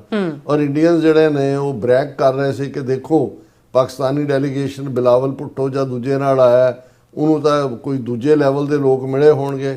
ਸਾਡੀ ਡੈਲੀਗੇਸ਼ਨ ਦੀ ਮੀਟਿੰਗ ਤਾਂ ਜਿਹੜੀ ਹੈ ਉਹ ਵਾਈਸ ਪ੍ਰੈਜ਼ੀਡੈਂਟ ਨਾਲ ਹੋਈ। ਉਹ ਤਾਂ ਭਾਈ ਤੁਹਾਡਾ ਜਵਾਈ ਆ ਹੁਣ ਊਸ਼ਾ ਬੀਬੀ ਦਾ, ਉਹਨੂੰ ਜਦੋਂ ਮਰਜ਼ੀ ਤੁਸੀਂ ਮਿਲ ਲਓ। ਤਾਂ ਉੱਥੇ ਹੀ ਸੀ ਇੰਡੀਆ ਜਦੋਂ ਤੁਸੀਂ ਅਟੈਕ ਕੀਤਾ ਪਾਕਿਸਤਾਨ ਦੇ ਉੱਤੇ। ਪਰ ਹੁਣ ਜਦੋਂ ਇਹ ਹੈ ਕਿ ਵੀ ਇਹ ਸਪੈਸ਼ਲ ਆਰਮੀ ਚੀਫ ਜਿਹਨੂੰ ਇਹਨਾਂ ਨੇ ਇੱਕ ਡੈਵਲ ਬਣਾਇਆ ਹੋਇਆ ਕਿ ਜੀ ਇਹ ਤਾਂ ਬਿਲਕੁਲ ਇਹ ਕੁਰਾਨ ਇਹਨੂੰ ਯਾਦ ਹੈ ਔਰ ਇਹ ਨਫ਼ਰਤ ਇੰਡੀਆ ਦੇ ਲਈ, ਔਰ ਇਹਨੇ ਫਲਾਂ ਬਿਆਨ ਦਿੱਤਾ। ਪਹਿਲਗਾਮ ਐਕਸ਼ਨ ਹੀ ਜਿਹੜਾ ਉਹ ਮਨੀਰ ਸਾਹਿਬ ਨੇ ਖੁਦ ਕੀਤਾ, ਕਰਵਾਇਆ। ਤੇ ਉਸ ਹਵਾਲੇ ਨਾਲ ਜਦੋਂ ਪ੍ਰੈਜ਼ੀਡੈਂਟ ਟਰੰਪ ਇਨਵਾਈਟ ਕਰਦੇ ਨੇ, ਔਰ ਹੁਣ ਮੈਂ ਗੱਲ ਕਰਾਂਗਾ ਕਿ ਵੀ ਪ੍ਰੈਜ਼ੀਡੈਂਟ ਟਰੰਪ ਕਹਿ ਰਹੇ ਨੇ ਕਿ ਜੀ ਮੇਰੇ ਲਈ ਇਹ ਵੱਡਾ, I was honoured to meet field marshal Munir today, ਕਿ ਮੇਰੇ ਲਈ ਵੱਡੇ ਫਖਰ ਵਾਲੀ ਗੱਲ ਹੈ ਕਿ ਮੈਂ ਫੀਲਡ ਮਾਰਸ਼ਲ ਆਸਮ ਮੁਨੀਰ ਨੂੰ ਮਿਲਿਆ। ਔਰ ਇਹ ਜਿਹੜੀ ਈਵਨ ਮੀਟਿੰਗ ਹੈ ਇਸ ਦੀ ਪਹਿਲਾਂ ਲਿਸਟਿੰਗ ਆਫੀਸ਼ੀਅਲ ਸਕੈਜੂਲ ਦੇ ਵਿੱਚ ਕੀਤੀ ਗਈ ਸੀ। ਕੈਬਨਿਟ ਰੂਮ ਦੇ ਵਿੱਚ ਇਹ ਮੀਟਿੰਗ ਹੋਈ, ਲਗਭਗ 2 ਘੰਟੇ ਚੱਲੀ। ਇਹ ਇੱਕ ਪਾਸੇ ਤਾਂ ਜ਼ਾਹਰ ਹੈ ਪਾਕਿਸਤਾਨ ਦੇ ਲਈ ਇੱਕ ਡਿਪਲੋਮੈਟਿਕ ਵਿਕਟਰੀ ਹੈ, ਪਰ ਜਿਵੇਂ ਮੈਂ ਕਿਹਾ ਵੀ ਇਹ ਜਿਹੜੀ ਅਨਸਰਟਨਟੀ ਹੈ ਵੀ ਇਹਦਾ ਮਕਸਦ ਕੀ ਹੋ ਸਕਦਾ ਹੈ। ਔਰ ਇਸ ਬਾਰੇ ਈਵਨ ਉਹਨਾਂ ਨੂੰ ਵੀ ਪ੍ਰੈਜ਼ੀਡੈਂਟ ਟਰੰਪ ਨੂੰ ਪੁੱਛਿਆ ਗਿਆ। When questioned about the meeting in an interaction with the media later Trump said I was honoured to meet him, ਕਿ ਮੇਰੇ ਲਈ ਵੱਡੇ ਭਾਗ ਨੇ ਕਿ ਵੀ ਮੈਂ ਫੀਲਡ ਮਾਰਸ਼ਲ ਮੁਨੀਰ ਨੂੰ ਮਿਲਿਆ।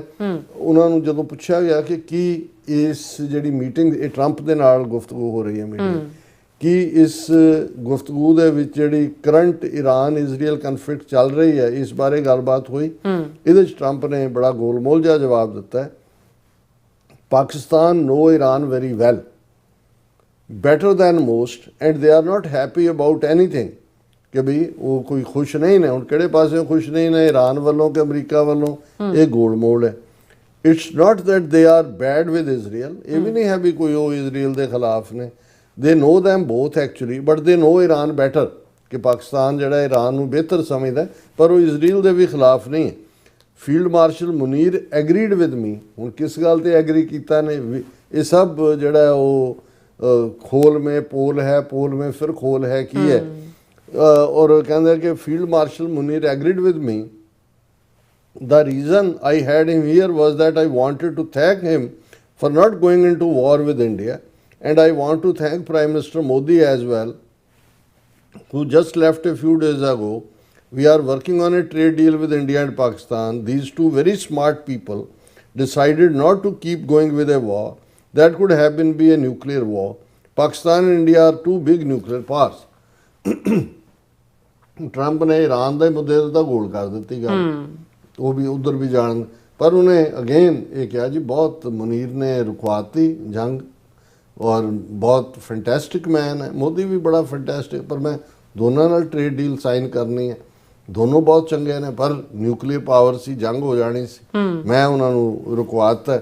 ਇਹ ਉਹਨਾਂ ਦਾ ਜਿਹੜਾ ਉਹਨਾਂ ਨੇ ਕਿਹਾ ਕਿ ਵੀ ਇਹ ਮੈਂ ਤਾਂ ਉਹਨੂੰ ਸੱਦਿਆ ਮੁਨੀਰ ਨੂੰ ਥੈਂਕ ਕਰਨ ਦੇ ਲਈ ਕਿ ਵੀ ਤੁਸੀਂ ਜੰਗ ਰੋਕੀ, ਔਰ ਮੈਂ ਤੁਹਾਡਾ ਸ਼ੁਕਰੀਆ ਅਦਾ ਕਰਨਾ ਚਾਹੁੰਦਾ।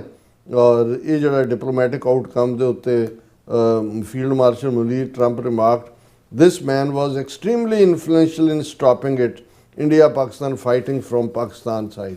ਕਿ ਜੀ ਮੈਂ ਤਾਂ ਮੁਨੀਰ ਦਾ ਸ਼ੁਕਰੀਆ ਅਦਾ ਕਰਦਾ ਕਿ ਇਸ ਬੰਦੇ ਦੀ ਬਦੌਲਤ ਹੀ ਇਹ ਜੰਗ ਰੁਕੀ। ਔਰ ਫਿਰ ਇਹ ਸਾਰੇ ਦੇ ਚੱਲਦੇ ਆ, ਜਿਵੇਂ ਮੈਂ ਕਿਹਾ ਕਿ ਕ੍ਰਿਪਟੋ ਕਰੰਸੀ ਵੀ, ਮਿਨਰਲਸ ਵੀ, ਔਰ ਕਾਊਂਟਰ ਟੈਰਰਿਜ਼ਮ ਵੀ, ਇਹ ਇਸ਼ੂ ਵੀ ਨੇ। ਲੇਕਿਨ ਇਸ ਕੱਲ੍ਹ ਨੂੰ ਕੀ ਹੋਏਗਾ, ਔਰ ਮੈਂ ਸਮਝਦਾ ਕਿ ਇਸ ਵੇਲੇ ਪਾਕਿਸਤਾਨ ਦੇ ਲਈ ਇਹ ਹਾਈ ਮੂਮੈਂਟ ਵੀ ਹੈ ਕਿ ਇਸ ਲੈਵਲ ਦੀ ਰੈਕਗਨੀਸ਼ਨ ਹੈ। ਪਰ ਇਸ ਗੱਲ ਦਾ ਵੀ ਧਿਆਨ ਰਹੇ, ਅਮਰੀਕਨਾਂ ਦਾ ਹੀ ਇਹ ਫਰੇਜ਼ ਹੈ ਕਿ there is no free lunch. ਹੁਣ ਇਸ ਸਾਰੇ ਚੋਂ ਅਮਰੀਕਾ ਕੀ ਕੱਢਣਾ ਚਾਹੁੰਦਾ ਹੈ, ਵੈਦਰ ਈਰਾਨ ਦਾ ਮੁੱਦਾ ਹੈ ਜਾਂ ਸਮਥਿੰਗ ਮੋਰ, ਇਹ ਆਉਣ ਵਾਲੇ ਪੀਰੀਅਡ ਦੇ ਵਿੱਚ ਜਿਹੜੀਆਂ ਅਨਫੋਲਡ ਹੋਣਗੀਆਂ ਡਿਵੈਲਪਮੈਂਟਸ।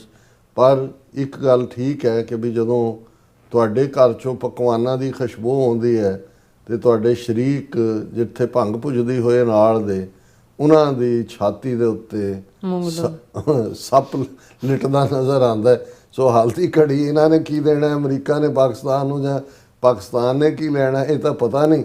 ਪਰ ਇਸ ਵੇਲੇ ਭਾਰਤੀਆਂ ਦੇ, ਉਹਨਾਂ ਦਾ ਮੀਡੀਆ, ਉਹਨਾਂ ਦੇ ਦੂਜੇ ਫਨੀਅਰ ਸੱਪ ਐ ਖੜਾ ਹੈ ਕਿ ਵੀ ਇਹ ਤਾਂ ਜਿਹਨੂੰ ਅਸੀਂ ਦਹਿਸ਼ਤਗਰਦ ਬਣਾ ਕੇ ਅਸੀਂ ਤਾਂ ਇਹ ਮੁਹਿੰਮ ਚਲਾਈ ਹੋਈ ਸੀ ਕਿ ਪਾਕਿਸਤਾਨ ਐਪੀ ਸੈਂਟਰ ਆਫ ਟੈਰਰਿਜ਼ਮ, ਔਰ ਇਹਨੂੰ ਪਾਸੇ ਲਾਓ, ਦੂਜਾ ਕਰੋ।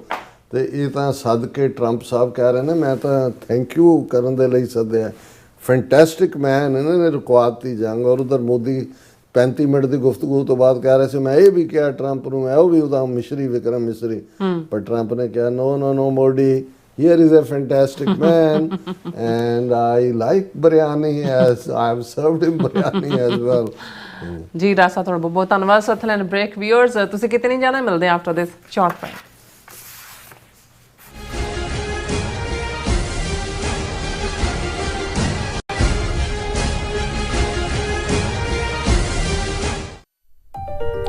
FBI ਤੋਂ ਮੈਂ ਹਾਂ ਸੁਖਵੀਰ ਕੌਰ ਤੇ ਹੁਣ ਸੁਣੋ FBI ਵੱਲੋਂ ਜ਼ਰੂਰੀ ਜਾਣਕਾਰੀ। ਸਾਡੇ ਦੇਸ਼ ਅਮਰੀਕਾ ਵਿੱਚ ਬਾਹਰਲੇ ਦੇਸ਼ਾਂ ਦੀਆਂ ਸਰਕਾਰਾਂ ਵੱਲੋਂ ਅੰਤਰਰਾਸ਼ਟਰੀ ਦਬਾਅ ਪਾਇਆ ਜਾ ਰਿਹਾ ਹੈ। ਇਸ ਨੂੰ ਰੋਕਣ ਲਈ FBI ਨੂੰ ਤੁਹਾਡੇ ਸਹਿਯੋਗ ਦੀ ਲੋੜ ਹੈ। ਵਿਦੇਸ਼ੀ ਸਰਕਾਰਾਂ ਜਾਂ ਉਹਨਾਂ ਦੇ ਮੁਲਾਜ਼ਮਾਂ ਜਾਂ ਮੁਖਬਰਾਂ ਵੱਲੋਂ ਅਮਰੀਕਾ ਵਿੱਚ ਵਸਦੇ ਕਿਸੇ ਵੀ ਇਨਸਾਨ ਨਾਲ ਕੀਤੇ ਜਾ ਰਹੇ ਅੰਤਰਰਾਸ਼ਟਰੀ ਦਬਾਅ ਦੀਆਂ ਕੁਝ ਕਿਸਮਾਂ ਇਹ ਨੇ: ਨਿਗਰਾਨੀ ਰੱਖਣੀ, ਪਿੱਛਾ ਕਰਨਾ, ਤੰਗ ਪਰੇਸ਼ਾਨ ਕਰਨਾ, ਅਗਵਾ ਕਰਨ ਦੀ ਕੋਸ਼ਿਸ਼ ਜਾਂ ਉਸ ਤੇ ਸਰੀਰਕ ਹਮਲਾ ਕਰਨਾ, ਅਤੇ ਧਮਕੀਆਂ ਤੇ ਡਰਾਵੇ ਰਾਹੀਂ ਜ਼ਬਰਦਸਤੀ ਕਿਸੇ ਭਾਈਚਾਰੇ ਜਾਂ ਵਿਅਕਤੀਆਂ ਬਾਰੇ ਜਾਣਕਾਰੀ ਇਕੱਠੀ ਕਰਨ ਦੀ ਕੋਸ਼ਿਸ਼ ਕਰਨੀ, ਕਿਸੇ ਨੂੰ ਉਸ ਦੇ ਮੂਲ ਦੇਸ਼ ਨੂੰ ਮੁੜਨ ਲਈ ਮਜਬੂਰ ਕਰਨਾ ਜਾਂ ਮੂਲ ਦੇਸ਼ ਵਿੱਚ ਵਸਦੇ ਉਸ ਦੇ ਰਿਸ਼ਤੇਦਾਰਾਂ ਨੂੰ ਡਰਾਉਣਾ ਜਾਂ ਹਿਰਾਸਤ ਵਿੱਚ ਲੈਣਾ, ਕਿਸੇ ਦੇ ਕੰਪਿਊਟਰ ਜਾਂ ਫੋਨ ਨੂੰ ਹੈਕ ਕਰਕੇ ਉਸ ਦੀ ਨਿੱਜਤਾ ਤੇ ਹਮਲਾ ਕਰਨਾ ਜਾਂ ਉਸ ਬਾਰੇ ਇੰਟਰਨੈਟ ਤੇ ਕੂੜ ਪ੍ਰਚਾਰ ਕਰਨਾ, ਕਿਸੇ ਦੀਆਂ ਵਿੱਤੀ ਜਾਇਦਾਦਾਂ ਨੂੰ ਜ਼ਬਤ ਕਰਨਾ। ਜੇ ਤੁਹਾਨੂੰ ਲੱਗਦਾ ਹੈ ਕਿ ਤੁਸੀਂ ਅੰਤਰਰਾਸ਼ਟਰੀ ਦਬਾਅ ਦੇ ਸ਼ਿਕਾਰ ਹੋ ਤਾਂ FBI ਨੂੰ ਹੁਣੇ ਕਾਲ ਕਰੋ 1-800-CALL-FBI ਜਾਂ 1-800-225-5324 ਤੇ ਸੰਪਰਕ ਕਰੋ। ਤੇ ਜੇ ਤੁਹਾਡੇ ਲਈ ਅੰਗਰੇਜ਼ੀ ਵਿੱਚ ਗੱਲ ਕਰਨਾ ਮੁਸ਼ਕਲ ਹੈ ਤਾਂ ਤੁਸੀਂ ਪੰਜਾਬੀ ਵਿੱਚ ਗੱਲ ਕਰਨ ਲਈ ਕਹਿ ਸਕਦੇ ਹੋ ਜਾਂ FBI ਦੀ ਵੈਬਸਾਈਟ tips.fbi.gov ਤੇ ਆਪਣੀ ਸ਼ਿਕਾਇਤ ਦਰਜ ਕਰਾਓ। ਹੋਰ ਜਾਣਕਾਰੀ ਲਈ ਦੇਖੋ fbi.gov/TNR। ਜੇਕਰ ਤੁਸੀਂ ਤੁਰੰਤ ਸਰੀਰਕ ਖਤਰੇ ਵਿੱਚ ਹੋ ਤਾਂ 911 ਤੇ ਕਾਲ ਕਰੋ। FBI ਵੱਲੋਂ ਤੁਹਾਡੀ ਰਿਪੋਰਟ ਕਦੀ ਵੀ ਕਿਸੇ ਵਿਦੇਸ਼ੀ ਸਰਕਾਰ ਨਾਲ ਸਾਂਝੀ ਨਹੀਂ ਕੀਤੀ ਜਾਵੇਗੀ। FBI ਦਾ ਮਨੋਰਥ ਅਮਰੀਕਾ ਵਿੱਚ ਵਸਦੇ ਲੋਕਾਂ ਦੀ ਰੱਖਿਆ ਕਰਨਾ ਅਤੇ ਯੂਨਾਈਟਿਡ ਸਟੇਟਸ ਦੇ ਸੰਵਿਧਾਨ ਨੂੰ ਕਾਇਮ ਰੱਖਣਾ ਹੈ।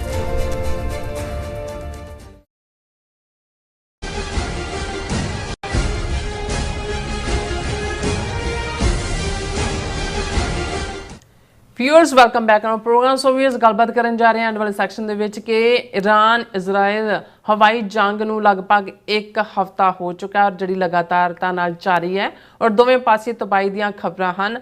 ਅਮਰੀਕਾ ਨੂੰ ਸਿੱਧੇ ਤੌਰ ਤੇ ਇਸ ਜੰਗ ਵਿੱਚ ਸ਼ਾਮਲ ਕਰਨ ਲਈ ਇਜ਼ਰਾਈਲ ਦਾ ਪੂਰਾ ਜ਼ੋਰ ਲੱਗਾ ਹੋਇਆ ਹੈ ਔਰ ਪ੍ਰੈਜ਼ੀਡੈਂਟ ਟਰੰਪ ਅਜੇ ਤੱਕ ਅਨਡਿਸਾਈਡਡ ਹਨ।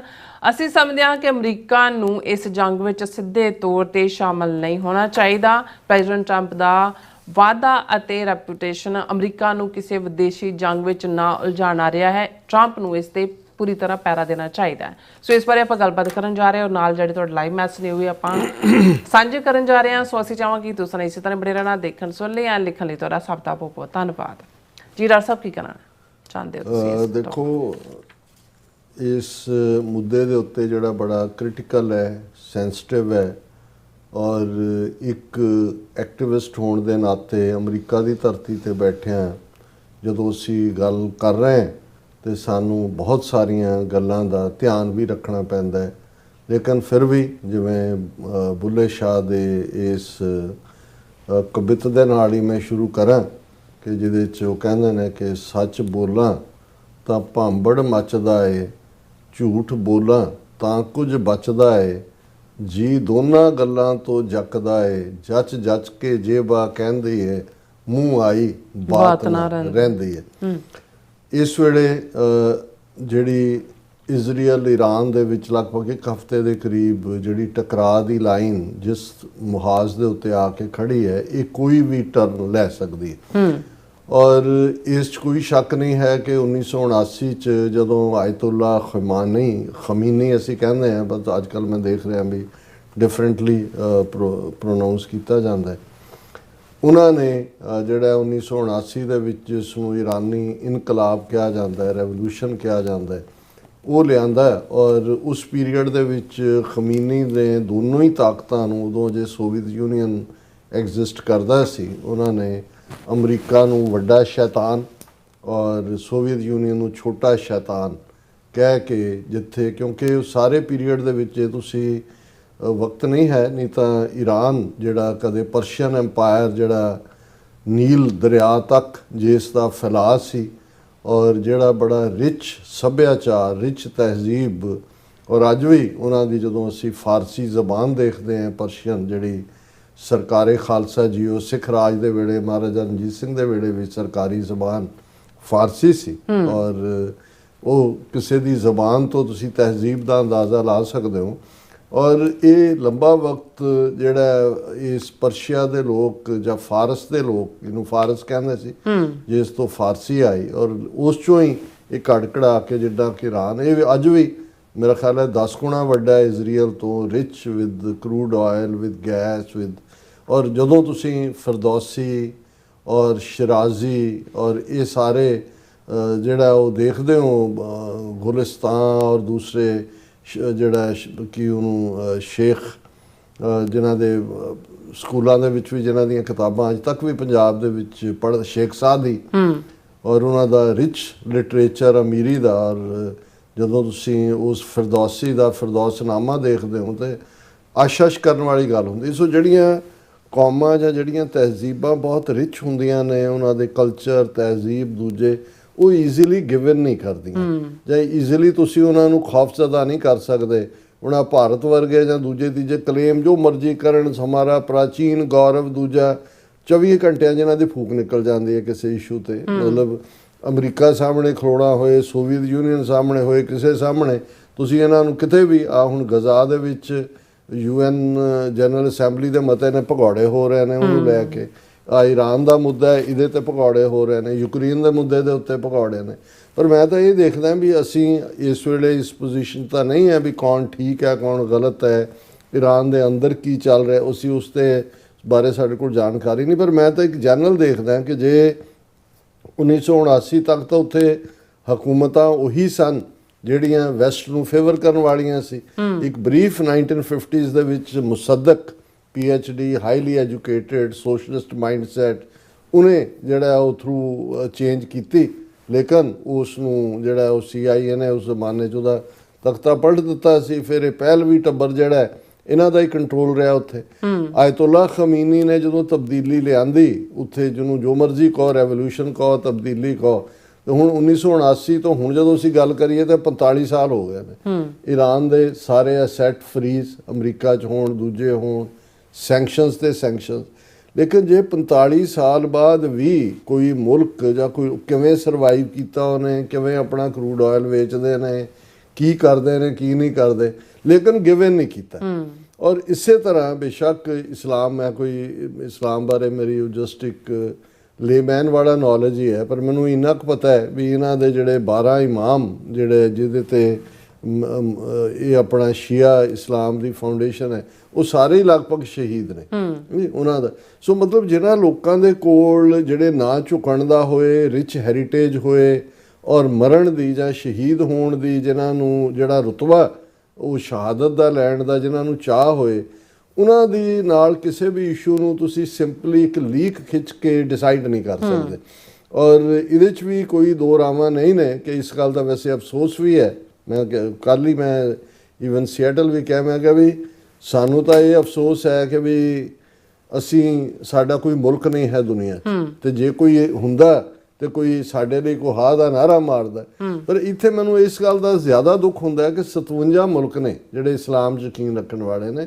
ਦੁਨੀਆ ਦਾ ਦੂਸਰਾ ਵੱਡਾ ਧਰਮ ਹੈ। ਜੋ ਕੁਝ ਗਜ਼ਾ ਦੇ ਵਿੱਚ ਹੋ ਰਿਹਾ ਉਹ ਠੀਕ ਕਿਹਾ ਇੱਕ ਨੇ ਕਿ ਵੀ ਉੱਥੇ ਕੋਈ ਜੰਗ ਥੋੜੀ ਹੋ ਰਹੀ ਹੈ, ਜੈਨੋਸਾਈਡ ਹੋ ਰਿਹਾ, ਬੀਬੀਆਂ ਬੱਚੇ ਮਾਰੇ ਜਾ ਰਹੇ ਨੇ ਰੋਜ਼, ਸਾਰੇ ਬੈਠੇ ਦੇਖ ਰਹੇ ਨੇ। ਹੁਣ ਇਹੀ ਹਾਲ ਈਰਾਨ ਦੇ ਨਾਲ ਵੀ ਜੋ ਹੈ, ਜਿਸ ਕਿਸਮ ਦਾ ਕਿਲਿੰਗਸ ਔਰ ਦੂਸਰੀ ਸਪਰੀਨ ਹੈ, ਪਰ ਬਹੁਤਿਆਂ ਨੂੰ ਕਿਉਂਕਿ ਇੱਕ ਤਾਂ ਉਹ ਵੈਸੇ ਹੀ ਕੋਲੋਨਾਈਜ਼ ਕੀਤੇ ਹੋਏ ਨੇ, ਕੰਟਰੋਲ ਕੀਤੇ ਹੋਏ ਨੇ, ਬੋਲਦੇ ਨਹੀਂ ਨੇ, ਔਰ ਗਲਤ ਨੂੰ ਗਲਤ ਕਹਿਣ ਦੀ ਹਿੰਮਤ ਵੀ ਨਹੀਂ ਹੈ ਬਹੁਤ ਸਾਰਿਆਂ 'ਚ। ਔਰ ਇਸ ਸਾਰੇ ਪਸਮੰਜਰ ਦੇ ਵਿੱਚ ਜਦੋਂ ਅਮਰੀਕਾ ਦੀ ਅਸੀਂ ਦੇਖਦੇ ਹਾਂ ਗੱਲ, ਇਹਦੇ 'ਚ ਕੋਈ ਸ਼ੱਕ ਨਹੀਂ ਹੈ ਕਿ ਅਜੇ ਤੱਕ ਵੀ ਪ੍ਰੈਜ਼ੀਡੈਂਟ ਟਰੰਪ ਜਿਹੜੀ ਉਹਨਾਂ ਦੀ ਲਾਸਟ ਸਟੇਟਮੈਂਟ ਹੈ, ਹਾਲਾਂਕਿ ਜਿਵੇਂ G7 ਚੋਂ ਕੁਇਕਲੀ ਨਿਕਲੇ, ਬਹੁਤ ਸਾਰਿਆਂ ਨੂੰ ਸੀ ਕਿ ਵੀ ਹੋਏਗਾ। ਹੁਣ ਨੇਤਨਯਾਹੂ ਜਿਸ ਦਾ ਰੁਤਬਾ ਮੈਂ ਸਮਝਦਾ ਜਿਹਨੂੰ ਕੋਈ ਵੀ ਡਿਫੈਂਡ ਜਿਹੜਾ ਜਦੋਂ ਕਿਸ ਬਹਾਨੇ ਕਿਵੇਂ ਕਰ ਸਕਦਾ ਹੈ, ਜਿਹਨੂੰ ਇੰਟਰਨੈਸ਼ਨਲ ਕ੍ਰਿਮੀਨਲ ਕੋਰਟ ਨੇ ਵੀ ਇੰਡਾਈਕਟ ਕੀਤਾ ਔਰ ਸਾਊਥ ਅਫਰੀਕਾ ਲੈ ਕੇ ਗਿਆ ਕੇਸ, ਜੋ ਕੁਝ ਗਜ਼ਾ 'ਚ ਚੱਲ ਰਿਹਾ ਸੀ, ਖੁਦ ਆਪਣੇ ਮੁਲਕ ਦੇ ਵਿੱਚੋਂ ਕਰਪਸ਼ਨ ਕੇਸਿਸ 'ਚ ਫਸਿਆ ਹੋਇਆ। ਅੱਜ ਪੀਸ ਹੋ ਜਾਏ ਇਜ਼ਰਾਈਲ 'ਚ, ਨੇਤਨਯਾਹੂ ਜੇਲ੍ਹ ਦੇ ਵਿੱਚ ਹੋਏਗਾ। ਸੋ ਉਸ ਸਾਰੇ ਦੇ ਥੱਲੇ ਜਿੱਥੇ ਜੰਗ ਨੂੰ ਕਿਸੇ ਨਾ ਕਿਸੇ ਬਹਾਨੇ ਜਾਰੀ ਰੱਖਣਾ ਉਹਦਾ ਇੰਟਰਸਟ ਹੈ, ਉੱਥੇ ਜਿਹੜਾ ਰਿਸਪੌਂਸ ਪਹਿਲੇ ਦਿਨਾਂ ਦੇ ਵਿੱਚ ਹੀ, ਬੇਸ਼ੱਕ ਇਹਨਾਂ ਨੇ ਉਹਨਾਂ ਦੀ ਮਿਲਟਰੀ ਲੀਡਰਸ਼ਿਪ, ਨਿਊਕਲੀਅਰ ਸਾਇੰਟਿਸਟ ਦੂਜੇ ਮਾਰੇ, ਪਰ ਜਿਹੜੀਆਂ ਬੈਲਿਸਟਿਕ ਮਿਸਲਸ ਦੇ ਨਾਲ ਤੈਲ ਅਵੀਵ ਜਾਂ ਜੈਰੂਸ਼ਲਮ ਜਾਂ ਦੂਸਰਾ ਉਹਨਾਂ ਨੇ ਅਟੈਕ ਕੀਤੇ, ਉੱਥੇ ਵੀ ਨੁਕਸਾਨ, ਕਈ ਤਾਂ ਬੰਕਰਾਂ 'ਚੋਂ ਨਹੀਂ ਨਿਕਲ ਰਹੇ ਜਾਂ ਉਹਨਾਂ ਦੀ ਹਦਾਇਤ। ਹਾਲਾਂਕਿ ਕੋਈ ਲੌਂਗ ਟਰਮ ਦੇ ਵਿੱਚ ਇਜ਼ਰਾਈਲ ਨੂੰ ਮਾਣ ਤਾਂ ਜਿਹੜਾ ਅਮਰੀਕਾ ਦੇ ਉੱਤੇ ਹੀ ਹੈ ਕਿ ਵੀ ਉਹਨੂੰ ਵੀ ਸ਼ਾਇਦ ਉਹ ਅਮਰੀਕਾ ਨੂੰ ਹਰ ਹਾਲਤ 'ਚ ਘੜੀਸਣ ਦੇ ਲਈ ਲੱਗਾ ਹੋਇਆ ਹੈ, ਕਿਉਂਕਿ ਉਹਨਾਂ ਨੂੰ ਲੱਗਦਾ ਹੈ ਕਿ ਜੀ ਜਿਹੜੇ ਕੋਈ ਡੀਪਰ ਉਹਨਾਂ ਦੇ, ਜੇ ਉਹਨਾਂ ਨੇ ਕੋਈ ਡਿਗ ਕਰਕੇ ਨਿਊਕਲੀਅਰ ਫੈਸਿਲਿਟੀ, ਹਾਲਾਂਕਿ ਮੇਰਾ ਆਪਣਾ ਇਹ ਕਹਿਣਾ ਹੈ ਕਿ ਜਿਵੇਂ 2003 ਦੇ ਵਿੱਚ ਇਰਾਕ 'ਤੇ ਹਮਲਾ ਕਰਨ ਲਈ ਵੈਪਨਸ ਆਫ ਮਾਸ ਡਿਸਟਰਕਸ਼ਨ ਦਾ ਜਿਹੜਾ ਬਹਾਨਾ ਘੜਿਆ ਗਿਆ, ਇਸ ਵਿੱਚ ਜਿਹੜੇ ਨਹੀਂ ਸੀ, ਨਿਊਕਲੀਅਰ ਪ੍ਰੋਗਰਾਮ ਨਹੀਂ, ਔਰ ਜਿਸ ਖਮੀਨੀ ਜਿਹੜਾ ਉਸ ਟਾਈਟਲ ਦੀ ਅੱਗੇ ਤੋਰਨ ਵਾਲਾ 85 ਸਾਲਾਂ ਦਾ ਬੰਦਾ, ਕਈ ਵਾਰੀ ਉਹਦੀ ਸਰਜਰੀ ਹੋਈ,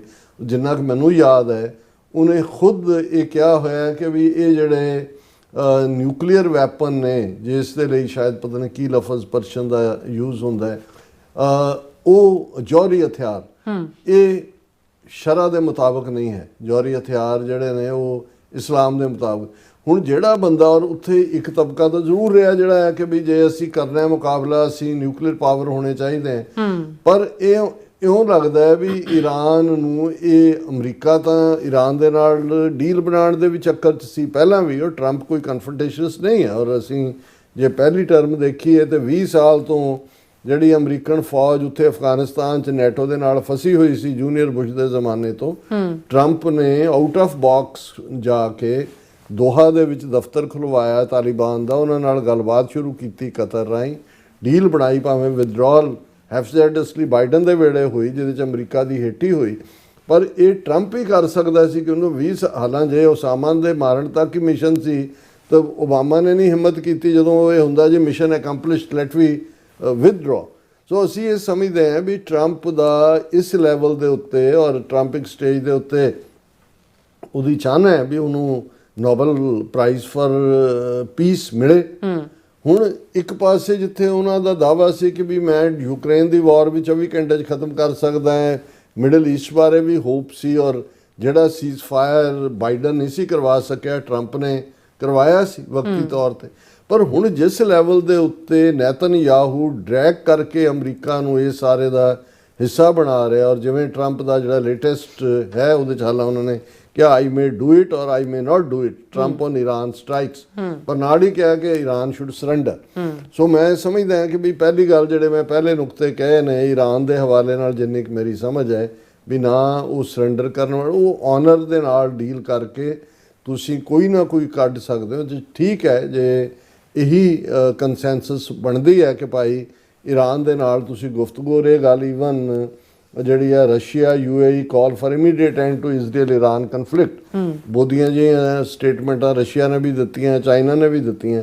ਪਰ ਦਿਲਚਸਪ ਗੱਲ ਇਹ ਹੈ ਵੀ ਅਮਰੀਕਾ ਦੀ ਆਪਣੀ ਸਪਾਈ ਏਜੰਸੀਜ਼ ਨੂੰ ਹੈਡ ਕਰਨ ਵਾਲੀ ਤੁਲਸੀ ਗੈਬਰਡ, ਜਿਹੜੀ 18 ਏਜੰਸੀਆਂ ਨੂੰ ਹੈਡ ਕਰਦੀ ਹੈ, ਉਹਨੇ ਜਿਹੜਾ ਉਹ ਟੈਸਟੀਫਾਈ ਕੀਤਾ, US spy said Iran was not building nuclear weapon, Trump dismisses that assessment। ਹੁਣ ਇਹ ਆਲਰੇਡੀ ਤਾਂ ਹੁਣ ਆਪਣੇ ਜਸੂਸ ਜੇ ਤੁਹਾਡੇ ਕਹਿੰਦੇ ਨੇ ਵੀ ਉਹ ਨਹੀਂ ਬਣਾ ਰਿਹਾ, ਫਿਰ ਤਾਂ ਇਹ ਕਹਾਣੀ ਉੱਥੇ ਹੀ ਚਲੀ ਜਾਂਦੀ ਆ, ਉਹ ਵੁਲਫ ਐਂਡ ਲੈਂਬ ਵਾਲੀ ਕਿ ਵੀ ਪਾਣੀ ਉੱਤੋਂ ਥੱਲੇ ਨੂੰ ਆ ਰਿਹਾ, ਥੱਲੇ ਉਹ ਲੀਲਾ ਹੈ। ਤੇ ਉਹ ਭੇੜੀਆ ਉਹਨੂੰ ਕਹਿੰਦਾ ਕਿ ਵੀ ਤੂੰ ਪਾਣੀ ਜੂਠਾ ਕਰ ਰਿਹਾ ਮੇਰਾ। ਉਹ ਕਹਿੰਦਾ ਜਨਾਬ ਤੁਸੀਂ ਉੱਪਰ ਹੋ ਮੈਂ ਥੱਲੇ ਹਾਂ। ਉਹਨੇ ਕਿਹਾ ਅੱਛਾ ਇਹ ਹੈ, ਪਰ ਤੂੰ ਮੈਨੂੰ 2 ਸਾਲ ਪਹਿਲਾਂ ਗਾਲਾਂ ਕੱਢੀਆਂ ਸੀ। ਉਹ ਕਹਿੰਦਾ ਜੀ ਮੇਰੀ ਤਾਂ ਉਮਰ ਹੀ 1 ਸਾਲ ਹੈ। ਮੈਂ ਫਿਰ ਤੇਰੇ ਪਿਓ ਨੇ ਕੱਢੀਆਂ ਹੋਣੀਆਂ, ਔਰ ਉਹਦੇ ਤੇ ਉਹ ਝਪਟ ਪਿਆ। ਸੋ ਜੇ ਤਾਂ ਇਹੀ ਪਾਰਟ ਹੈ, ਪਰ ਸਾਨੂੰ ਇਹ ਲੱਗਦਾ ਹੈ ਵੀ ਇਹ ਠੀਕ ਨਹੀਂ ਹੋਏਗਾ। ਔਰ ਪ੍ਰੈਜ਼ੀਡੈਂਟ ਟਰੰਪ ਜਿਨ੍ਹਾਂ ਦੀ ਆਪਣੀ ਲੈਗੇਸੀ, ਉਹ ਇੱਕ ਲੈਗੇਸੀ ਛੱਡਣਾ ਚਾਹੁੰਦੇ ਨੇ। ਔਰ ਮੇਕ ਅਮਰੀਕਾ ਗ੍ਰੇਟ ਅਗੇਨ ਦੇ ਥੱਲੇ ਜਿਹੜਾ ਸਾਰਾ ਕੈਂਪੇਨ ਹੈ ਕਿ ਭਾਈ ਇਹ ਅਸੀਂ ਬਾਹਰ ਆਪਣੀ ਐਨਰਜੀ ਜ਼ਾਇਆ ਨਹੀਂ ਕਰਨੀ, ਸਾਡੀਆਂ ਵਾਰਸ ਨਹੀਂ ਨੇ। ਔਰ ਇਹੀ ਕਾਰਨ ਹੈ ਕਿ ਪ੍ਰੈਜ਼ੀਡੈਂਟ ਟਰੰਪ ਦੇ ਬੜੇ ਨਜ਼ਦੀਕੀਆਂ ਦੇ ਵਿੱਚ ਵੀ ਇਸ ਨੂੰ ਲੈ ਕੇ ਜਿਹੜਾ ਡਿਫਰੈਂਟ ਓਪੀਨੀਅਨ ਹੈ। ਸੈਨੇਟ ਦੇ ਵਿੱਚ ਵੀ ਇੱਕ ਡਿਫਰੈਂਟ ਲਾਈਨ ਸ਼ੁਰੂ ਹੋਈ ਹੈ, ਮੀਡੀਆ ਦੇ ਵਿੱਚ ਵੀ ਜਿਹੜੀ ਹੈ ਉਹ ਡਿਬੇਟ ਚੱਲ ਰਹੀ ਹੈ। ਪਰ ਇਹਦਾ ਐਂਡ ਕਿੱਧਰ ਜਾ ਕੇ ਐਂਡ ਹੋਏਗਾ ਪਤਾ ਨਹੀਂ। ਪਰ ਅਸੀਂ ਤਾਂ ਇੱਕ ਅਮਰੀਕਨ ਹੋਣ ਦੇ ਨਾਤੇ ਜੇ ਅਮਰੀਕਨ ਲੈਗੇਸੀ ਦੀ ਵੀ ਗੱਲ ਔਰ ਅਮਰੀਕਨ ਭਲੇ ਦੀ ਵੀ ਗੱਲ ਕਰੀਏ, ਸਾਨੂੰ ਵੈਸੇ ਵੀ ਕਿਤੇ ਵੀ ਬੇਗੁਨਾਹ ਦਾ ਮਾਰਿਆ ਜਾਣਾ। ਹੁਣ ਤਹਿਰਾਨ ਵਾਸੀਆਂ ਨੂੰ ਕਹੋ ਜੀ ਖਾਲੀ ਕਰ ਦਿਓ ਸ਼ਹਿਰ, ਕਿੱਧਰ ਜਾਣਗੇ ਜੀ? ਉਹ ਕਿਉਂ ਖਾਲੀ ਕਰਨ? ਉਹਨਾਂ ਦਾ ਸ਼ਹਿਰ ਹੈ ਉਹ। ਪਰ ਜੇ ਹੁਣ ਜੇ ਇਜ਼ਰਾਈਲ ਜਿਸ ਲੈਵਲ ਤੱਕ ਨੈਤਨਯਾਹੂ ਜਾ ਚੁੱਕਾ ਹੈ, ਇਹ ਹਿਟਲਰ ਮੁਸੋਲਿਨੀ ਦੇ ਜ਼ੁਲਮ ਵੀ ਇਹਦੇ ਸਾਹਮਣੇ ਜਦੋਂ ਫਿਊਚਰ ਦੇ ਹਿਸਟੋਰੀਅਨ ਲਿਖਣਗੇ ਤੇ ਉਹ ਪੇਤਲੇ ਪੈਣਗੇ। ਸੋ ਅਸੀਂ ਇਸ ਸਟੇਜ ਦੇ ਉੱਤੇ ਜਿੱਥੇ ਬੇਬਸ ਹੈ, ਅਸੀਂ ਤਾਂ ਆਪਣੇ ਲਈ ਬੇਬਸ ਹੈ। ਔਰ ਇਹ ਮੋਦੀ ਜਿਹੜਾ ਕਿ ਬਿਲਕੁਲ ਨੈਤਨਯਾਹੂ ਦੇ ਨਾਲ ਖੜਾ ਹੈ, ਇਕੱਲਾ ਇਹੀ ਨਹੀਂ, ਇਹ ਜੇ ਉਹਨਾਂ ਨੇ ਹਾਈਫਾ ਪੋਰਟ ਨੂੰ ਜਿਹੜਾ ਨਿਸ਼ਾਨਾ ਬਣਾਇਆ ਈਰਾਨ ਨੇ, 75% ਸ਼ੇਅਰ ਉਹਦੇ 'ਚ ਅਡਾਨੀ ਦੇ ਨੇ। ਔਰ ਇਹ ਵੀ ਸਾਹਮਣੇ ਆਇਆ ਕਿ ਵੀ ਵਿਦਨ ਈਰਾਨ ਜਿਹੜੇ ਅਟੈਕ ਹੋਏ ਨੇ, ਪ੍ਰੀਸਾਈਜ਼ ਅਟੈਕ ਭਾਵੇਂ, ਉਹਦੇ 'ਚ ਇੰਡੀਆ ਦੇ ਜਸੂਸਾਂ ਨੇ ਇਜ਼ਰਾਈਲ ਲਈ ਕੰਮ ਕੀਤਾ। ਔਰ ਮੈਂ ਜਦੋਂ ਇਹ ਸਟੋਰੀ ਕਿਤੇ ਦੇਖੀ ਮੈਨੂੰ ਹੈਰਾਨੀ ਨਹੀਂ ਹੋਈ। ਮੈਂ ਕਿਹਾ ਕਿ ਵੀ ਕਤਰ ਜਿਸ ਦੇ ਵਿੱਚ 7 ਜਿਹੜੇ ਇਹਨਾਂ ਦੇ ਵੱਡੇ ਜਿਨ੍ਹਾਂ 'ਚ ਨੇਵਲ ਆਫੀਸਰ ਸਰਵਿੰਗ ਵੀ ਫੜੇ ਗਏ ਸੀ ਕਿ ਇਜ਼ਰਾਈਲ ਦੇ ਲਈ ਸਪਾਈਂਗ ਕਰ ਰਹੇ ਸੀ, ਕਾਸ਼ ਉਦੋਂ ਇਹ ਈਰਾਨ ਨੂੰ ਜਾਂ ਇਸਲਾਮਿਕ, ਉਹ ਤਾਂ ਸੱਦ ਕੇ UAE ਵਾਲੇ ਵੀ ਔਰ ਕਤਰ ਵਾਲੇ ਵੀ ਔਰ ਸਾਊਦੀ ਅਰੇਬੀਆ ਵੀ ਮੋਦੀ ਨੂੰ ਹਾਈਐਸਟ ਆਨਰ ਦੇ ਰਹੇ ਨੇ। ਔਰ ਇਹ ਸਾਹਮਣੇ ਆਇਆ ਕਿ ਵੀ ਇਹ ਜਿਹੜਾ ਇਜ਼ਰਾਈਲ ਨੂੰ ਜਿੰਨੀ ਇੰਨੀ ਪ੍ਰੀਸਾਈਜ਼ ਜਿਹੜੀ ਜਾਣਕਾਰੀ ਮਿਲੀ, ਉਹਦੇ 'ਚ ਇੰਡੀਅਨ ਸਪਾਈਜ਼ ਜਿਹੜੇ ਨੇ ਔਰ ਉਹਨਾਂ ਨੇ ਕੁਛ ਫਾਂਸੀ ਵੀ ਚਾੜੇ ਵੀ ਨੇ ਉਹਦੇ ਉੱਤੇ ਤਖਤੇ ਦੇ ਉੱਤੇ ਇੰਡੀਅਨ। ਔਰ ਹੁਣ ਉਹ ਇੰਡੀਅਨਸ ਨੂੰ ਜੀ ਜਿਹੜਾ ਆਪਰੇਸ਼ਨ ਇੰਡਸ ਅਸੀਂ ਸੇਫਲੀ ਕੱਢ ਰਹੇ ਹਾਂ ਫਲਾਣੇ ਨੂੰ ਢਿਮਕੇ ਨੂੰ, ਉਹ ਉਹਨਾਂ ਨੂੰ ਆਪਣੇ ਜਸੂਸਾਂ ਨੂੰ ਵੀ ਬਾਹਰ ਕੱਢ ਰਹੇ ਹੋਣਗੇ। ਕਿਉਂਕਿ ਇਹ ਨੈਤਨਯਾਹੂ ਔਰ ਮੋਦੀ ਜਿਹੜਾ ਪਿਛਲੇ 11 ਸਾਲਾਂ ਤੋਂ ਇਹਨਾਂ ਦੀ ਲਗਾਤਾਰ ਕੋਆਪਰੇਸ਼ਨ ਰਹੀ ਹੈ, ਨਤੀਜੇ ਦੇ ਤੌਰ ਤੇ ਇਹਨਾਂ ਨੇ ਈਰਾਨ ਦੇ ਵਿੱਚ ਅਦਰਵਾਈਜ਼ ਜਿਹੜਾ ਉਹ ਇਜ਼ਰਾਈਲ ਵਾਲਿਆਂ ਨੂੰ ਉਹਨਾਂ ਨੇ ਨਹੀਂ ਸੀ ਕਰਨ ਦੇਣੀ, ਇੰਡੀਆ ਨੇ ਯੂਜ਼ ਕੀਤਾ। ਔਰ ਇਹੀ ਕਾਰਨ ਹੈ ਕਿ ਅਸੀਂ ਸਮਝਦੇ ਹਾਂ ਕਿ ਇਸ ਵੇਲੇ ਪ੍ਰੈਜ਼ੀਡੈਂਟ ਟਰੰਪ ਔਰ ਉਹਨਾਂ ਦੇ ਜਿਹੜਾ ਕਲੋਜ਼ ਸਾਰਾ ਦਾਇਰਾ ਹੈ, ਉਹਨਾਂ ਨੂੰ ਸਿਆਣਪ ਤੋਂ ਕੰਮ ਲੈਣਾ ਚਾਹੀਦਾ ਹੈ। ਅਮਰੀਕਨ ਇੰਟਰਸਟ ਇਹਦੇ 'ਚ ਨਹੀਂ ਹੈ, ਕਿਉਂਕਿ ਇਹ ਵਾਰ ਫਿਰ ਰੁਕਣੀ ਨਹੀਂ ਹੈ। ਕਿਉਂਕਿ ਇੱਕ ਪਾਸੇ ਉਹ ਲੋਕ ਨੇ ਜਿਹੜੇ ਮਰਨ ਦਾ ਵੀ ਚਾਅ ਰੱਖਦੇ ਨੇ, ਫਿਰ ਜਦੋਂ ਤੁਸੀਂ ਇਜ਼ਰਾਈਲ ਦੀ ਖੇਡ ਖੇਡੋਗੇ ਤੇ ਫਿਰ ਅਲਟੀਮੇਟਲੀ ਜਿਹੜੇ ਨੇ ਅਮਰੀਕਨ ਟਾਰਗੇਟ ਉਹ ਇੱਕ ਨਹੀਂ ਹਰ ਥਾਂ ਤੇ ਜਿਹੜੇ ਵਲਨਰੇਬਲ ਵੀ ਹੋਣਗੇ। ਔਰ ਮੈਨੂੰ ਇਹ ਲੱਗਦਾ ਵੀ ਈਵਨ ਪ੍ਰੈਜ਼ੀਡੈਂਟ ਟਰੰਪ ਜਿਹੜੇ ਸੈਲਫ ਕੌਨਸ਼ੀਅਸ ਔਰ ਆਪਣੀ ਪਰਸਨੈਲਿਟੀ, ਜਿਵੇਂ ਮੈਂ ਕਿਹਾ ਕਿ ਵੀ ਨੋਬਲ ਪੀਸ ਪ੍ਰਾਈਜ਼ ਦੇ ਦਾਅਵੇਦਾਰ ਬਣਨਾ ਚਾਹੁੰਦੇ ਸੀ, ਇਹ ਬਿਲਕੁਲ as a war president and ਹੋਣਗੇ ਕਿ ਵੀ ਤੁਸੀਂ ਕਹਿ ਕੁਛ ਰਹੇ ਸੀ ਤੇ ਐਂਡ ਕੁਛ ਹੋਰ ਹੋਏ। ਸੋ ਅਸੀਂ ਇਹੀ ਸਮਝਦੇ ਹਾਂ ਵੀ ਇਹ ਫੌਰਨ ਇਸ ਨੂੰ ਰੋਕਿਆ ਜਾਣਾ ਚਾਹੀਦਾ ਔਰ ਅਮਰੀਕਾ ਇਸ ਦੇ ਵਿੱਚ ਸਿੱਧੇ ਤੌਰ ਤੇ ਕੋਈ ਧਿਰ ਨਾ ਬਣੇ। ਇਹ ਅਮਰੀਕਨ ਇੰਟਰਸਟ ਵੀ ਹੈ, ਦੁਨੀਆ ਦੇ ਇੰਟਰਸਟ ਵੀ ਹੈ। ਔਰ ਇਹਦੇ ਨਾਲ ਹੀ ਅਸੀਂ ਅਰਦਾਸ ਕਰ ਸਕਦੇ ਹਾਂ ਰੱਬ ਦੀ ਦਰਗਾਹ ਦੇ ਵਿੱਚ ਕਿ ਜਗਤ ਜਲੰਦਾ ਰੱਖ ਲੈ ਆਪਣੀ ਕਿਰਪਾ ਧਾਰ, ਜਿਤ ਦੁਆਰੇ ਉਭਰੈ ਤਿਤੈ ਲਿਓ ਉਬਾਰ। ਜੀ ਡਾਕਟਰ ਸਾਹਿਬ ਤੁਹਾਡਾ ਬਹੁਤ ਬਹੁਤ ਸ਼ੁਕਰੀਆ। ਸੋ ਹੁਣ ਆਪਾਂ ਆਪਣੇ ਜਿਹੜੇ ਵਿਊਅਰਸ ਮੈਸੇਜ ਨੇ ਉਹ ਲੈਣ ਜਾ ਰਹੇ ਹਾਂ। ਸਭ ਦਾ ਬਹੁਤ ਬਹੁਤ ਸ਼ੁਕਰੀਆ ਅਦਾ ਕਰਦੇ ਹਾਂ। ਔਰ ਜਿਹੜੇ ਸੋਹਣ ਮਾਲ ਜੀ ਸਾਡੇ ਪਹਿਲੇ ਵਿਊਅਰ ਨੇ, ਸਾਨੂੰ ਫਤਿਹ ਬੁਲਾਉਂਦੇ ਨੇ। ਵਾਹਿਗੁਰੂ ਜੀ ਕਾ ਖਾਲਸਾ, ਵਾਹਿਗੁਰੂ ਜੀ ਕੀ ਫਤਿਹ। ਨਿਹੰਗ ਸਿੰਘ ਜੀ, ਮੁਹੰਮਦ ਯਾਕੂਬ ਜੀ ਵੀ ਇਹ ਕਹਿੰਦੇ ਵੈਲਕਮ ਬੈਕ ਡਾਕਟਰ ਸਾਹਿਬ, ਡਾਕਟਰ ਅਮਰਜੀਤ ਸਿੰਘ ਖਾਲਸਾ ਜੀ। ਔਰ ਨੀਲਮ ਕੌਰ ਡਾਕਟਰ ਸਾਹਿਬ ਈਰਾਨ, ਔਰ ਕਹਿੰਦੇ ਉਹਦੇ ਬਾਰੇ ਜੰਗ ਦੇ ਉੱਪਰ ਜਿਹੜੀ ਆ ਰੋਸ਼ਨੀ ਪਾਏ। ਹੁਣ ਆਪਾਂ ਇਸ ਬਾਰੇ ਗੱਲ ਕਰ ਚੁੱਕੇ ਹਾਂ। धर्म सिंह जी भी, हरमन पन्नू जी भी, फिर मोहम्मद याकूब जी कहते डॉक्टर साहब क्या पाकिस्तान का आर्मी चीफ आसम मुनीर वापस चला गया है जहाँ अभी तक ट्रंप से बोल रहा है, क्या हुक्म है मेरे आका। और फिर इसे नहीं देखो अजे तो मेरा ख्याल है हुण मुलाकात हो गई, प्रेस ब्रीफ भी ये थे ਪ੍ਰੈਜ਼ੀਡੈਂਟ ਟਰੰਪ ਦਾ ਅਸੀਂ ਡਿਸਕਸ ਕੀਤਾ, ਮੇਰਾ ਖਿਆਲ ਹੈ ਇੱਕ ਅੱਧੇ ਦਿਨ 'ਚ ਵਾਪਸ ਚਲੇ ਜਾਣਗੇ।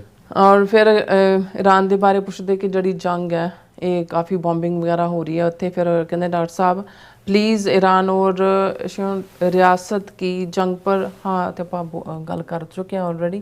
ਕਿਉਂਕਿ ਲਾਸਟ ਸੈਗਮੈਂਟ ਸੀ ਇਹ ਮੈਸੇਜ ਪਹਿਲਾਂ, ਹਾਂ ਪਹਿਲੇ ਮੈਸੇਜ ਨੇ। ਬਲਜੀਤ ਫਰੈਜ ਜੀ ਵੀ, ਔਰ ਫਿਰ ਇਸੇ ਤਰ੍ਹਾਂ ਫਿਰ ਇੱਕ ਮਿੰਟ ਡਾਕਟਰ ਪਰਮਜੀਤ ਸਿੰਘ ਸਮਰਾ ਜੀ ਵੀ, ਇਹ ਸਾਨੂੰ ਫਤਿਹ ਬੁਲਾਉਂਦੇ ਨੇ ਬੜੇ ਹੀ ਪਿਆਰ ਦੇ ਨਾਲ ਹਮੇਸ਼ਾ ਤਰ੍ਹਾਂ। ਔਰ ਫਿਰ ਇਸੇ ਤਰ੍ਹਾਂ ਮੁਹੰਮਦ ਯਾਕੂਬ ਜੀ ਸਿੱਖ ਕੌਮ ਕਹਿੰਦੇ ਆ ਕਿ ਸ਼ਰੀਕ ਨਹੀਂ शक नहीं करती एक अल्लाह, पता नहीं क्या कहना चाहते हैं, sorry about that. Khan Banaras ji भी और नरिंदर सिंह जी भी कहते हैं वाहिगुरू जी का खालसा वाहिगुरू जी की फतेह। शहीदां दे डुले खून की कीमत सिर्फ ते सिर्फ खालसा राज की प्राप्ति है जी।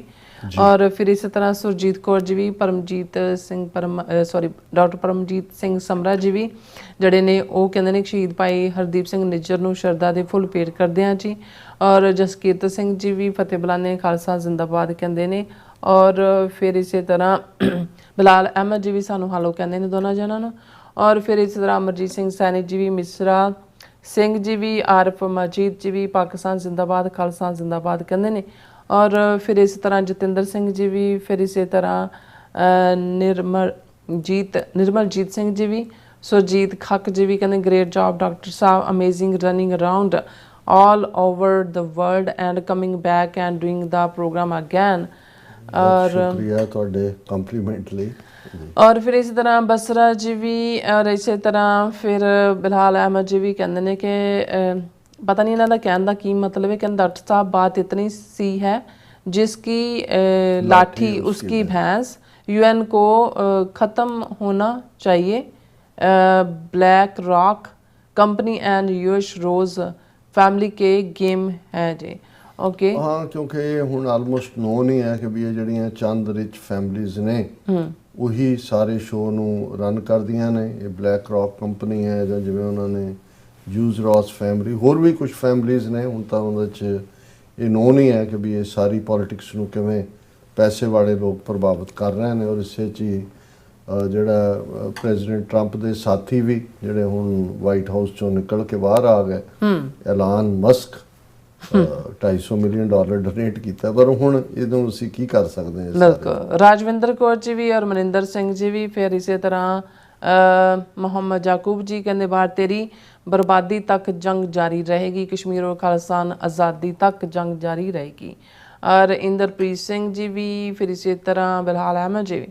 एक डॉक्टर साहब पाकिस्तानी आर्मी चीफ और ट्रंप से 2 आवर्स मुलाकात हुई है और I will bat you Pakistan table पर भी विन होकर होएगा। ऐसा उन्होंने कहा कि इंडिया में मातम हो रहा है। हाँ जी बिल्कुल बिल्कुल। इंडिया ने तो धरती लभदे ने की है, उन्होंने तो सप लोट रहा उन्होंने बिल्कुल। फिर डॉक्टर साहब कहते हैं क्या आपको क्या लगता है कि ईरान और इजराइल की जंग में यूएसए आएगा और अगर आया तो बुरी तरह कहते फंसेगा?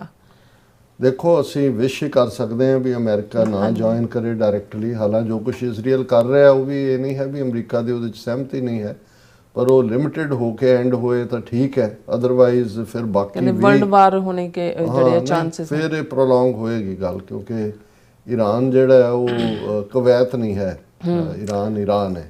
बिल्कुल नुपा जी फिर अगेन कहते हैं कि डॉक्टर साहब and sis Neelam Kaur ji good morning and please never ever miss programme please, it is a daily dose of truth and fact.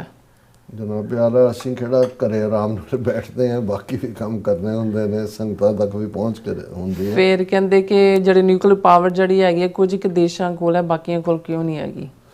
ਹਾਂ ਬਾਕੀਆਂ ਨੂੰ ਇਹ ਹੁਣ ਸਾਹਮਣੇ ਹੀ ਹੈ ਕਿ ਵੀ 5 ਨਿਊਕਲੀਅਰ ਬ੍ਰਹਿਮੰਡ ਨੇ, ਇਹਨਾਂ ਦੇ ਵਿੱਚ ਅਮਰੀਕਾ, ਯੂਕੇ, ਫਰਾਂਸ, ਚਾਈਨਾ ਔਰ ਜਿਹੜਾ ਬ੍ਰਿਟਨ ਤੇ ਬਾਕੀ 4 ਜਿਹੜੇ ਨਿਊਕਲੀਅਰ ਸ਼ੂਦਰ ਨੇ, ਜਿਨ੍ਹਾਂ ਦੇ ਵਿੱਚ north Korea, Israel, India, Pakistan.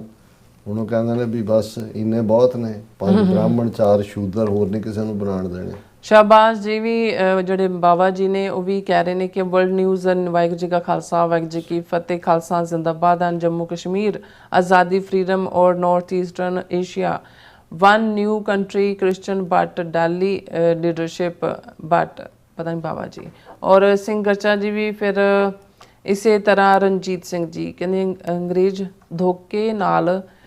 ਧੋਖੇ ਨਾਲ ਜਿਹੜੇ ਚੀਟਿੰਗ ਕਰਕੇ ਸਾਡਾ ਰਾਜ ਖਤਮ ਕਰਕੇ 68 ਟ੍ਰਿਲੀਅਨ ਡਾਲਰ ਦੇ ਜਿਹੜੇ ਕਰੀਬ ਹੈ ਲੁੱਟ ਕੇ ਲੈ ਗਏ, ਜਿਹਦੇ ਨਾਲ ਕਿਸੇ ਵੀ ਵੱਡੇ ਪਾਵਰਫੁਲ ਦੇਸ਼ ਨੂੰ 22 ਵਾਰ ਖਰੀਦ ਮੁੱਲ ਲੈ ਸਕਦੇ ਆ। ਇੰਨਾ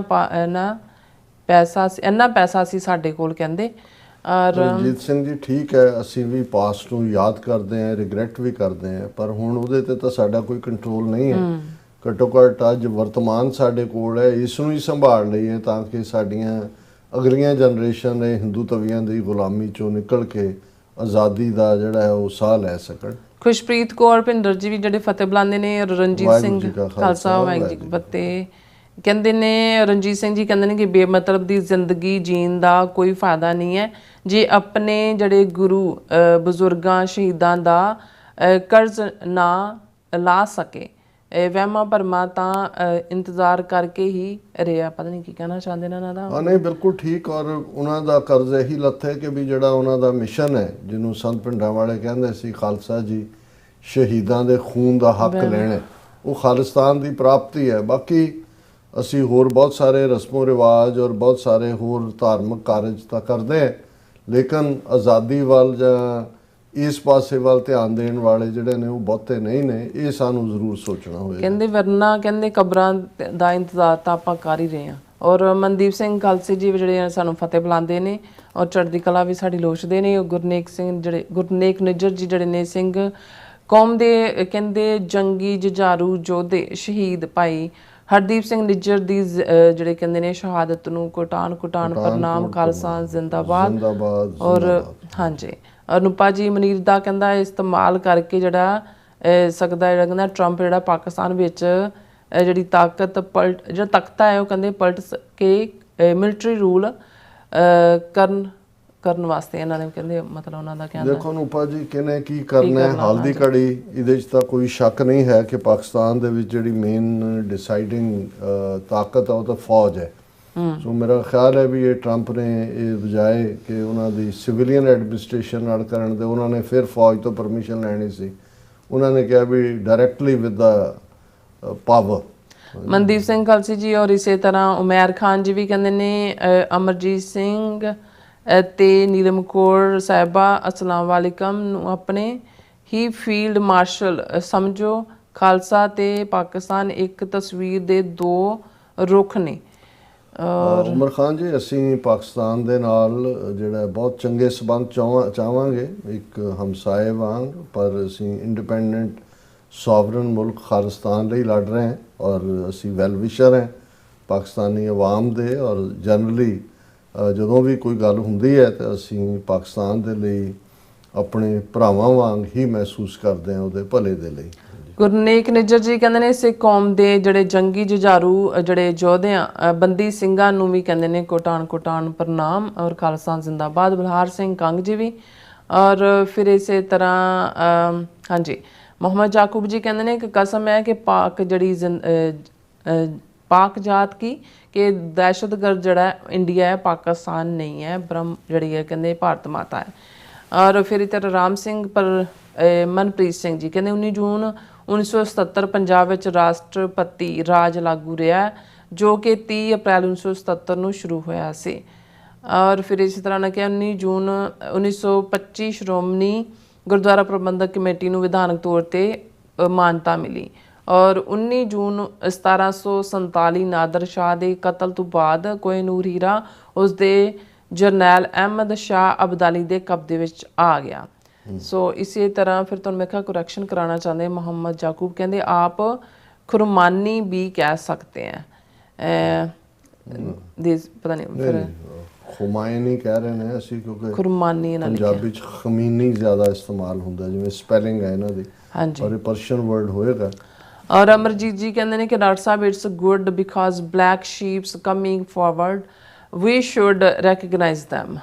हाँ वो जिवें जैसी वर्गे लोग ਜਿਹੜੇ ਰੈਂਟਾ ਸਿੱਖ ਨੇ ਬਿਲਕੁਲ ਇਹ ਬਾਹਰ ਨਿਕਲ ਰਹੇ ਨੇ ਪਰ ਇਹਨਾਂ ਦੀ ਪਛਾਣ ਔਰ ਇਹਨਾਂ ਨੂੰ ਆਈਸੋਲੇਟ ਕਰਨਾ ਜ਼ਰੂਰੀ ਹੈ। और बिलाल जी कहते हैं कि जरा ट्रंप है इमरान के साथ जंग में नहीं आएगा, अगर आया ऐसा हुआ तो चाइना ताइवान ले जाएगा और अमेरिका को रिएक्ट करने के का जड़ा मौका वो मिलेगा और यूएसए इसमें बुरा फंस जाएगा। नहीं, ये किसी ਦੇ ਵੀ ਹਿੱਤ 'ਚ ਨਹੀਂ ਹੈ ਔਰ ਅਸੀਂ ਸਮਝਦੇ ਹਾਂ ਵੀ ਇਸ ਨੂੰ ਰੋਕਿਆ ਜਾਣਾ ਚਾਹੀਦਾ। ਬਿਲਕੁਲ। ਫਿਰ ਮਨੀਪ ਬੋਬੀ ਜੀ ਜਿਹੜੇ ਹੈ ਖਾਲਸਾ ਜ਼ਿੰਦਾਬਾਦ ਕਹਿੰਦੇ ਬਲਵਿਹਾਰ, ਹਾਂਜੀ ਬਲਬੀਰ ਸਿੰਘ ਟਵਾਣਾ ਜਿਹੜੇ ਉਹ ਫਤਿਹ ਬੁਲਾਉਂਦੇ ਨੇ। ਫਿਰ ਇਸੇ ਤਰ੍ਹਾਂ ਖਾਲਸਾ ਵਾਹਿਗੁਰੂ ਜੀ ਕੀ ਫਤਿਹ। और इसी तरह मोहम्मद याकूब जी कहते हैं क्या आपको पता है कि शिया मातम क्यों क्या कहते करते हैं? ਮੁਹੰਮਦ ਯਾਕੂਬ ਜੀ, ਇਹ ਵੇੜਾ ਸ਼ੀਆ ਤੇ ਸੁੰਨੀ ਦਾ ਨਹੀਂ ਹੈ। ਇਸ ਵੇਲੇ ਤੁਹਾਨੂੰ ਇੱਕ ਜਿਵੇਂ ਤੁਸੀਂ ਇਸਲਾਮਿਕ ਉਮਾ ਨੂੰ ਦੇਖਦੇ ਹੋ, ਇਸ ਐਂਗਲ ਤੋਂ ਦੇਖੋ, ਬੇਗੁਨਾਹ ਦੇ ਮਾਰੇ ਜਾਣ ਨੂੰ ਦੇਖੋ ਔਰ ਇਹ ਦੇਖੋ ਕਿ ਵੀ ਇੱਕ ਤੋਂ ਬਾਅਦ ਇੱਕ ਦੀ ਵਾਰੀ ਜੇ ਅੱਜ ਈਰਾਨ ਬਿਲਕੁਲ ਜਿਹੜਾ ਉਸ ਦਾ ਥੱਲਾ ਲੱਗ ਜਾਂਦਾ ਤੇ ਫਿਰ ਪਾਕਿਸਤਾਨ ਵੀ ਕੋਈ ਬਹੁਤ ਦੂਰ ਨਹੀਂ ਹੈ, ਕਿਉਂਕਿ ਪਾਕਿਸਤਾਨ ਵੀ ਰਡਾਰ ਦੇ ਉੱਤੇ ਹੈ, ਕਿਉਂਕਿ ਇੱਕੋ ਇੱਕ ਪਾਕਿਸਤਾਨ ਐਸਾ ਮੁਲਕ ਹੈ ਜਿਹਦੇ ਕੋਲ ਜੌਹਰੀ ਹਥਿਆਰ ਨੇ, ਨਿਊਕਲੀਅਰ ਹਥਿਆਰ ਨੇ। ਸੋ ਇਹਨੂੰ ਬਿਗਰ ਪਾਰਟਸ ਦੇਖੋ ਬਜਾਏ ਕਿ ਜਿਹੜਾ ਉਹ ਸਾਰੇ ਨੂੰ ਛੋਟੇ 'ਚ ਦੇਖਣ ਦੇ। ਪ੍ਰਮਲੀਨ ਜਿਹੜੇ ਪਿੰਦਰੇ ਉਹ ਵੀ ਫਤਿਹ ਬੁਲਾਉਂਦੇ ਨੇ। ਮਨਪ੍ਰੀਤ ਜਿਹੜੇ ਨੇ ਕੌਰ ਜਿਹੜੇ ਨੇ ਉਹ ਵੀ ਫਤਿਹ ਬੁਲਾਉਂਦੇ ਨੇ। ਫਿਰ ਇਸੇ ਤਰ੍ਹਾਂ ਅਮਰਦੀਪ ਖਾਲਸਾ ਜੀ ਵੀ और बिलाल जी कहते हैं जी भाई अच्छा आपस में लगे ने। अमरीक सिंधर जी भी और गुरमीत सिंह कौर जी गुरमीत सिंह कौर जी फतेह बुलाते हैं और कुलदीप सिंह जी भी बलिहार सिंह टिवान जी भी वो सानू फतेह बुलाते हैं और खालसा जिंदाबाद कहते हैं। सब का बहुत बहुत शुक्रिया। सो इस तरह अपने व्यूअर्स को लेने इजाजत। व्यूअर्स साढ़े प्रोग्राम का समय इत्थे मुकदा। तुसीं अपनी राय ते सुझाव सानू भेजना भुलना साडे इस पते ते SOS@tvreports.tv ते असीं अपना प्रोग्राम लैके फिर दोबारा तुहाडे सामने होवांगे। तद तक ले मैनू ते अपना सुना गया दो। देखते रहो TV 4 बुला दिओ फतेह। वाहिगुरू जी का खालसा वाहिगुरू जी की फतेह। रब राखा।